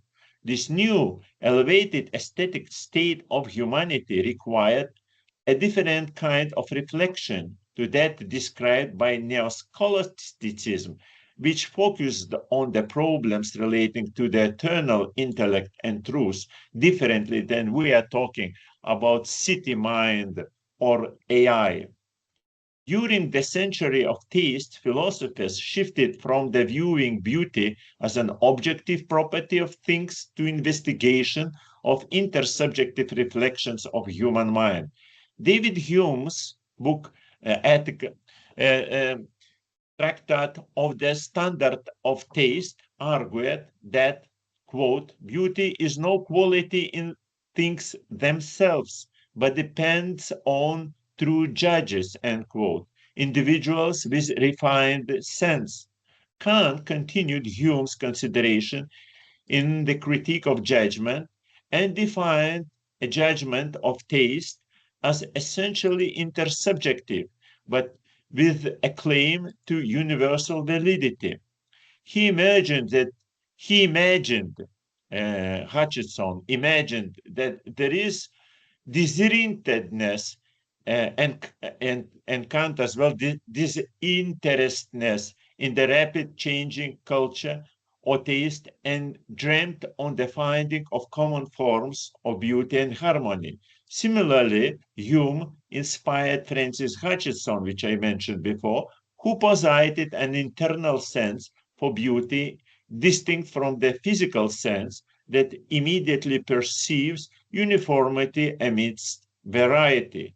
However, Kant and Hutchinson thought about constant forms of the internal sense, but not their dependencies from cultural circumstances and for performative actions of artists and audiences. They were too far from the fashions of salons described by Denis Diderot. Correspondent Friedrich Nietzsche criticized Kant's disinterestedness, arguing that aesthetic experience is deeply tied to our passions and situations. Contemporary sociologists of art, for example, Pierre Bourdieu, in his Distinctions, argued that taste is a product of accumulation of social class and cultural capital rather than an innate or universal capacity. Their sense of beauty and ugliness depends on class consciousness, social circumstances, ability to recognize the capital. So the judgment of taste is not simple perception that we can directly describe, but the part of the dynamic complex of social cultural relations and our performative behavior. Contrary, Habermas argues that the taste is a social agreement, communicational result. We are presented in a communicative field.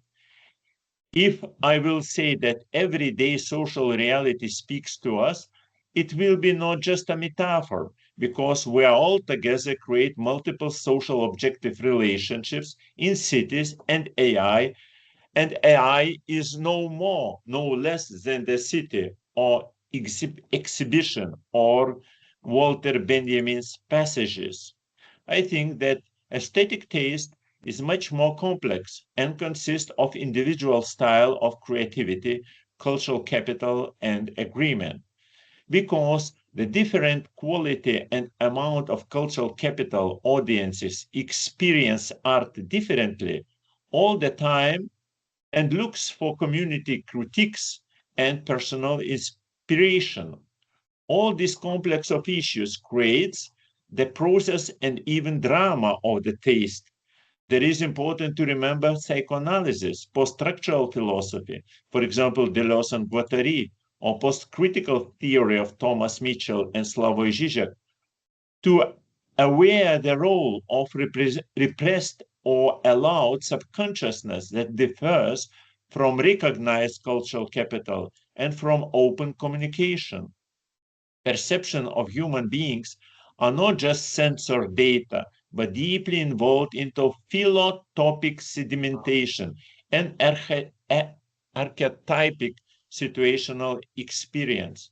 I need to remember the phenomenology of the smell of the meadowline in Marcel Proust's novel In Search of Lost Time.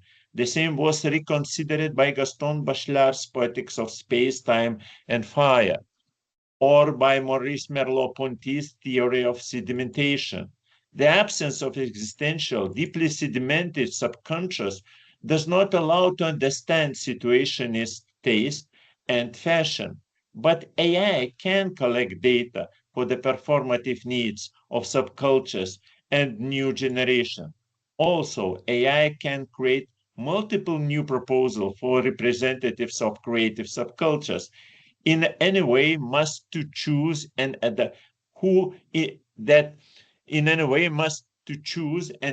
material.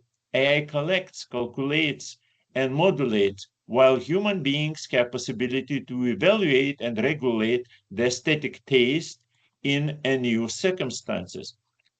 Drama and conflict of the taste returns us to the question of existential dialogue. Following Bakhtin, Todorov, and Gadamer, dialogue is an autonomous process, like a dance of mutual emotions, such as a tango, where the taste, the struggle, and erotic attraction occur at the same moment. Tango is not a givenness, but it is always becoming, and the dancers need to feel the taste in changing.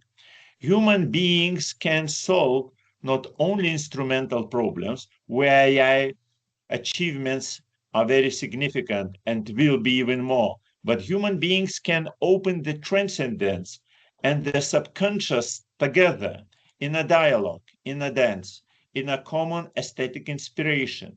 The example of tango presents us the only one role which can we learn. Probably we can create tango robot, but not only for the one situation, but we can create tango robot, but only for the one situation and the only one role, because it's not about the information and technical abilities, but about dynamics of inner feeling of the taste. The taste is always contradictory. It's attraction and distraction, love and hate, absence and presence in one. The taste is dialectical. However, negative dialectics makes development of the taste, negation of the old one, and resistance and recognition of the new one. The language machines stimulate dialogue by responding instantly to questions or by imitation of emotional closeness, empathy, but without the drama of presence and absence in one, resistance and mutual destruction in one. Of course, contemporary AI can imitate irony and even repeat jokes, anecdotes, but the effect of anecdotes needs the taste of the situation, needs an arena of human society. The same is about the irony. It depends on the language game situation that, according to Ludwig Wittgenstein, includes physical environmental processes or a man participation. So AI is the part of our intellectual abilities, but not all of them. AI is small part of our intellectual roles and depends on our socialization, enculturation, and situationism. Thank you for your attention.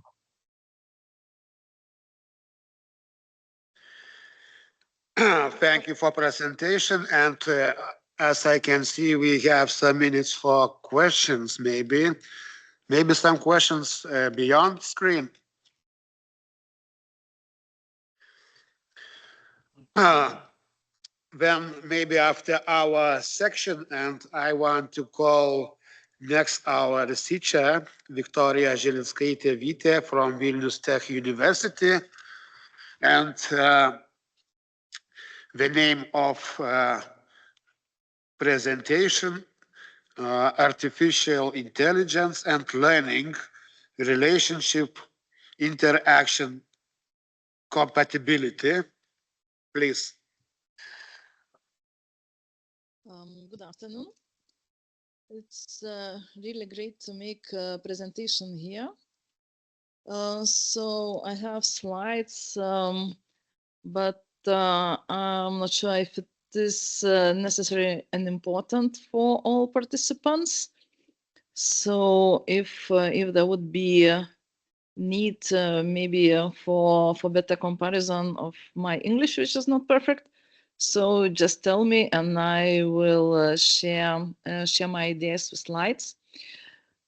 So the question for this topic was raised primarily by really extensive flows of proposals on social networks where different profiles propose so-called good prompts for learning. So stating that if you want to learn smart things, you should use AI, and it was even recommendations with exact prompts what to do, how to learn with the help with AI.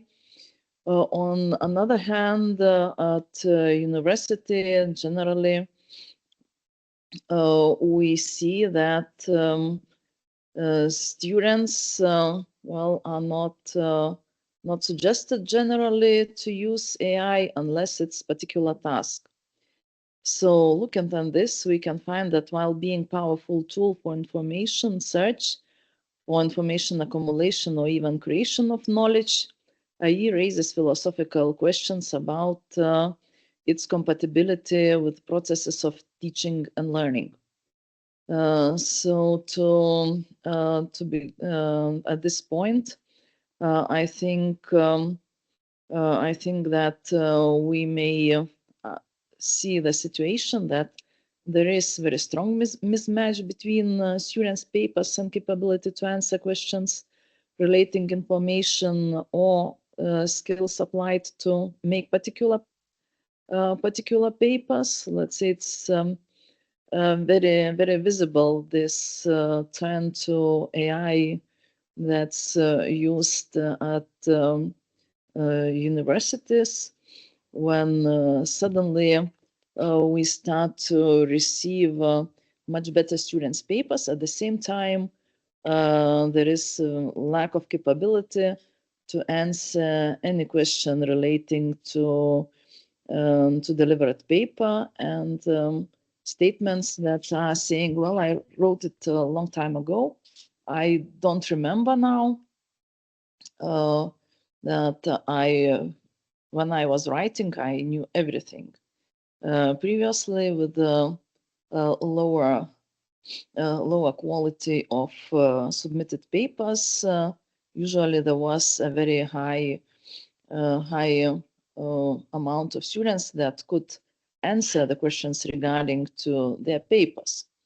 So that's why I guess we to analyze this relation between AI in education, we should ask a few questions.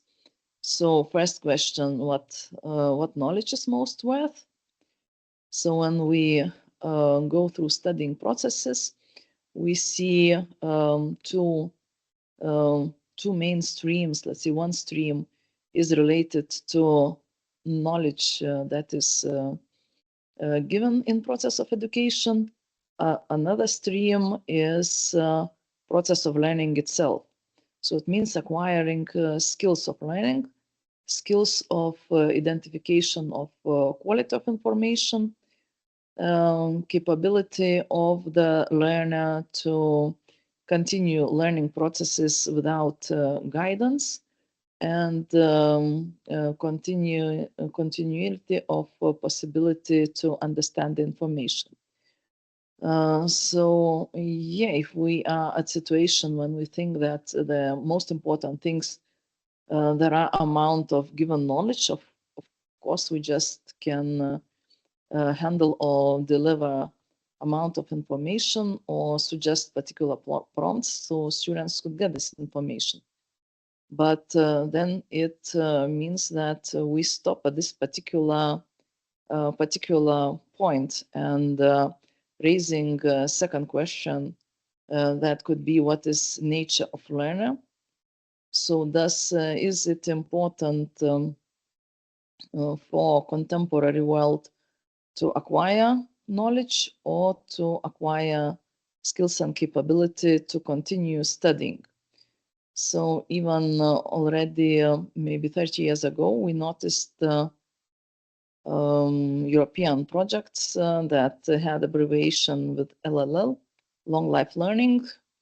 Looking at the surroundings, we no longer expect that knowledge we acquired at the universities will be enough even for 10 years after graduation. So we see that our main task now is not give particular knowledge, but to give skills for continuity of learning. So at this point, we are again at this situation that we can monitor on social networks with suggestions for particular prompts, how a person can use AI for learning on for developing skills and developing personality.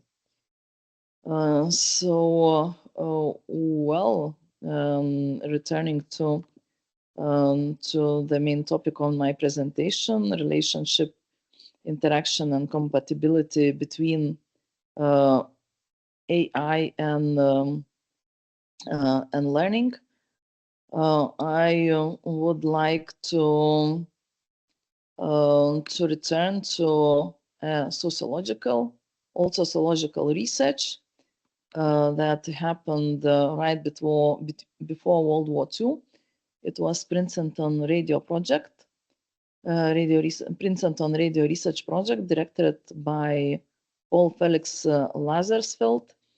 And one of the questions at this time was about radio impact on learning and education of society.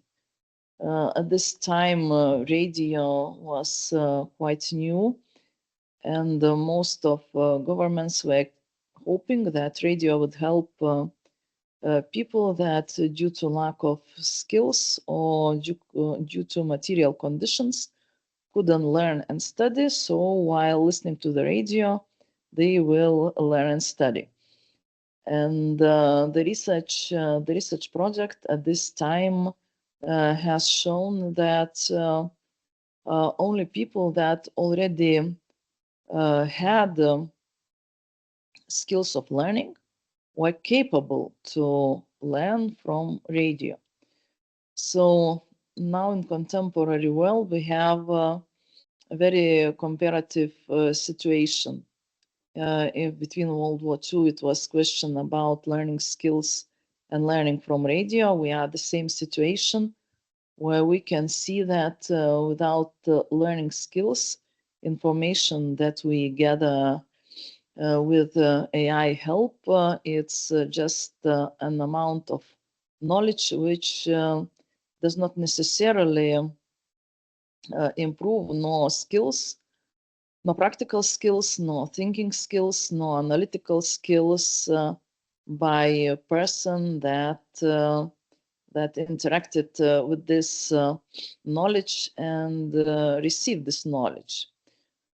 So if we see that only we have to find out particular truth and to acquire some classical knowledge, which is related to perennialism stream in philosophy, we may return at this point that yes, it of course could help have this knowledge.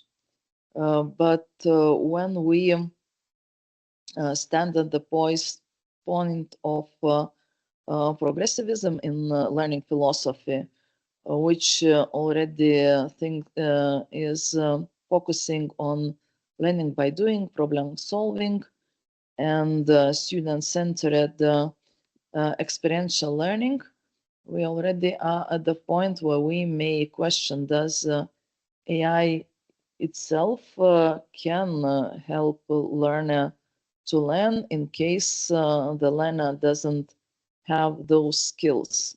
And at the same time, it remains the situation which we have this difference or contradiction between theoretical knowledge and development of practical capabilities. Whether it would be practical analytical capabilities, whether it would be practical capabilities for problem solving. So at this point, when we see the situation with the prompts, that if we want to make a really good prompt that would develop result, let's say, for example, sometimes we receive comparatively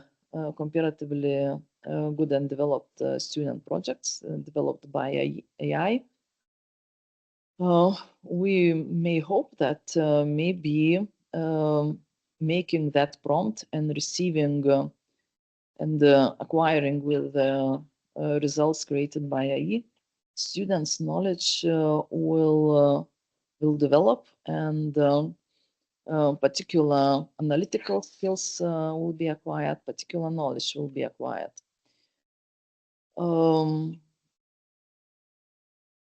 Well, if we would if I would remind the thing I mentioned quite at the beginning, that we have this contradiction shift between knowing what's in one's paper and capability to explain. And quality of paper, we may say that, well, mostly it doesn't lead to acquiring this knowledge. It leads only for gathering of this knowledge in the paper, but not moving beyond that, staying only in the paper without being acquired and developed in students. So another question that could be, if we look at contemporary world, quite a lot of people working for digital production already notice that if you want to receive high quality results, you have to have good knowledge about functioning, whether it would be technologies, whether it would be processes. Let's say photographers that previously were using cameras, whether digital or not, mentioned that if you want to create good visual content, you have to know what technologies are used in this place and put them into the prompt. So let's look whether it is whether we can see AI as test for knowledge. Let's say if I create a very good prompt for which I need knowledge, so does it mean that testing my prompt of AI proves that I have good knowledge to make that prompt to create good result? So well, in this situation, I think that mainly this ambient AI in testing knowledge is not enough, because we remain at situation where we do not develop, but only use some particular knowledge. So essence of my presentation is this. So I think in addition to that, we can still raise the question whether knowledge acquiring and skills are the same. So there we are at the situation where we can give answer that, well, if we have this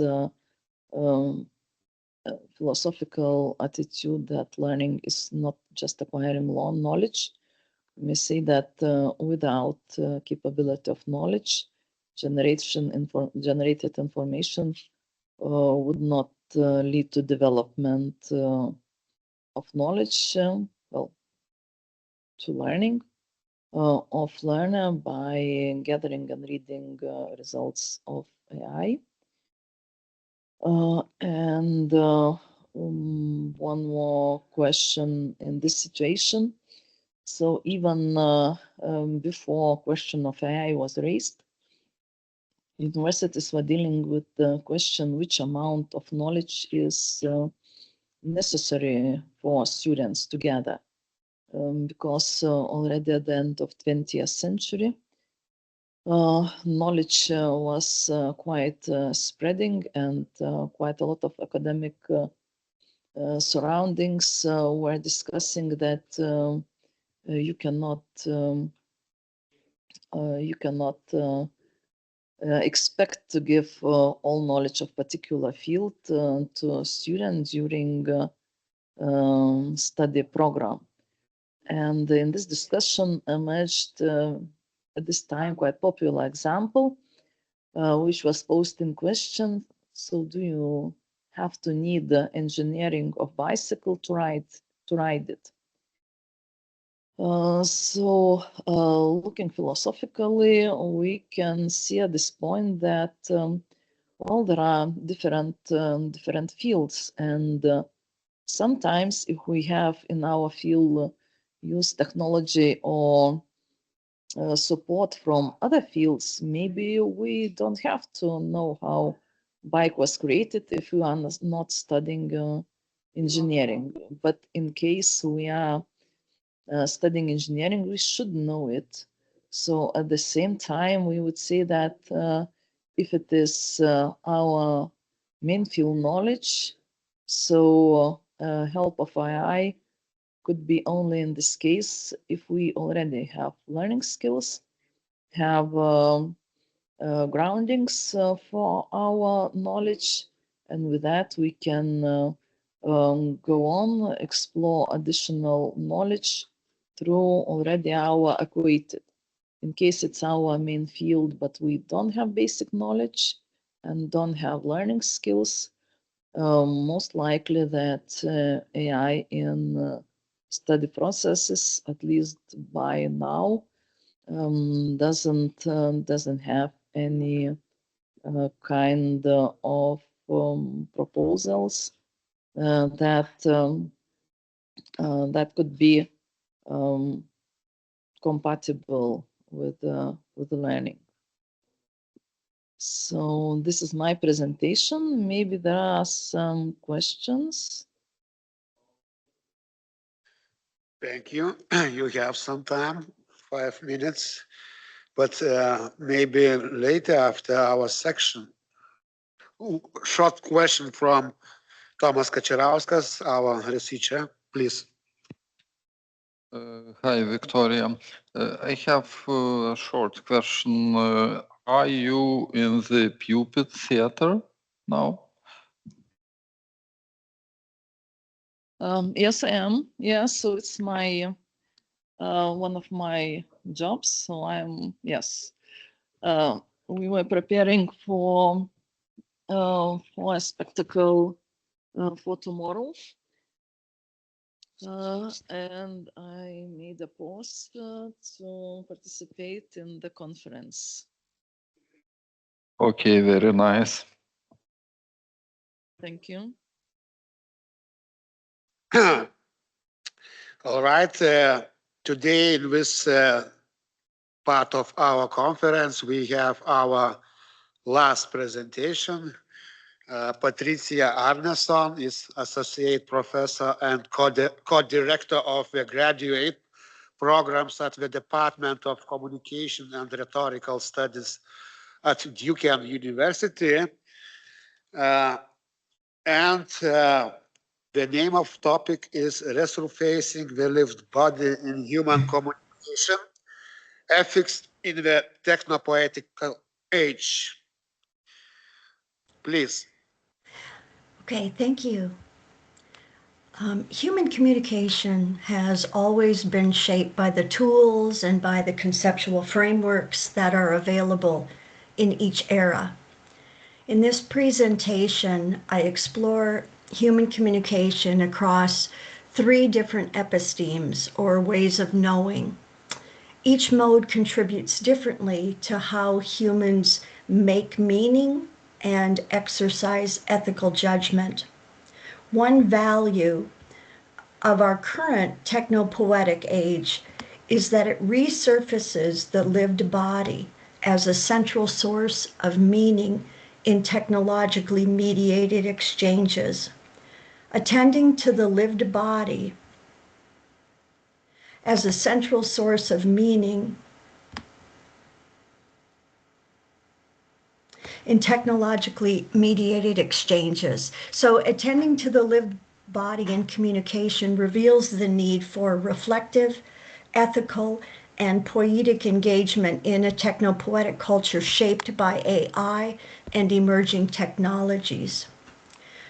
So first I talk about historical ontology. As Foucault explained, an episteme refers to a deep underlying condition that makes knowledge possible in a given historical period. An episteme functions as the background condition that determines in advance what members of a culture recognize to be real or meaningful or true, even before any individual thinking takes place. Cultures are shaped by the specific conditions of a given era. Each historical period has its own invisible rules that shape what we can know and how we frame our experience. Epistemic conditions tacitly shape ontology. Foucault did not provide a formal definition of ontology, but he offered the phrase historical ontology of ourselves, reflecting that our ontology is situated within a particular historical moment. Oscarity and Sussman, in Journal of Communication and Emerging Technologies, identify 3 epistemic shifts in Western culture. These are the mythopoetic, the rational, and with the advent of technologies and artificial intelligence, the technopoetic episteme. The roots of the mythopoetic ways of knowing have been traced back to the Bronze Age, so 3,200 to about 1,200 before the Common Era. And we're looking at cultures such as Mesopotamia and Egypt, as well as other civilizations, where myth, ritual, and oral storytelling guided how members of communities both perceived and navigated their existence. The rhythms and mnemonic structures of human communication functioned as communal intelligence. They encoded knowledge in ways that were meaningful to the community and passed it down across generations. The mythopoetic episteme was not simply a poetic accessory, but it's an epistemic framework through which people understood and experienced the world. World making happened through story, song, sacrifice, craft. Through embodied repetition, the body itself became a vehicle of memory.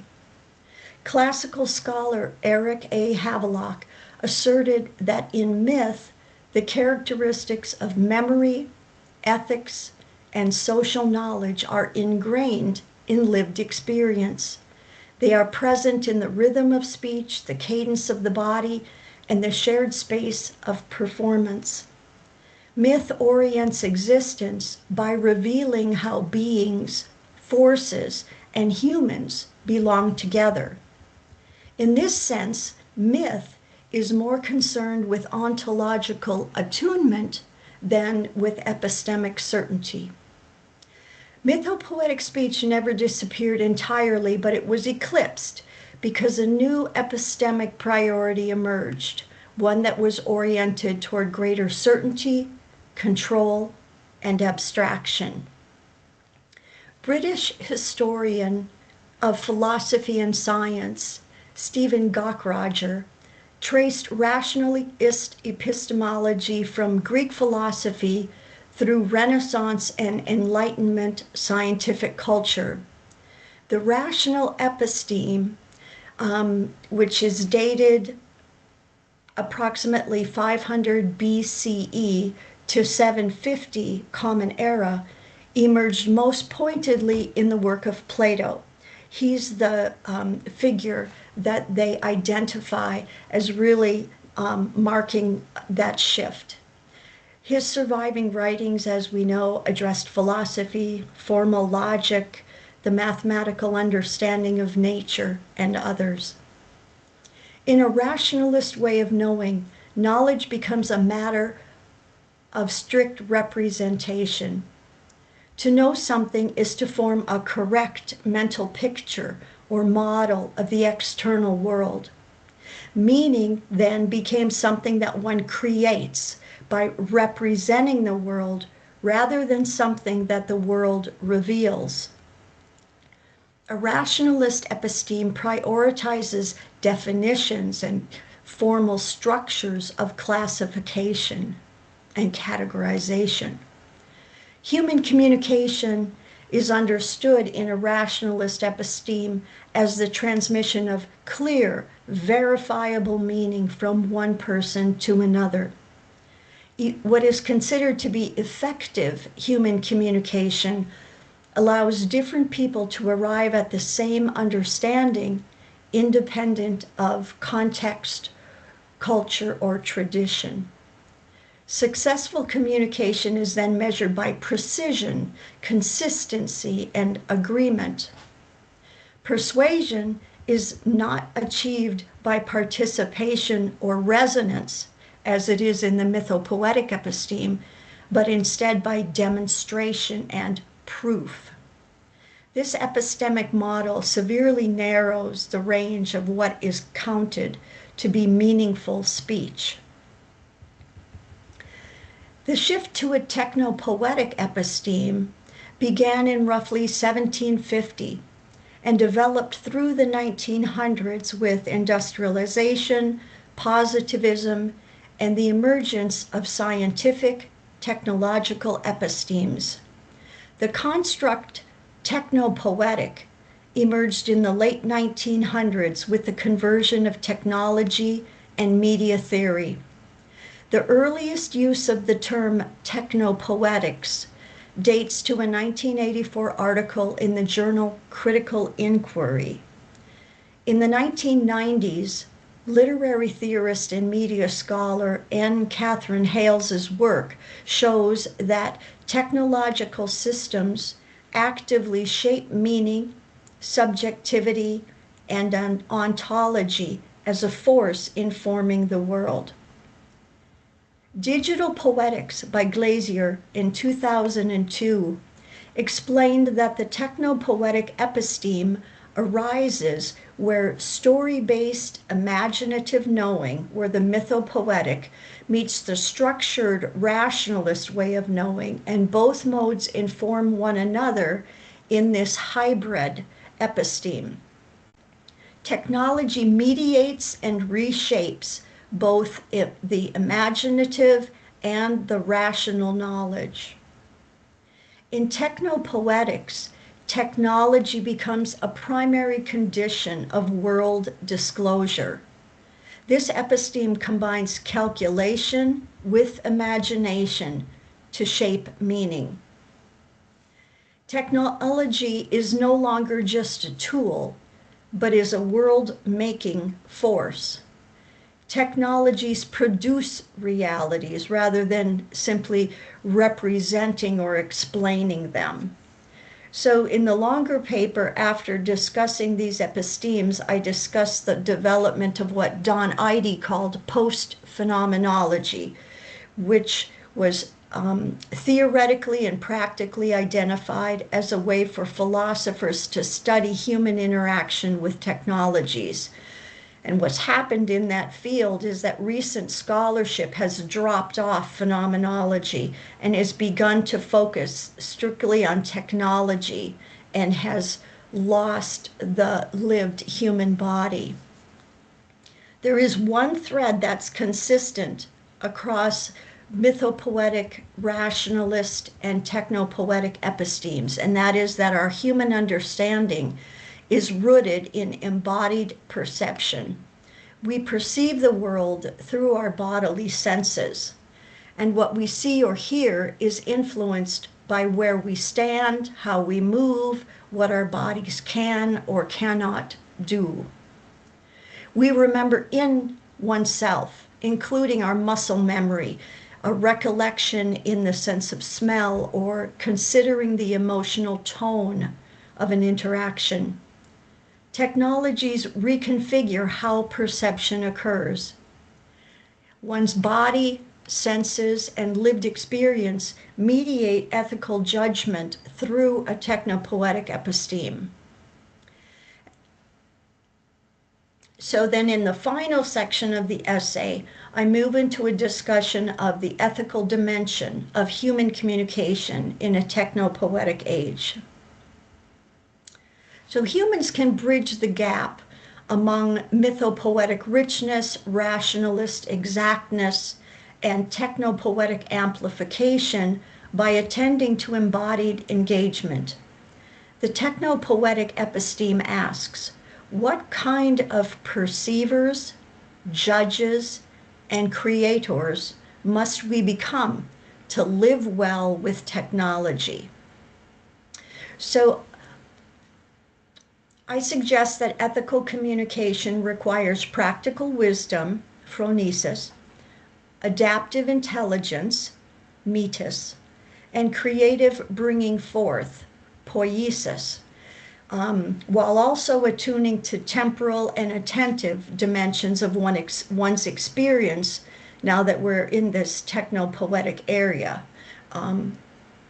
So I did a cross-analysis, and scholarship on Aristotle's work linking phronesis and poiesis is well established, and the relationship between phronesis and metis has been explored, but relatively little research considers how phronesis might complement both metis and poiesis. Explicitly bringing these three constructs together within the technopoetic episteme offers a distinct way to understand human communication ethics in an age of AI. This triad shows how ethical judgment, adaptive intelligence, and creative making interact in complex, mediated environments. This combination helps ensure that communication remains reflective, context-sensitive, and responsive to technological influence. Practical wisdom, or phronesis, is an important construct in Aristotle's ethical philosophy. He defined phronesis as a true state, reasoned and capable of action with regard to things that are good or bad for a human being. Phronesis refers to the intellectual virtue that enables a person to deliberate well about how to act in specific situations. For Gadamer, understanding is not merely intellectual, it is an ethical act, a participation in the world and in tradition that demands attention to context, relation, and responsibility. Whereas phronesis requires reflection and deliberation, metis, in the positive sense, allows humans to... Is social media forming I'm getting another paper, I think. Okay, thank you.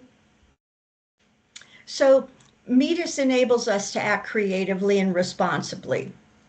So it's generally translated as cunning, and it can obviously be used in a negative sense, but I'm trying to challenge persons to think about how foresight and adaptive skill can allow us to retain autonomy and poietic creation at times in the face of technological determinism. Metis involves the skillful use of one's experience when rules or universal principles are insufficient. Poiesis is also central to ethical communication in a technological age. Heidegger reminded us that technology requires creative, mindful engagement. It's a way of revealing. And the human task is to orient oneself to this revealing so that being can emerge authentically. Poiesis is the process of creative bringing forth in which something new is made or realized through skillful action. This perspective highlights how human creativity transforms our ideas or objects or experiences into new forms. And so in looking at this, I live in northern Minnesota and it's very cold. Regardless, there have been tensions between U.S. Immigrations and Custom Enforcement federal officers in our state and citizens who are United States citizens and are angry that the federal government has come in to try to arrest their neighbors and friends under the allegation that they are criminals, which people know them not to be. And so I'm looking at this example, and the woman is called the Pink Coat Lady. She was wearing a pink coat. Her name, she has chosen to reveal, despite possible repercussions, is Stella Carson. And she used her iPhone in an area of southern Minnesota called Minneapolis. And Minnesota is in the north central part of the United States, right on the well, I live on the Canadian border. But she chose to video record a tense encounter between the customs agents and Alex Preddy, who was an ICU nurse at the Veterans Hospital in the cities last Saturday. She was standing approximately 10 feet away from the conflict, and she had her iPhone out and chose to videotape this interaction. Ultimately, the ICE agents, the federal agents, shot Mr. Preddy 10 times at close range.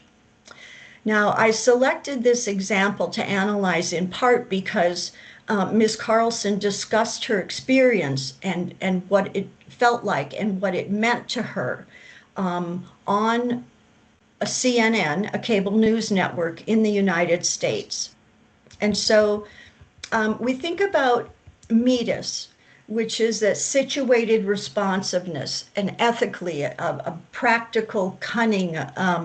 She made quick adaptive judgments shaped by her personal experience rather than rules about whether she should record the encounter. Obviously, with federal agents, 2 people have been killed in the last couple of weeks, and 1 person was shot in the leg. Obviously, the rules were that she should not record the encounter, but she chose where to stand, when to move, when they told her to move, when not to move, how to frame the scene to preserve the context. She works with children, and so she was, as she said, doing the best she could. Here, the mythopoetic episteme enters as a symbolic framing and the inherited narratives that she was aware of. She may have implicitly recognized archetypal roles like authority versus vulnerability, guardian versus threat, or witness versus silence. The rationalist episteme enters in practices of verification, She recorded continuously on her phone without any cutting away to capture images, so she may have been potentially anticipating what would be needed to convince people one way or another about what was happening. Phronesis, or ethical judgment, was also present. She said that she engaged in what she thought ought to be done. So in witnessing, she could have been influenced by cultural myths that shapes, well, she would have been, by cultural myths that shape what feels important and what feels dangerous. Constructs such as justice and resistance, even just being a good citizen. Poiesis, or creative bringing forth, occurred. She brought something into being, a public record, a narrative, revealed in a shared space. And then she made the decision to not keep the video private, but to share it with selected news outlets. Temporality is another area in terms of herself and the situation and the artifact that was created.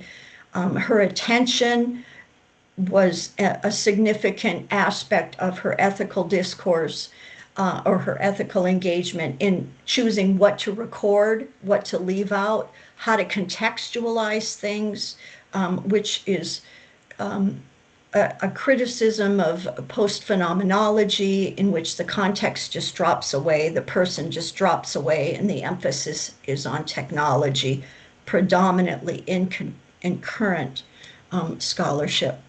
In a mythopoetic frame, attention honors their significance. What makes this situation what illustrates the technopoetic episteme is that neither mythopoetic nor rationalist epistemes are sufficient on their own. Myth supplies the orientation, the significance, the moral energy, and reason supplies the structure, accountability, and constraints. Technology mediates and amplifies both through recording and circulating the content, excuse me. So in this work, I'm interested in the interdependence of myth, reason, and technology. Such an ethic resurfaces the embodiment of communicative discourse and engagement as one considers situations. And collectively, I think these provide a means for cultivating ethical communication in a world where technological mediation is inseparable from the human condition. So thank you very much. Thank you for presentation. And now we have time for discussions, maybe some questions for our reporters.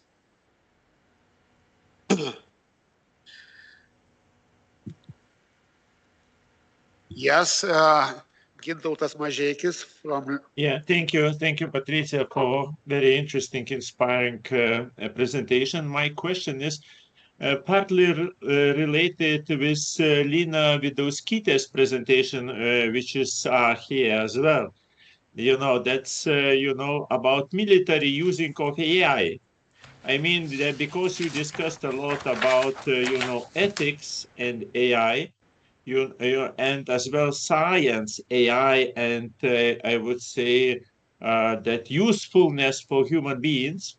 But we see more Terminator 1 in the Ukraine, you know, and yeah. I see that is going not to the ethical, but counter-ethical direction AI.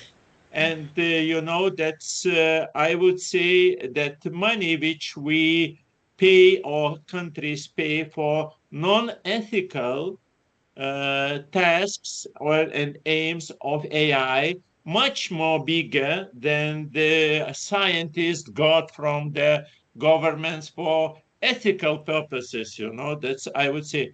How can you comment in your you know, because you discuss different frameworks, how will you discuss this one, turning point to Terminator 1?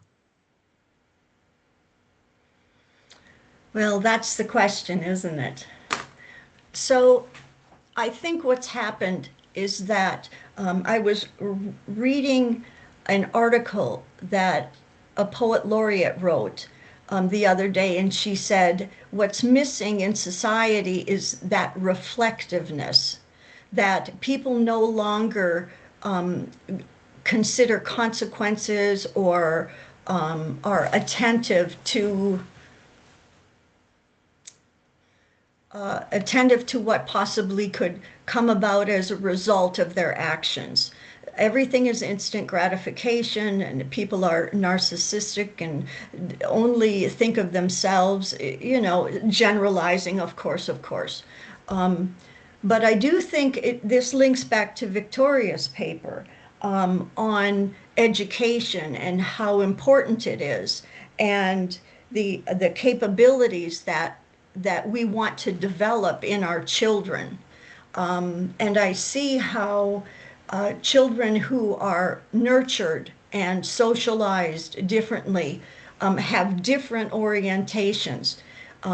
Insofar as, you know, adults that are recently released from prisons, marching around on the streets, shooting people and screaming profanities as representatives of the federal government.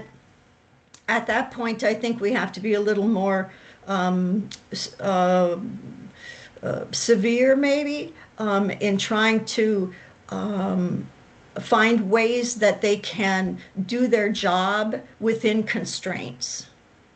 But it isn't, I mean, they're already terminators. They've already, you know, shot Mr. Prentice 10 times. And so, very close range. And so, I mean, I think we're at a point where we can see that the consequences really are dire at this point, and we need to do something different. So I hope that answers a little bit. Yeah, but I little bit ask about your example, but as well about the other, what's going on Russia-Ukraine borderlines, you know, where multiple drones guided by AI, you know, kills people in the zone of somewhere 20 miles or 30 kilometers. Nobody can survive in this territory because new terminators all the day and night, they are moving through this part, and thousands and thousands of people learn how to use this, you know, new terminators in order, you know, to kill people. And the consequence of this dehumanization of the people, as well as your case. This is my point. Thank you. Yes, thank you. But somebody has to program the drones. Somebody has to, you know, press the button.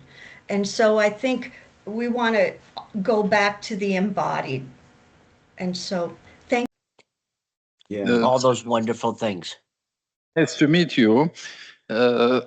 Hi, Thomas. Hi, Joe. Hi, John. Hi, everybody. Hey, how's it going? I'd like to invite Lina to lead this section. Please, Lina. Hello, how are you? Thank you, Thomas. Hello to our presenters from Yes. From very various countries. So without wasting our time, I would like to invite the first presenters. This is, as I understand, this is a joint presentation. John Murphy from University of Miami and Carlos Lagarja Martinez from Colombia. Gödel, Numbers and Worlds in AI. So guys, please, the floor is yours. Okay, so thank you. I just want to frame this briefly because we don't have a whole lot of time, and we want to get, there's a lot of things to deal with here. But I just want to let you know, and Carlos will talk about this later, we've been working for probably the last 15 years on this project called Flourishing AI, where we're trying to bring AI closer to the people who actually use it and people who are affected by it. And so this paper is one of the things we've been working on over the years in an attempt to do that. So this will give you an idea where this is coming from. Okay, all right. So AI is not working as planned. In fact, a glorious future was envisioned for this technology, but some critics still hold on to this dream. Despite all of the hype, improvements have slowed down. As Marvin Minsky noted some time ago, while commenting on Moravec's paradox, simple tasks have proven to be difficult for AI to perform. Hallucinations are commonplace, even in relatively routine activities. Instructions are not followed, while common objects are misidentified. A year ago, Gary Marcus reported that AI development hit a wall and a new approach is needed. The typical solutions follow lines of thinking that he feels will not work. The first pertains to better training, and the second to increase computer capacity. Despite these technical fixes, this is the point, really. The real problem is that AI lacks a tight connection to the daily lives of persons. As a result, reasoning is advanced that is often irrelevant or absolutely wrong. The performance of an AI system, at least initially, depends on its knowledge base. During training, a model may not be exposed, for example, to many images of dogs. The point of more training or more dogs is to expand the data bank of the AI model. The term that is used among AI aficionados is scaling. But the problem that arises pertains to interpretability. Specifically, this strategy ignores the semantic aspect of daily life. But is this modus operandi consistent with building everyday thinking, sometimes called common sense, into AI models? Indeed, various schools of thought contend that daily existence does not consist of objective pieces of information that are registered on the mind. Their point is that persons do not simply receive, process, and respond to input. As Margaret Mitchell says, persons inhabit worlds. But this realization introduces a conflict into AI development between everyday meaning and computation. This disparity will have to be dealt with adequately if AI models are ever going to move closer to daily life and operate like humans. Perhaps Kurt Gödel can assist in this manner. Current research in Cartesianism. A lot of faith has been put in scaling to make AI more accurate. The reason for this posture is quite predictable. That is, an increase in data is assumed to lead to better training and decisions. This outlook is sustained by a philosophy known as Cartesianism. To acquire clear and distinct knowledge, a specific maneuver is commonplace nowadays. That is, a separation is made between everyday knowledge and computation. With this separation, the path is clear for an encounter with reliable facts. The key question, however, is whether persons live in a world of natural reference and inputs. Many contemporary philosophers argue that they do not. Edmund Husserl, a phenomenologist, uses a somewhat arcane phrase to undermine this dualism. What he says is that consciousness is always conscious of something. The basic idea is that reality is never held at arm's length. We're getting some terrible feedback here. Yeah. The basic idea is that reality is never held at arm's length, but is enmeshed in human behaviors and practices. Maybe Joe, if you can cancel your microphone. I don't know if that could be an option. There's something. Let's see what happens now. Just if we close our microphones and only yours, John, maybe we won't have. Just continue to see if it works. Yeah. The basic idea, there we go. The basic idea is that reality is never held at arm's length, but is enmeshed in human behaviors and practices. Other writers, such as Merleau-Ponty and Martin Heidegger, introduced language into this scenario. With reality mediated by language, meaning rises in importance, and the semantic character of input should not be marginalized. When facts have biographies, recording empirical features is eclipsed by the need for sensitive reading. And when read as their authors intend, these narratives provide insight into the worlds of persons. Simply put, the accumulation of data devoid of meaning is called into question. The life world meets algorithms. Okay. In the presence of dualism, everyday existence requires a new identity. Phenomenologists, for example, adopt the term Lebenswelt or life world to describe the reality of persons. Whereas Margaret Mitchell, an AI scholar, uses the phrase world models. In the life world and possibly world models, neither persons nor their situations have features divorced from the narratives they weave. So how do persons operate in the life world? According to Melvin Polner, they organize their lives according to what he calls mundane reasoning.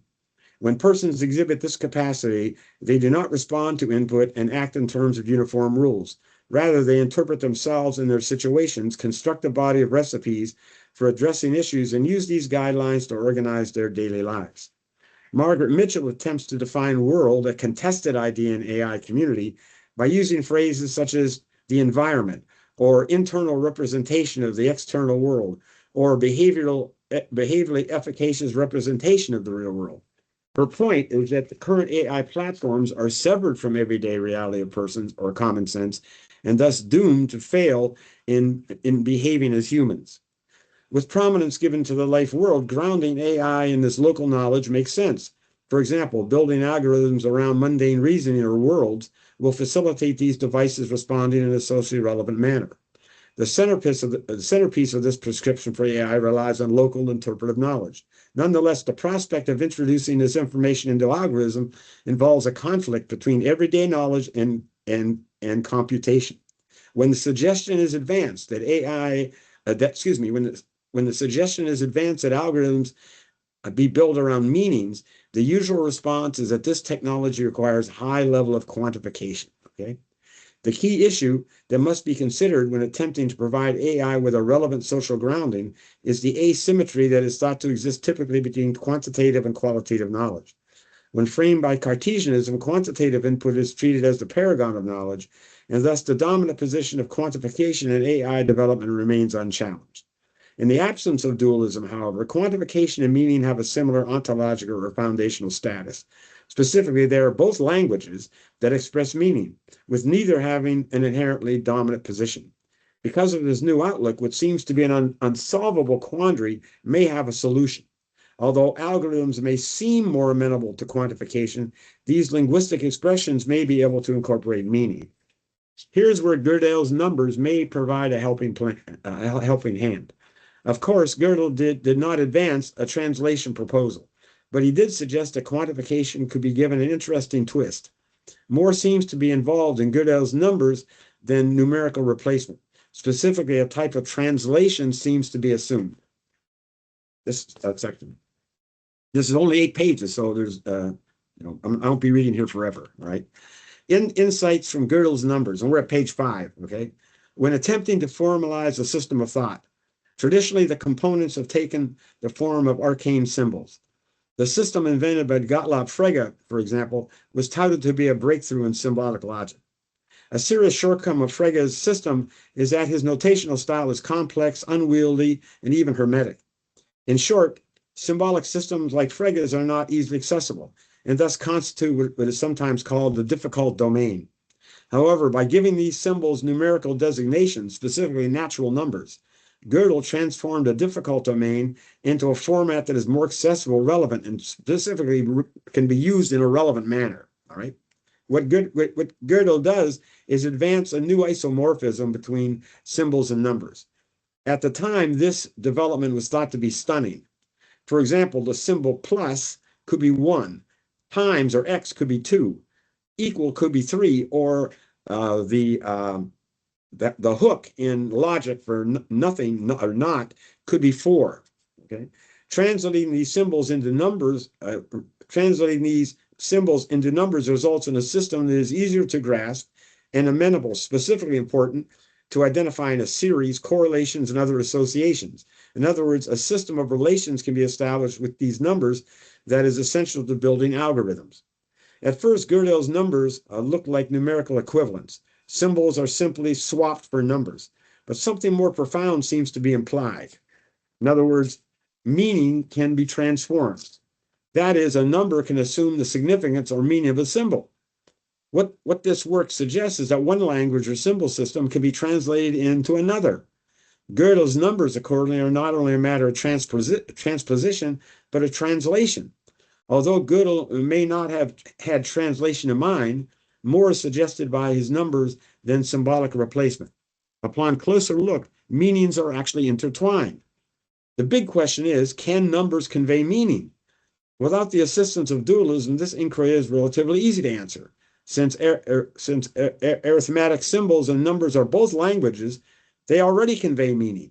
What remains to be discussed is the activity of translation, a real translation. Translation is not a matter of encoding and decoding information, particularly when some type of dialogue is expected. Aligning words and attempting to achieve linguistic equivalence is not viewed as translation by modern critics. So what is involved in a real translation that goes beyond exchanging one expression for another? For persons to engage each other, a few issues must be clarified. What is foremost is that persons are not information processors that sort input. When understood against the backdrop of the life world, they actively interpret and construct their situations, although never alone. George Herbert Mead, for example, characterized human exchange as a conversation of gestures. What he means is that persons express meanings that must be clarified through further interrogation. Interlocutors interpret expressions and seek clarifications so that their respective understandings match what each person intended to say. Regarding an adequate translation, reaching an adequate translation is a fragile endeavor. As Hans-Georg Gadamer explains, mutual understanding will not take place unless the interlocutors place their initial outlook at risk. What this action requires is the recognition that their initial interpretations of each other's expressions may be in error. An adequate translation requires that each interlocutor interpretation be corroborated by the entry into the worlds of others. Gödel's numbers in the accompanying translation cannot be truly appreciated without his incompleteness theorem. What this incompleteness theorem says is that no matter how formalized the system becomes, the result is never complete. This conclusion is based on the idea that formalization is a mode of deduction. A formal system that is the product of initial assumptions that could have been different, okay? Especially noteworthy is that formalization involves a lot more than striving for clarification. In a sense, metaphysics is present. That is, the goal is to escape from contingency and become universal. Gödel, however, cast a pall over this project because any system, no matter how tight, is limited because of the contingent character of the foundational propositions. These beginnings never mimic reality and thus are inherently universal, but constitute a source of uncertainty. So how does uncertainty reflect dialogue? What should be noticed is that dialogue is not simply the exchange of settled or non-contingent information. Dialogue requires personal vulnerability and the willingness to enter into and grasp the mundane reasoning of others. In a matter of speaking, dialogue occurs behind the scenes when numbers acquire meaning. Dialogue takes place when numbers are assigned so that these assignments reflect relevancies in the life world. Hence, objects should not simply be lumped together in categories and counted. In this discussion, worlds should not be treated as a collection of obtrusive and subtle features, but rather as fragile narrative realities that hang together. What should be established is the local meaning of these stories before they are assigned or translated to a number. The important takeaway from this discussion is that the important takeaway from this discussion of dialogue is that without the help of dualism, quantification is always contingent and it involves meaning. The meaning that is recognized accordingly does not have to be limited to quantities linked to categorical distinctions. Numbers, simply put, can convey a range of meanings, but attention must be directed to meanings rather than brute quantities, okay? Conclusion, just 2 paragraphs, all right? Melanie Mitchell remarks that translation works best when so-called real-world knowledge guides activity. If Cartesianism is set aside, the life world becomes the reservoir of knowledge and interpretation mediates everything that is known. Rather than a natural reality being readily accessible, all knowledge must be translated. From the beginning, this process is undecidable. That is, neither the beginning nor the outcome of translation is known in advance. Although numbers are thought typically to defy interpretation, as a language, they cannot avoid this fate. What is important is that they express socially relevant meaning. This qualitative possibility should not be downplayed if the aim is to bring algorithms and AI in general closer to everyday existence. That's it for me. Go ahead, Well, Carl. no, we decided to do it this way. I just want to contextualize what John said about flourishing AI, because we are trying to use in a more ethical way, responsible way, AI into organizational life. I have been working, and I am part of a network called the Humanistic Management Network. So we started talking this like, I don't know, 7-10 years ago with John, is like, okay, how we do this? Because if we're gonna use AI into the organizations, and AI has all these problems that John mentioned, how can we do it? So we have been talking about this idea of using meta-realities, which is Gödel's theorem. It's a way we think, and others, that we can approach to do coding that the live world, the Lebenswelt, is going to be included. So we were really happy in the last 5 years to see Gary Marcus' critique about generative AI, because Gen AI neglects context, common sense, and meaning. Gen AI shortcomings reflect deeper ontological and epistemological misalignments. So hearing Marcus saying that we need world models, and Mitchell, especially Gary Marcus, has been a good sign for us. So that's what this paper is about. We just published a book about this. And I don't know how much time do we have, or we go to questions, if I can talk a little bit more. But this is the idea, is how to create coding using meta-realities to approach the way to have the live world. And as John read, to have a semantic aspect of daily life included. So actually we can have a dialogue. Is it possible or no?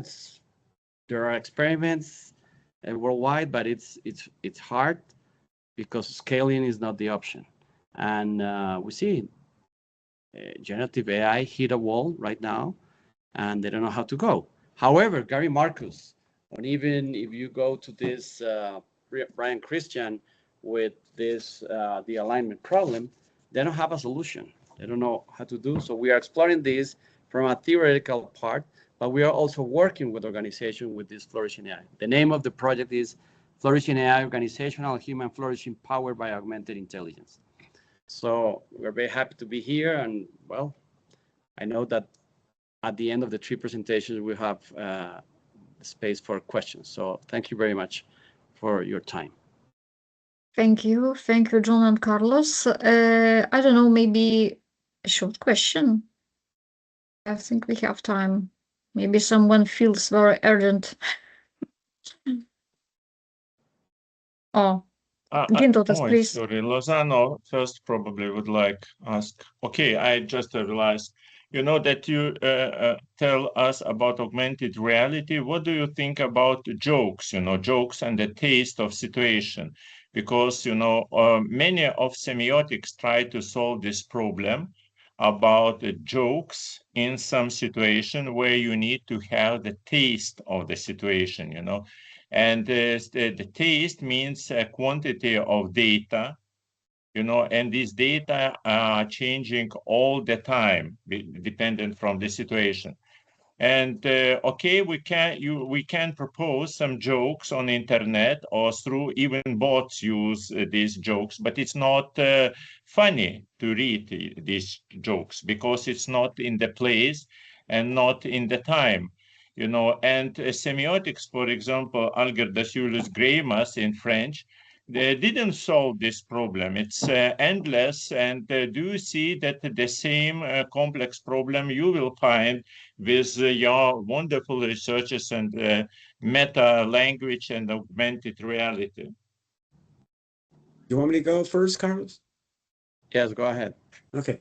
This is where these people that are moving to world models now, I mean, in the paper, I said could be in world models, because I'm not that optimistic, because the way the world models are being done, they're still relying on almost scaling, but it's behind the scenes. Okay, so it's but the point, these guys, and this is tons and tons of money going into this, especially like at Stanford University, and there's the situation they have there to build these world models, because they believe, just like you're saying, that you can't understand anything unless you understand all this contextualization and so forth. So they realize that, and this is what they're trying to do. But Carlos and I think my opinion is that Carlos is a little more optimistic about this than I am, but we sort of agreed that we would pursue this as far as we could. I mean, we weren't just going to write it off in the beginning and say sort of technology blows, which would really be my starting point, but I wasn't going to do that, and we were just going to follow this out as far as we could. And so this is where we're at. Yeah. I think the dialogue and the way you say intelektas, when you talk about dialogue, it's totally different as communication. And David Bond talks about that you have to put your beliefs like in a refrigerator. It's kind of the joke analogy you are putting there. There are these hidden messages that it seems that they are impossible to code, but we think that this strategy goes beyond Gary Marcus world models definition, because the world model is like a 3D definition and neurosymbolic AI. We have to go to these subtle messages that are part of human interaction. And yes, as John said, we are following this path, and we'll see where we get that. But I think I get your point of your comment question, that these jokes, these hidden messages, is the same with dialogue. The only way to have not the only way, one way to have a humane society is that we really talk transparently, and that's dialogue. So thank you for your comment. Thank you. Thank you, guys. So probably we should move on. Again, I hear my echo. Well, nevertheless, I would like to invite the second presenter is Joe Pilota from Ohio State University, The Workings of Algorithmic AI and Parliament of Social Media. Please. I think we need Lena to lock our microphones. Yes, so only Joe, so we won't have background noise. Thomas, probably you can help us to mute.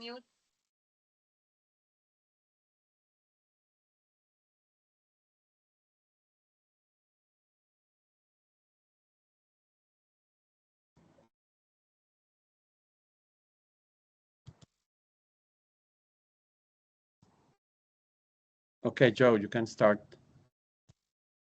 Okay. Well, let me indicate the title of the paper is correct. However, I think I'll provide a bit of a context. It's almost like giving the end of the paper, sort of give away the plot before you end up by telling you what the plot, how it developed. The paper was framed and based on the fact that I'm working on a manuscript called The Dark Enlightenment. The Dark Enlightenment is a reversal of turning the Enlightenment inside out, which happens to be a way in which, by the way, Donald Trump's advisors, who basically wrote up Project 2025, which is a blueprint of the Dark Enlightenment, only in policy formation. If people want to know more about this, look at Peter Thiel, the founder of PayPal, and the godfather, not literally, but the godfather to our president in the Vice President J.D. Vance. What this basically says is, and he is one of the Silicon Valley buddies and brotherhood of AI, and as I looked into this work, I developed some more and more of an interest of essentially how social media got and influences one elections, rumor. How is this happening?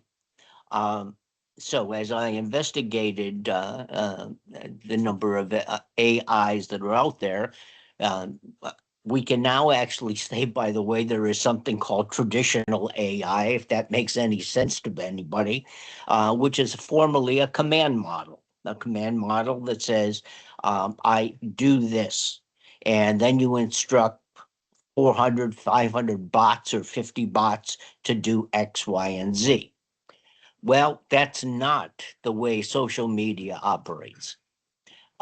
Social media, especially, well, I should say social media of the big guys, Google, X, formerly Twitter, Facebook, Trump's Truth Social, TikTok. They don't operate on the command model of bots. What they operate is with something called swarm AI. And swarm AI is definitely different than what one would call the traditional AI, as I just mentioned. What this means is that instead of a command model, the notion of swarm is, by the way, modeled after, quote, call it flock behavior, bee behavior. It's a biosocial orientation to behavior. And what they essentially have modeled is a way in which there is not a 0-1 binary that drives this. This is a field theory of intelligence, if you want to call it that. I call it a field theory of communication, which is really, quote, synthetic communication, but nevertheless, and what it does, very simply, it basically says this is a program to the different, quote, agents that are out there. Align your sentiment, align your talk with the current sentiment. So what happens is the talk is generated by the different communities, but those different communities are not generated by the command. Those communities end up by being small communities, call them multiple publics, but they all end up by getting and forming their own kind of message. But they all form their message around the fact that they are, quote, on this particular social media. This particular social media, which one you're on, obviously caters to certain kind of talk, certain kind of gesture, certain kind of movement. So consequently, the structure of recursion happens. People end up by finding what the, quote, the AI understands, if you will, the term understands, the patterns of, quote, sentiments, words, actions, by the way, scrolls, pauses, intensity of response. They do variations more than just, quote, language per se. They also have, quote, are able to handle certain kind of haptics and haptic gestures on community as you go on online. Also voice to a certain degree. All of these happen in a way in which then these other bots in this community can rally to this particular, quote, person or agent and end up by coming up with, quote, not competing messages, but different messages that give the same meaning to it. And they may then be addressing the banking side, aesthetic side, the political side, the everyday life side. So what you have is a swarm that goes and tips itself to the dominant mode. And then opinion shows up around there and people start seeing this as a trend. Trends being that people are basically looking, and that's a kind of a popular opinion. The fact of the matter is, there's a context even for this. You have to have a notion that in this bigger realm of swarm AI has people who are catered to it for good messages, bad messages. I'm going to basically, people who love this stuff see them as good messages. People who go the other group may not see them as good messages. However, what is happening, no matter what, there are messages, and those messages are generated, if you will, by that group of people in the cell, not by the command.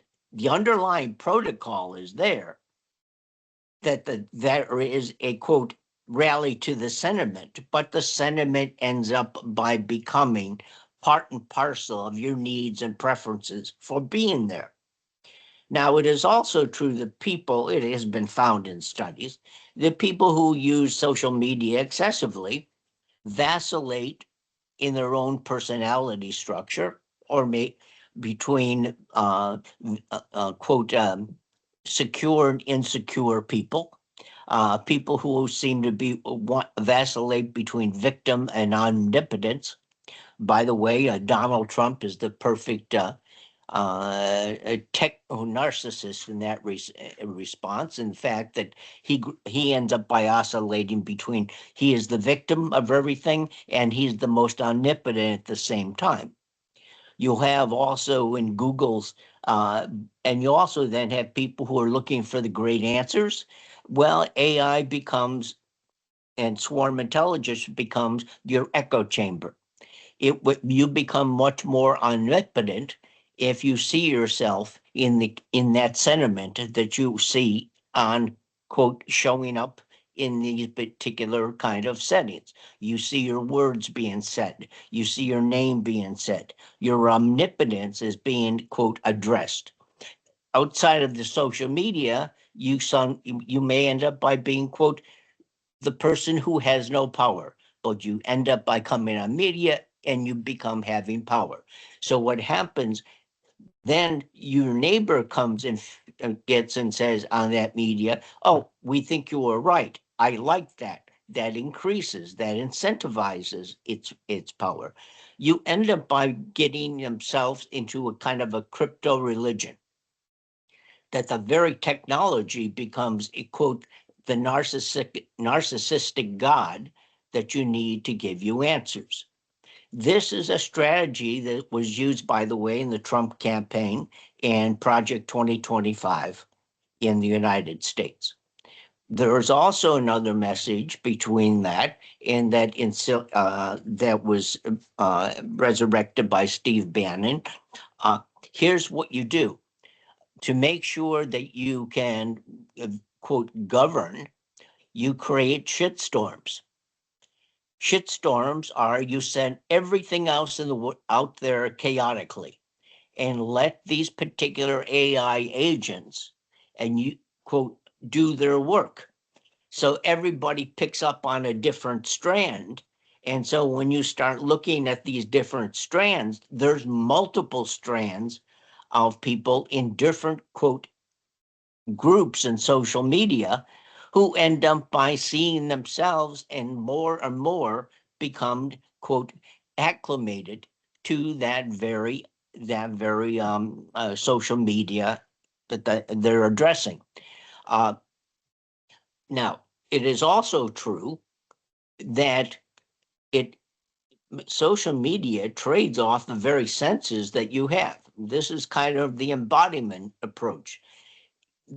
And going back to John and Carlos's presentation, this embodied notion also has the ability, perhaps I would say, to be translated, but maybe, if you will, to be translated a little bit more quote, humanly, is instead of being a persuasive device, but one as an educative device, could trade off the very kind of sense and sensibilities that is required even for you to access any of these social media, because they're accessing you in different ways, your preferences, your colors, anytime you're on the media, there's also a synchrony among these different platforms that allows you to monitor other, quote, AI systems to pick up your preferences. They do pick up your preferences, and in fact, if you shut yourself off, you've already relayed your preference to the other to which you're giving your preferences. And in fact, your neighbor now owns yours, but they own yours also preferences and needs. So what happens is with swarm AI, it is not a command model. It is a model that those who love it in Silicon Valley would love to get and advance the notion of algorithmic sovereignty. Algorithms are neutral. They do not do anything other than mimic what your needs and preferences are. And essentially, that's old-time advertising. That was what old-time advertisers said. We're giving you what you want. And people kind of who are, quote, on social media live in that echo chamber. They are constantly seeing themselves in it, if you will. There's that narcissistic echo that is required to be high users of social media, but that's how people now people are getting their, quote, power. They become more omnipotent. So consequently, what we have when I talk, even mention the word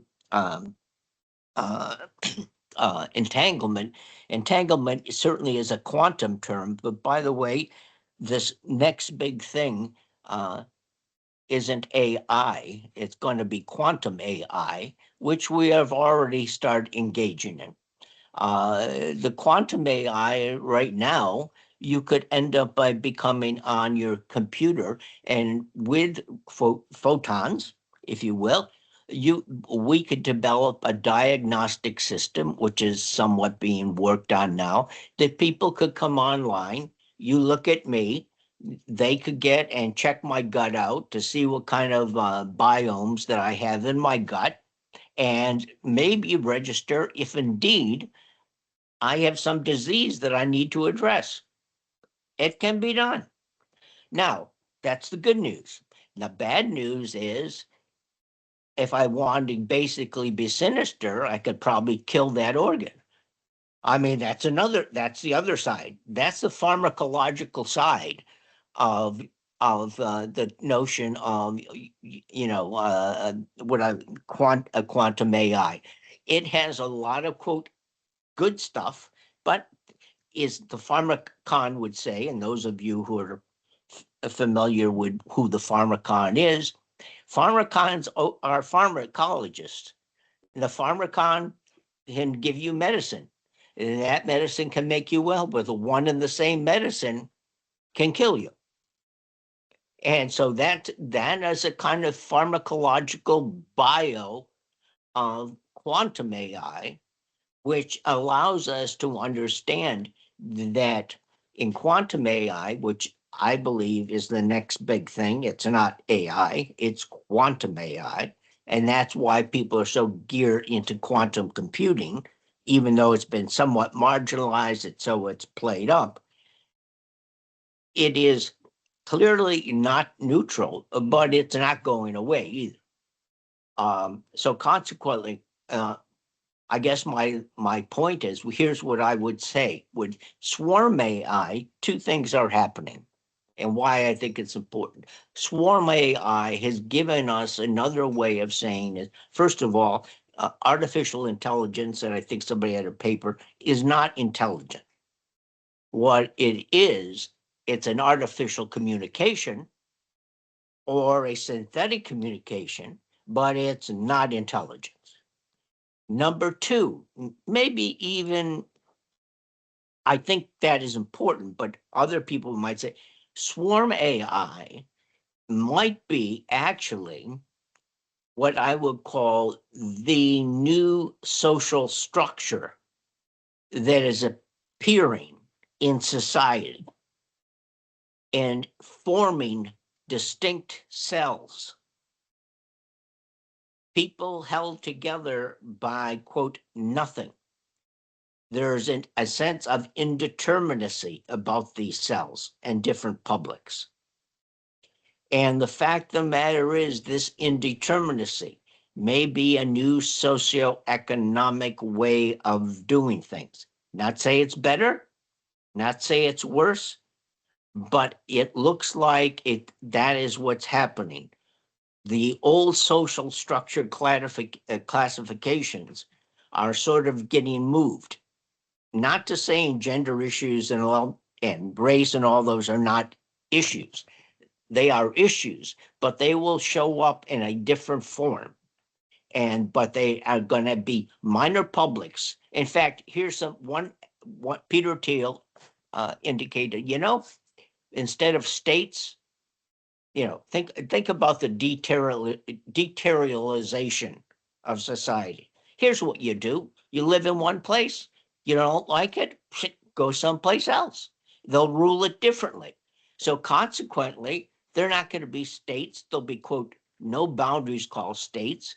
Everything will be, quote, a free, open place, very free, except they'll be ruled by the social structure of swarm AI. Now, swarm AI, by the way, is being used in defense systems already. When you start thinking about, quote, the advancement of drones, and certainly Lithuania is very familiar with now drones manufacturing, that uses swarm AI. That is the principle. Now, even though swarm AI didn't come about actually until 2014, that's a short amount of time. So right now, what I see is, one, a social structure that is being changed. The swarm AI looks like the model. Communication within this framework of AI is not communication per se, but a form of communication. And we have to understand that the command model of AI only exists in a few places. In the modern social media, in the military defense system, it's swarm AI. But radically pushing quantum looks like the next step. And what would be the governance?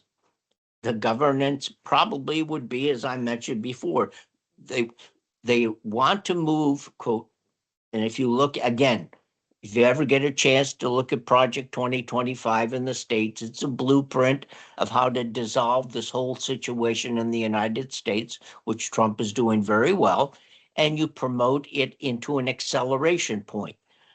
Swarm AI is good at accelerating everything.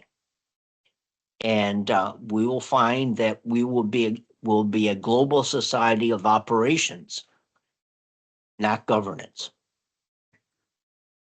Thank you. Thank you, Joy, for your really very interesting presentation, really. And yes, we have 4 minutes for brief questions. Maybe someone would like to ask. Again, Gintautas, please. Yeah, because I'm first. Elizabeth, you next time try to be first.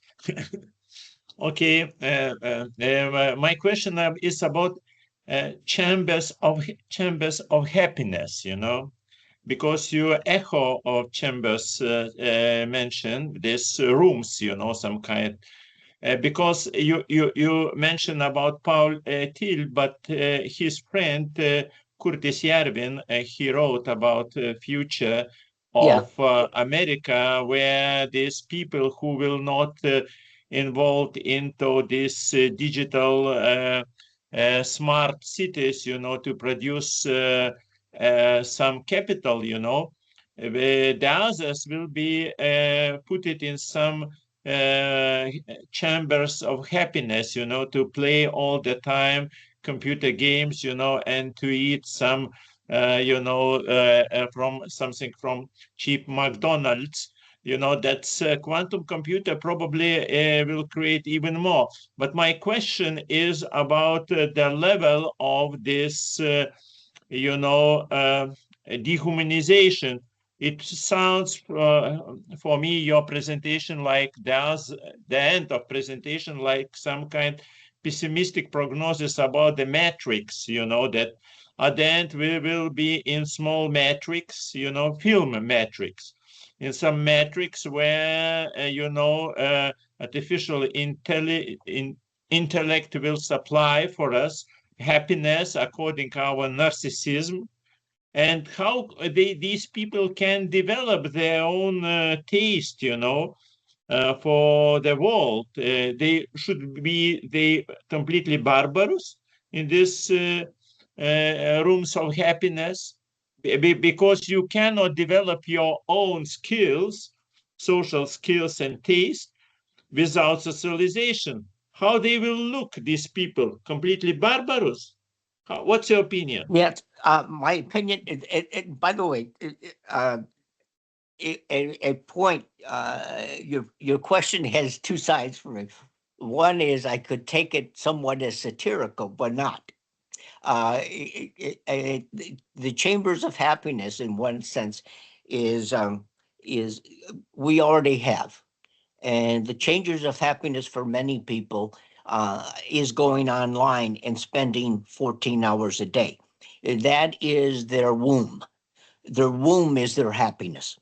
And in fact, unless you're into prenatal care, which I don't think we have too much of online of prenatal care of these chambers, the human doesn't develop. In fact, the human will not be understood as human as we understand it, but will probably now, the human will be considered pure energy. Under quantum, why not? You'll be energy. You live, you die, and your ability is to energize. Now, there's other ways to energize, all different ways, and maybe as pure energy understood, you will be, quote, happy by not being happy. It may never show up. That's what I'm suggesting. That though it is obviously it's not tomorrow, but if we make this logic on and extend it, why? My happiness is actually you in our life. It is not people being happy. It's people on the way to the journey. Happiness is a collateral product of doing things. And once you reach it, the happiness seems to dissipate because you've already reached it. Yeah. Consequently, happiness here is you will get bored over and if you do the same thing over and over again. On social media, if you're motivated, by the way, if your only, quote, happiness is to see you've increased your power, that means seeing yourself online and seeing yourself in the image of your neighbor. Because how do we understand ourselves always? Well, many times by our neighbor. And if our neighbor on social media says, hey, love what you said, great. By the way, I appreciated people's applause, but if you think about that, that's an incentive, all right? That's an incentive for me. You got and showed applause or you put it on, it's okay. The fact of the matter is, these are the, quote, happiness tools that people get. As to whether in the future we will be happy in the same way, I don't know. I know many people who, by the way, who are not happy, so they all day long. And usually they don't have any good reason to be happy. I can agree with them. But you know, you're Irvin and all those Landis and those people. Peter Thiel, I still think in one sense has more to say about these issues because he actually was a student of philosophy, and he does some weird interpretations of things, but it's always good to read weird interpretations of Deleuze and Guattari and Derrida. It's because people want to see them as good guys. Well, here's how you get and read Peter Thiel and Landis and find out that they see a side that can be used a whole different way. And they're called the accelerationists. And accelerationists are embedded in what we now call developing autocracy in the United States. That's why our president loves only dictators. Now he's happy.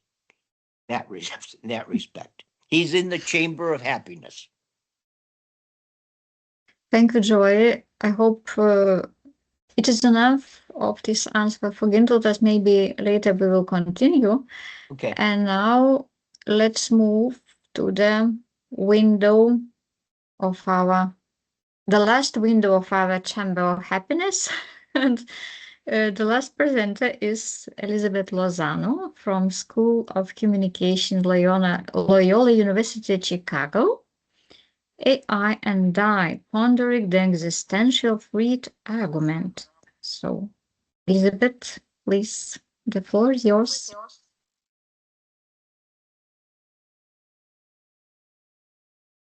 Thank you so much, Lina. Thomas, could you give me a permission to share?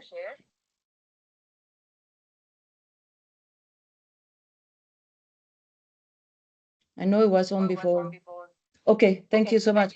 So first of all, it's very nice, and there is echo, Lina. Yeah, okay. So good to see John and Joe, and very good to see Gintautas again. Nice meeting you, Carlos, and Alvidas, I don't know, and Thomas, I think I know you, yes. And Carlos, I'm glad there are 2 Colombians in a meeting of 10 people. That's a lot of Colombians. So let's start, and I will share a PowerPoint. It's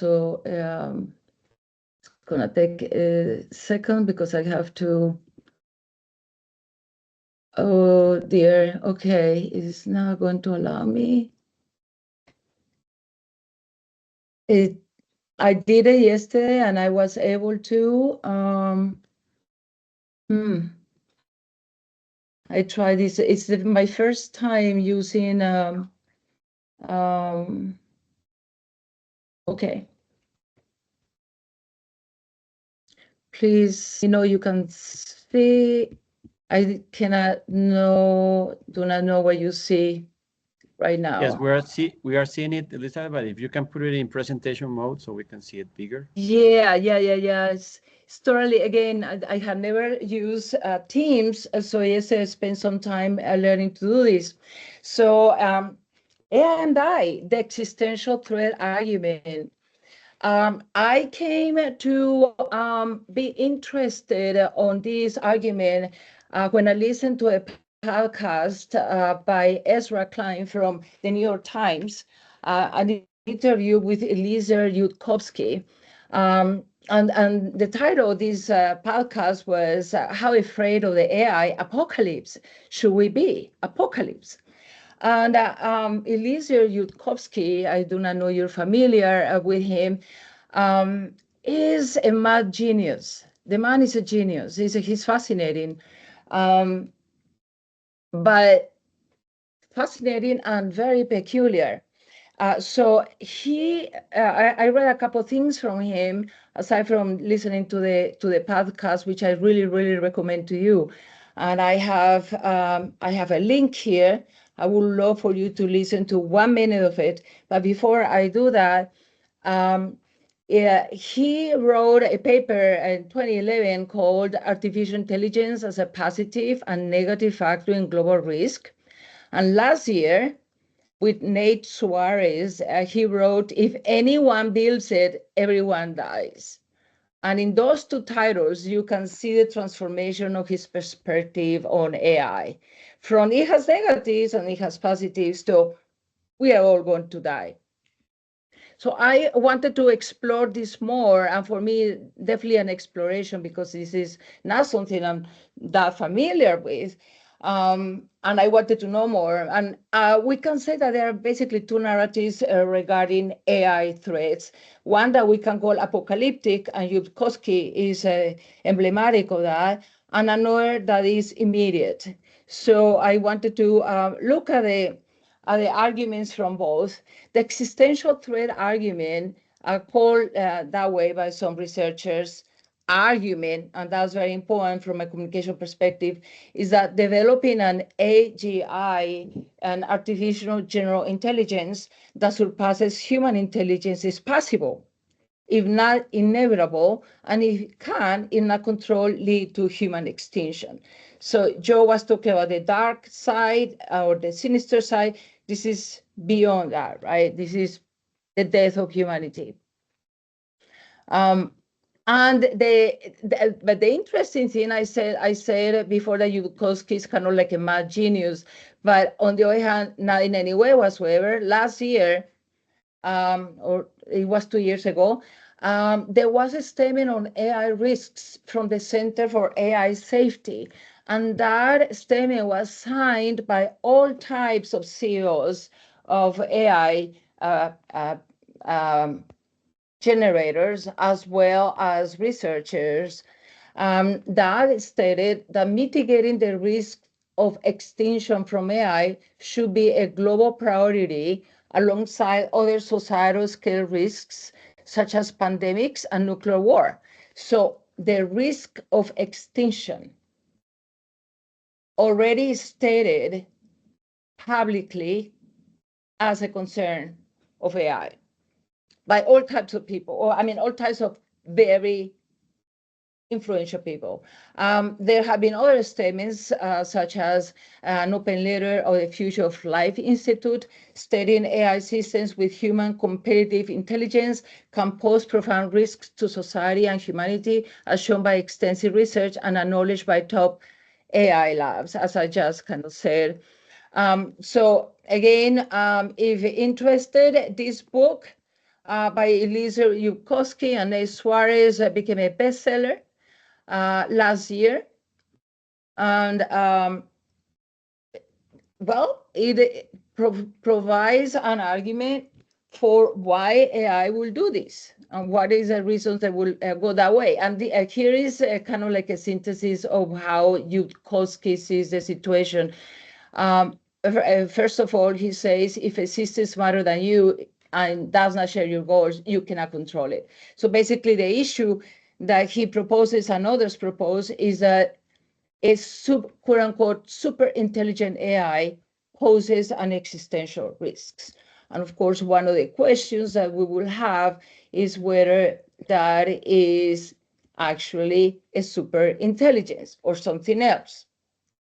So one, I think that of his most interesting claims is that current AI development is proceeding without true understanding. That anyone who claims to understand AI does not understand AI. And this non-understanding AI comes from what he calls humans developing AI planters and not growers. And by that he means, just like if you took some dirt and planted a seed, you have no control over what comes out of it. If you don't know the seed, for example, that's the human developing AI, a planter that has no control over what happens later. And the second point that he makes is that we anthropomorphize AI, incurring in what he calls the cheesecake fallacy. Meaning, and I will talk a little bit more about that, the issue, the superintelligence, basically, is like a human intelligence, but bigger cheesecake.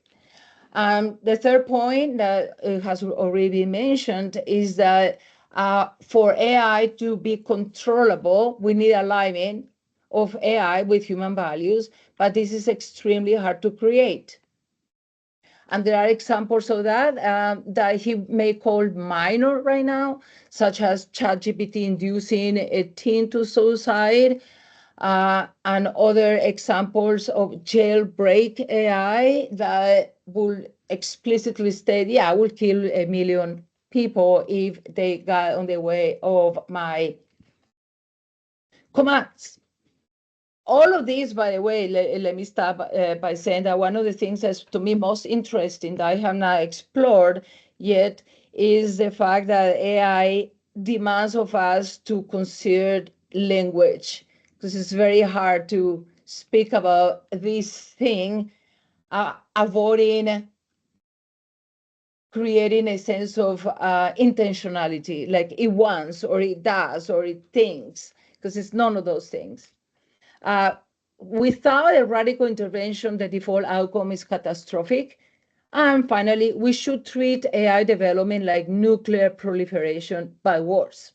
Therefore, the idea that there should be laws passed throughout the world that put very, very clear limits on what we can do with AI before AI actually produces terrible, catastrophic, uncontrollable outcomes for humans.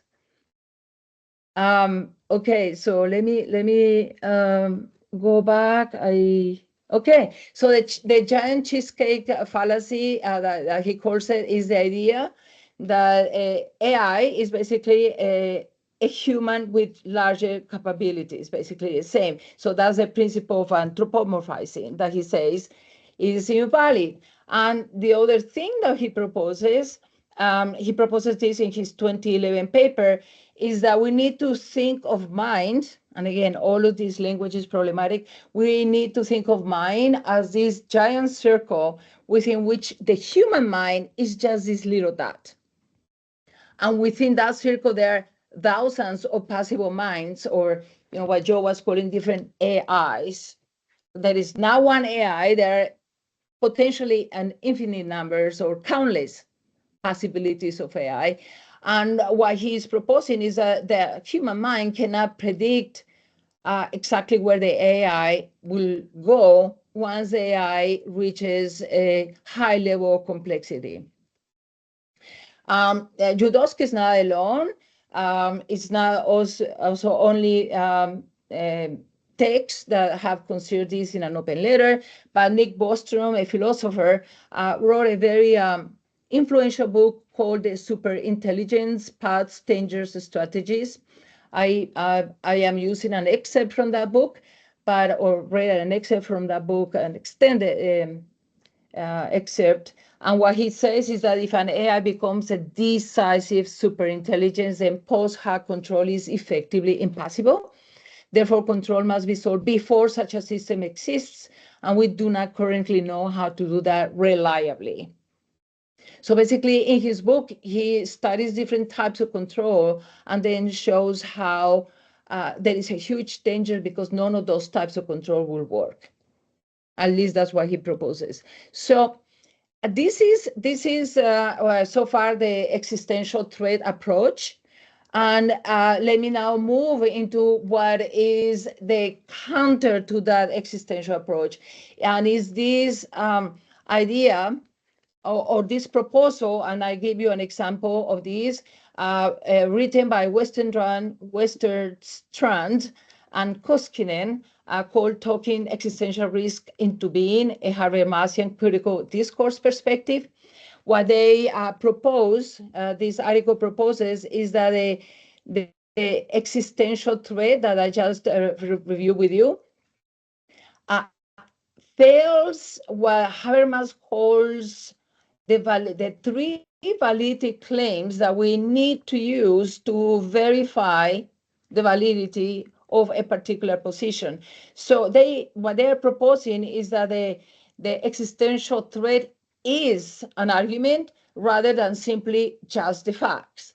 And that as an argument, we need to hold it to its quality of communication.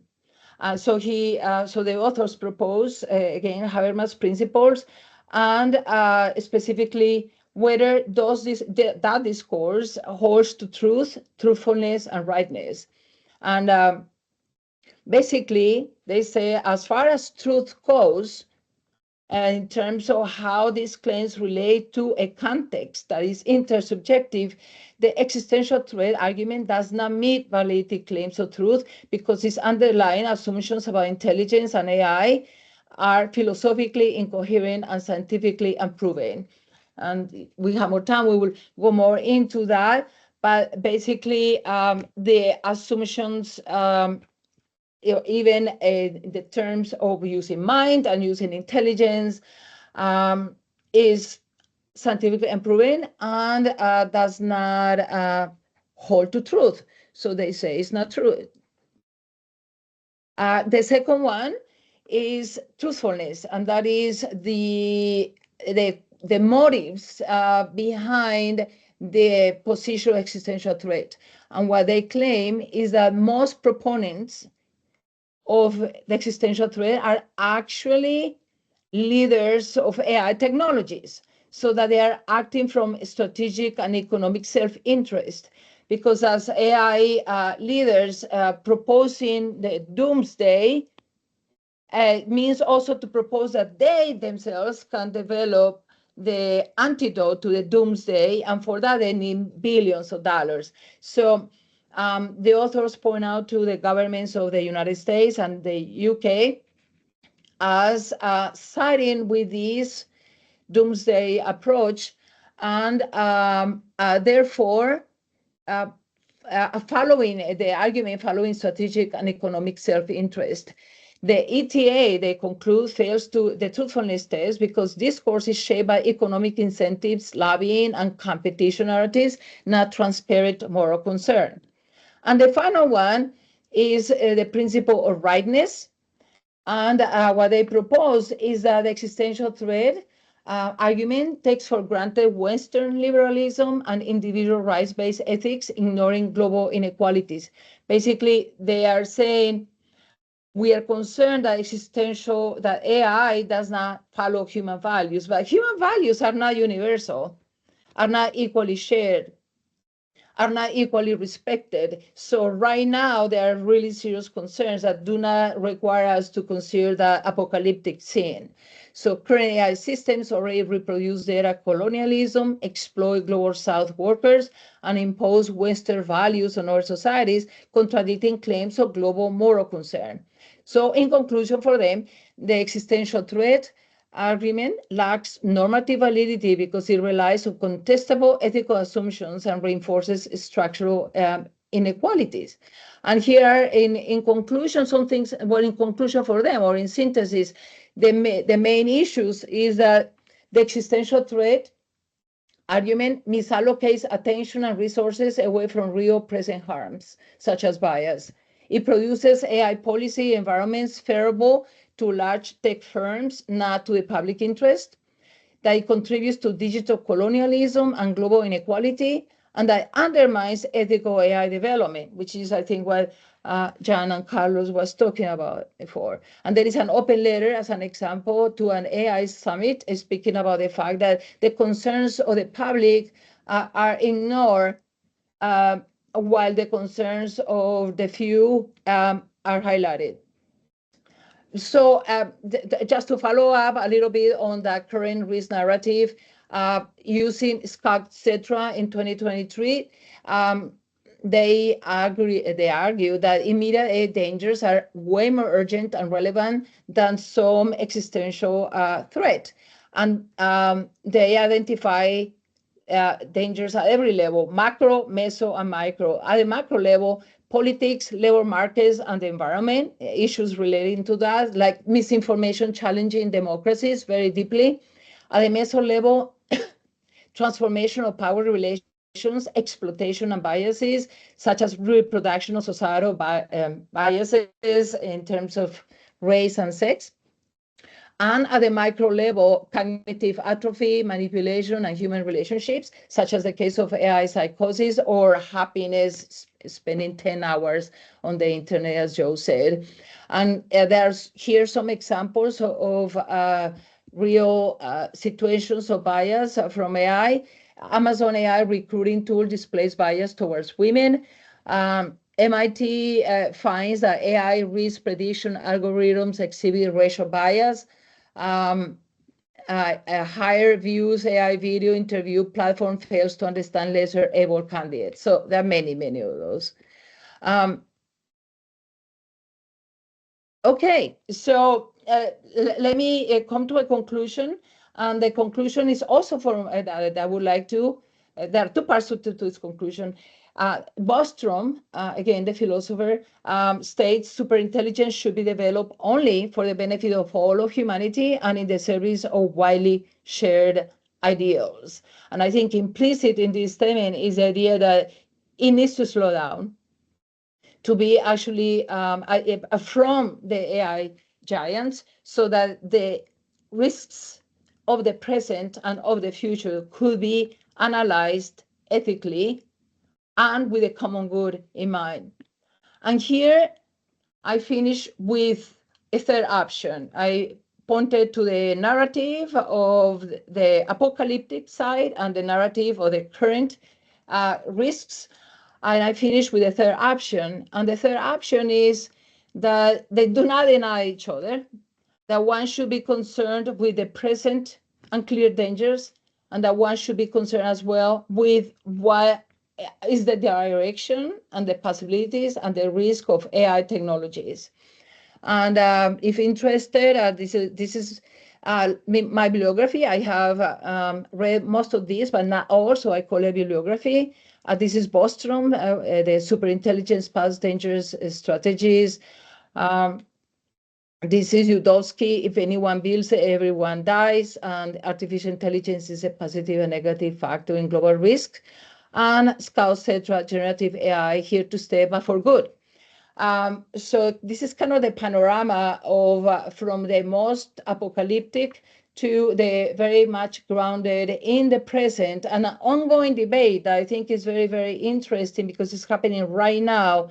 And everybody from the text to the researchers seem to be speaking about it. And I stop sharing now. Thank you so much. Thank you, Elizabeth, for your interesting presentation. And so now questions, but questions for all presenters of this panel. So probably, I don't know. I have a question for John and Carlos. Yes, please. And this is a question regarding this, again, the translatability issue.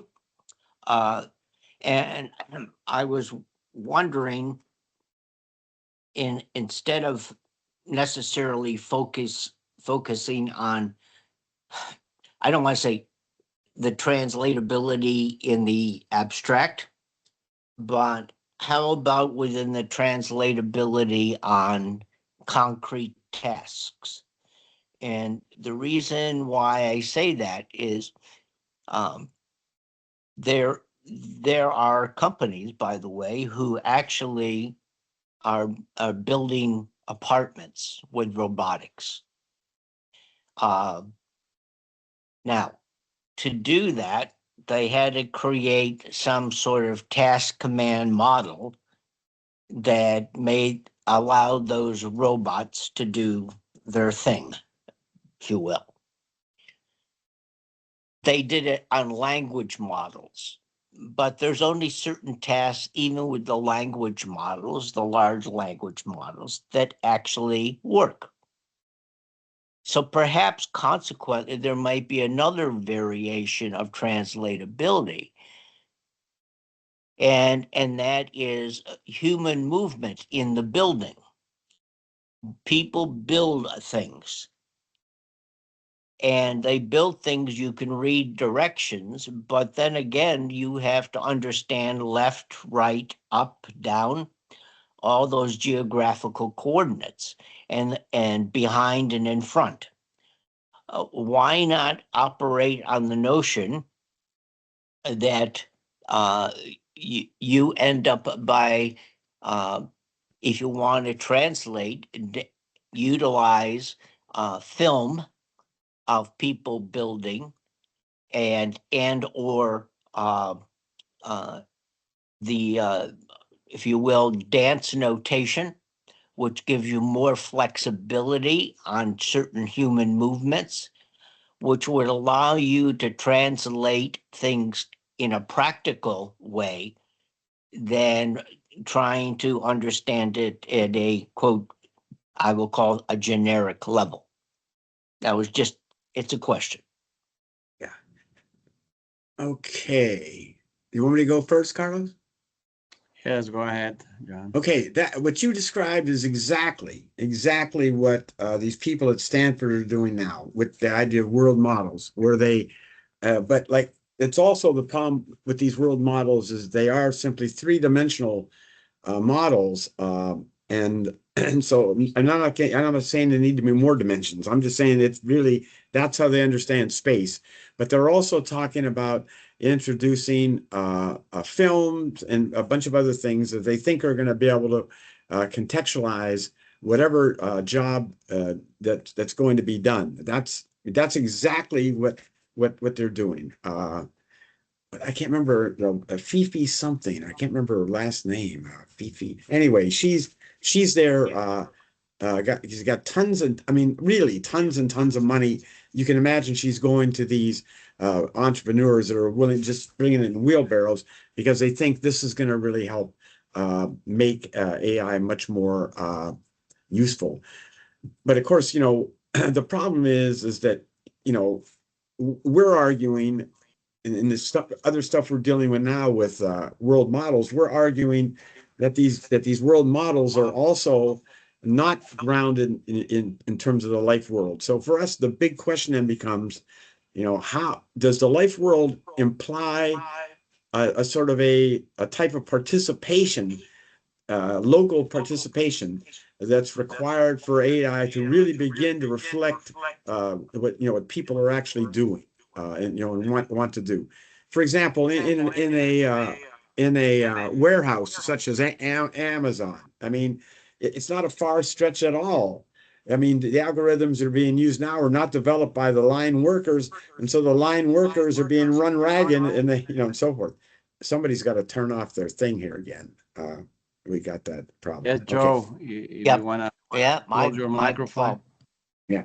So that's basically it. I mean, in terms of we're arguing that there's this other sort of participatory side that's implied with this movement to the life world, and it's not a far stretch at all to say that these ideas at Amazon, these algorithms there, could be rebuilt in a completely different way that would be more amenable to the actual workflow of workers and so forth. But of course, then the last thing I'll say is, well, how is this AI likely to be used? Everybody, I mean, in terms of the mainstream AI people, the political discussions, in my opinion, of AI are really weak. I mean, some people talk about the term capitalism, and it's something they almost want to ignore, you know, that it's happening within that framework. And so within that framework, can you anticipate how this is going to be used? And I think you can. So anyway, that's me. That's all I got to say. Carlos, you want to say? Yes, I'm going to comment on that, and I raised my hand because I just want to say something. It's like last week or last month, Apple changed from OpenAI to Gemini, and that's a huge thing in the AI community. Why they did that? Well, we said the generative AI already hit a wall. So, Joe, within these echo chambers of disillusionment, ChatGPT works. It's very handy. It's very easy. It works. I use it.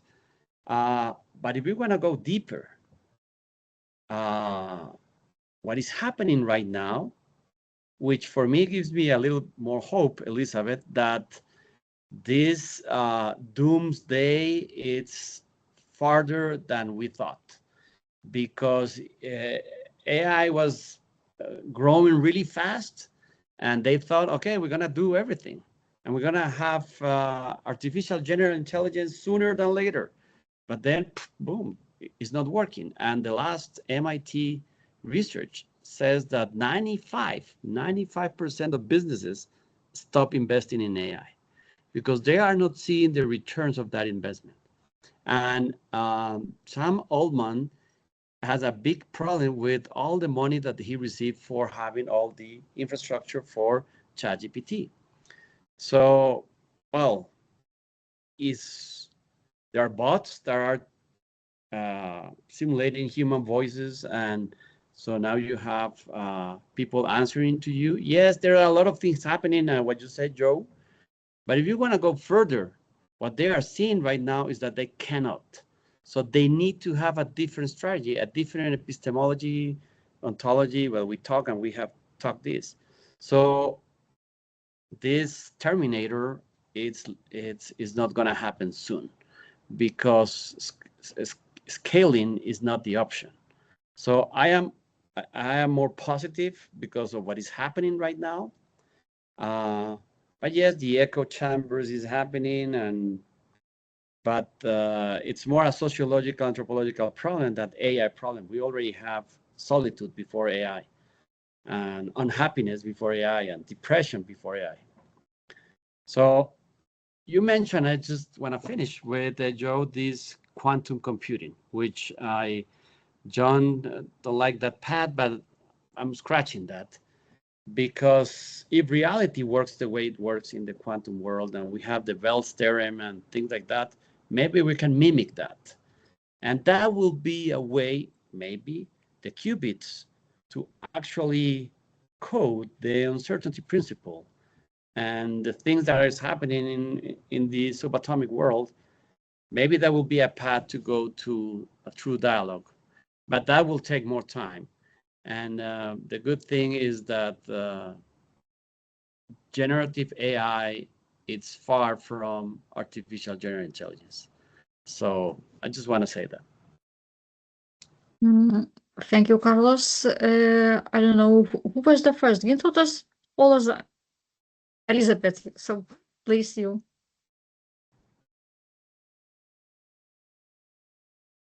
Yeah, one thing that came to mind when I was reading and researching these different positions in terms of dangers of AI is that from the perspective of communication technologies, this is, and the discourses, this is not new. It's very, very interesting if we look at the past and think about the panic generated by radio, generated by television, generated by video games, generated by, even social media.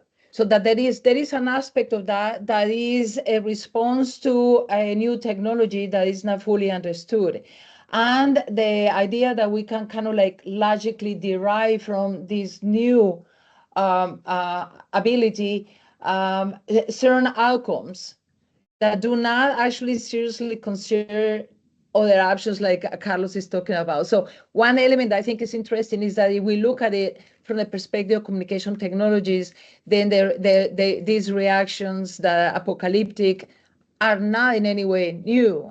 Umberto Eco wrote a book about the apocalyptic and the integrated in the 70s, which spoke about generally mass media in an apocalyptic sense. And those two positions were positions that assume people as kind of passive receivers or whatever is given to them. And we have seen over and over again that people are really not that predictable, or so we hope. Yeah, Elizabeth. Yes. Please. I have a question and comment for Elizabeth. That I very like your last pictures. Your presentation, on my opinion, was done in the context of critical theory. And, Jürgen Habermas and the others, And one of the contemporary topic, not very contemporary, but in any way, topic of critical theory is the problem of recognition.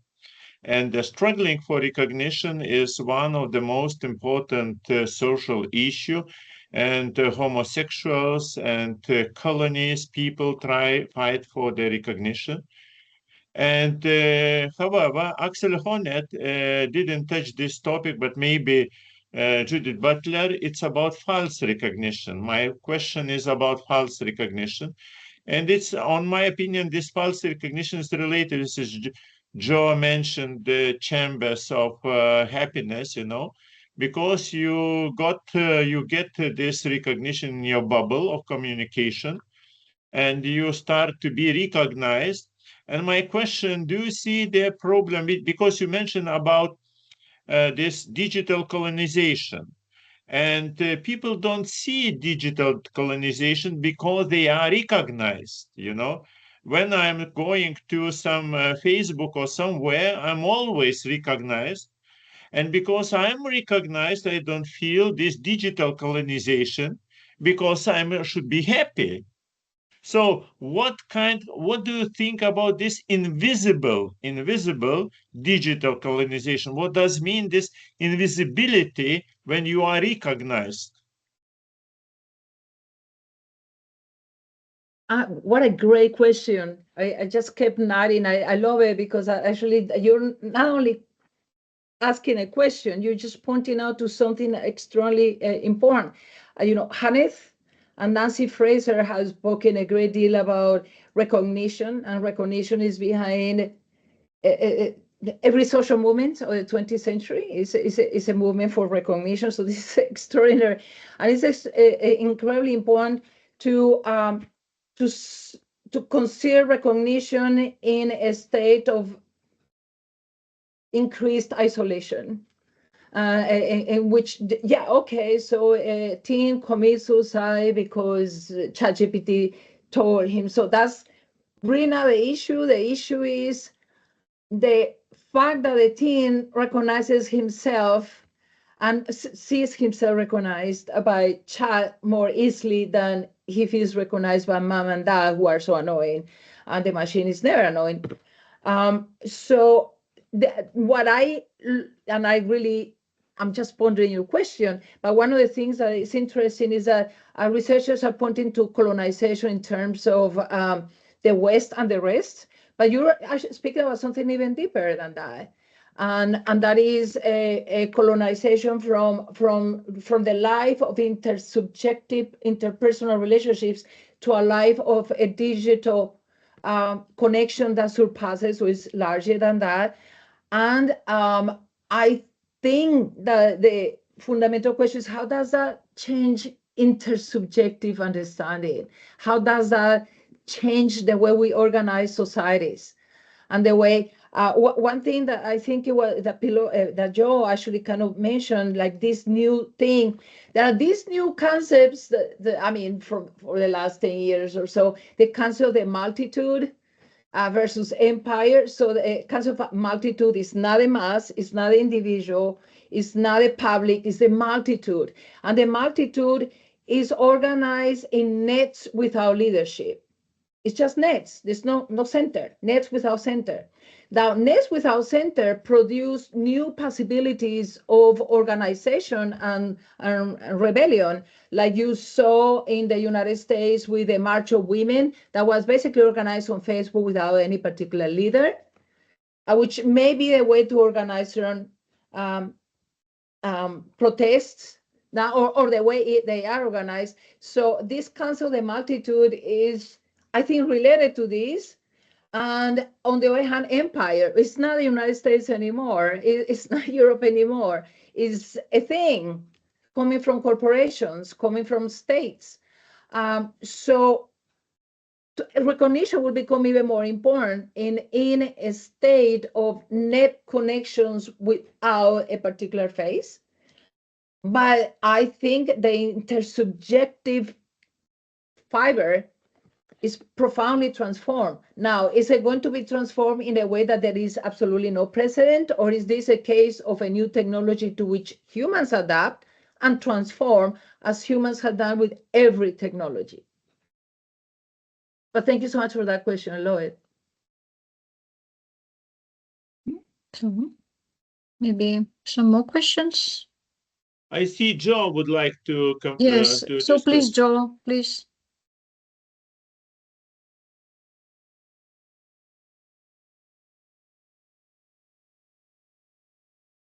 You're muted.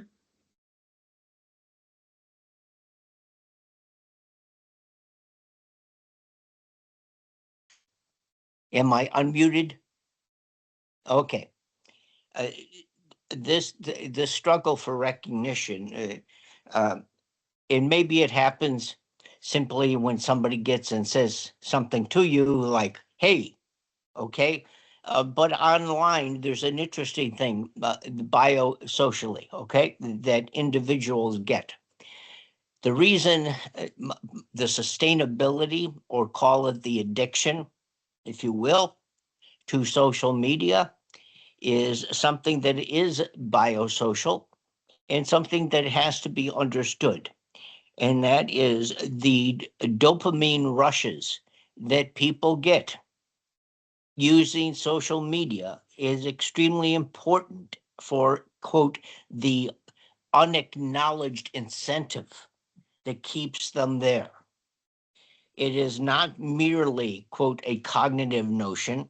It is a very, very, quote, passive notion. And social media does not aim at your cognitive abilities.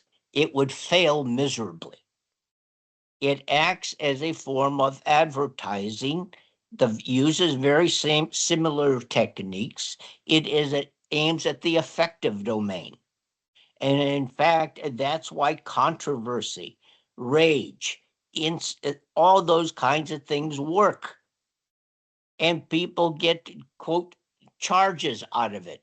These are the dopamine rushes. By the way, people get depressed when they don't get their dopamine rushes. So people who are bored all day long need to get dopamine rushes, and they go onto their social media. Now,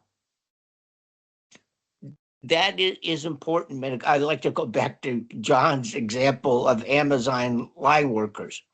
The Amazon line worker probably would not design the line shifts any differently. They like, I mean, if you talk to them, they like the because they like the pay until 16,000 workers just got laid off. The fact of the matter is, what it is that's bad contextually is they're bored. They are totally bored all day long. There is no, quote, rush in their day. So contextually, then, one would have to utilize AI to manage the boredom at the same time, because the line may not be designed any better than what it is, because it leaves the burden in some cases of back pains and all the other kinds of ailments. But that's why I go back to the notion, if you want to get to the life world, all the sensory modalities have to be accounted for. Nobody has a life world experience that doesn't have all the senses integrated into what they're doing. It is totally impossible. So unless they end up by generative AI goes and addresses those sensory components, there will be no life world situation. It's impossible.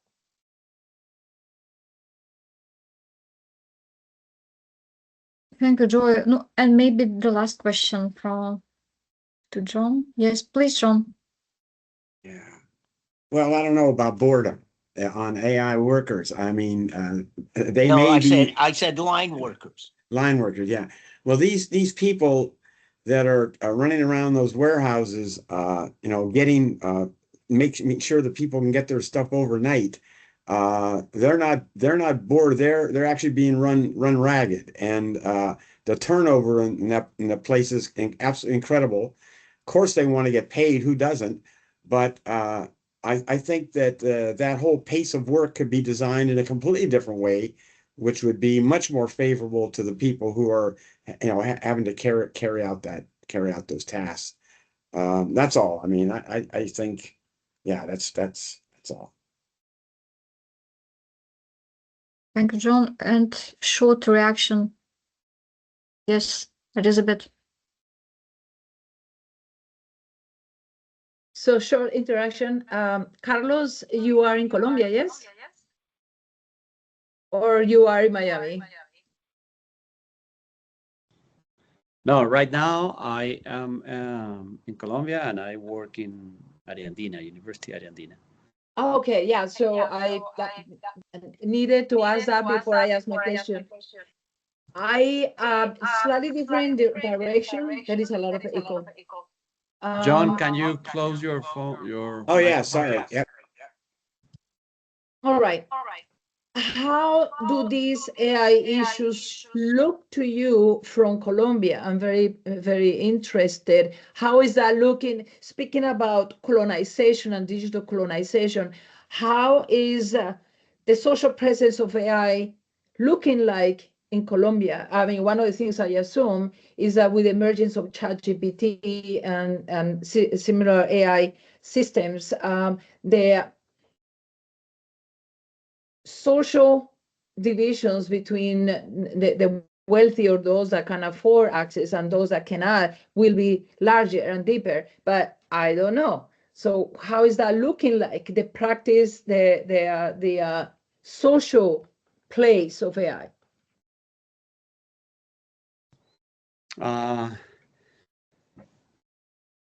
Well, I'm not researching specifically in that question, but from what is happening here, well, you mentioned there is digital colonization, but I don't think the problem with global South, global North blurs a little bit because this is a challenge of investment. And you have the G7 big companies actually have the power of AI. But if you go to any place in Colombia with economic excluded communities, they have a cell phone and they have all the AI in that cell phone. So they see that they have all the possibilities. And well, one of the challenges for all professors, not only here in Colombia, is how do you fight this ChatGPT writing essays for students? So it's, of course, there is AI digital colonization, but I don't think that people really feel it. Actually, they feel like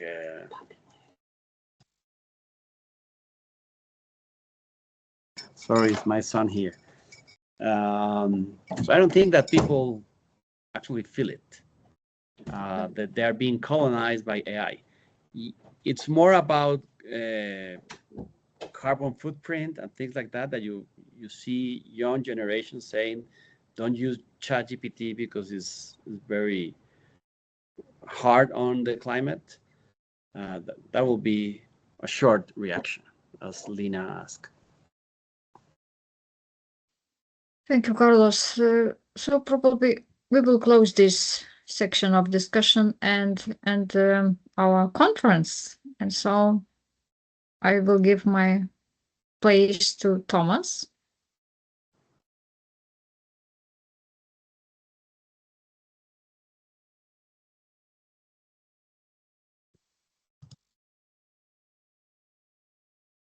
Thomas, we don't hear you. Okay, now can you hear? Okay. Yeah. Thank you very much, Lina, for leading the last session. I think the last session was the best one. And thank you, Joe. Thank you, John. Thank you, Elizabeth. Thank you, Carlos, for your presentations. My special thanks also to Gintautas for being active all the time. And also my special thanks to Algis, who invited you, from abroad, speakers from abroad. and who suggested to make this conference international. In the very beginning, I told that we have had the conferences in the Lithuanian Academy of Science for 14 years. And only this year we have an international conference. And you are welcome to prepare articles based on your presentations, and please submit in our journal Philosophy, Sociology. I've sent the link to the journal. The journal is included both in the Web of Science and Scopus, so I think it's prestigious enough. Once again, thank you very much. And also I would like to remind that we have every 2 years we have international conferences on visuality, and some of you took already part in this conference, and next conference we'll have in 2027, not this, but next spring. So once again, thank you very much, and I hope to meet you in our next conferences. Thank you so much, Thomas. Really, really appreciate it, the invitation by you and by Algis, and I get a kick out of seeing like Algis' students, you know, coming with colleagues. One question, will the other presentations be available? Were they recorded? Yes, we have shared it's in the YouTube, and I think I can share the link of all presentations, of all live presentations. Yeah, I will appreciate that, because I thought I could wake up at 2 a.m., but no, I couldn't. So thank you very much once again. Thank you, Thank Thomas. you, Thomas. Thank you. Thanks for the invitation. Bye. Carlos, John. Yeah, nice to see everybody. Bye, Joe. Yeah. Bye, Lina, Elizabeth. Bye. Bye. Bye, Joe, Carlos, John, bye. Bye. Yeah. Thomas, Dalia. Everyone.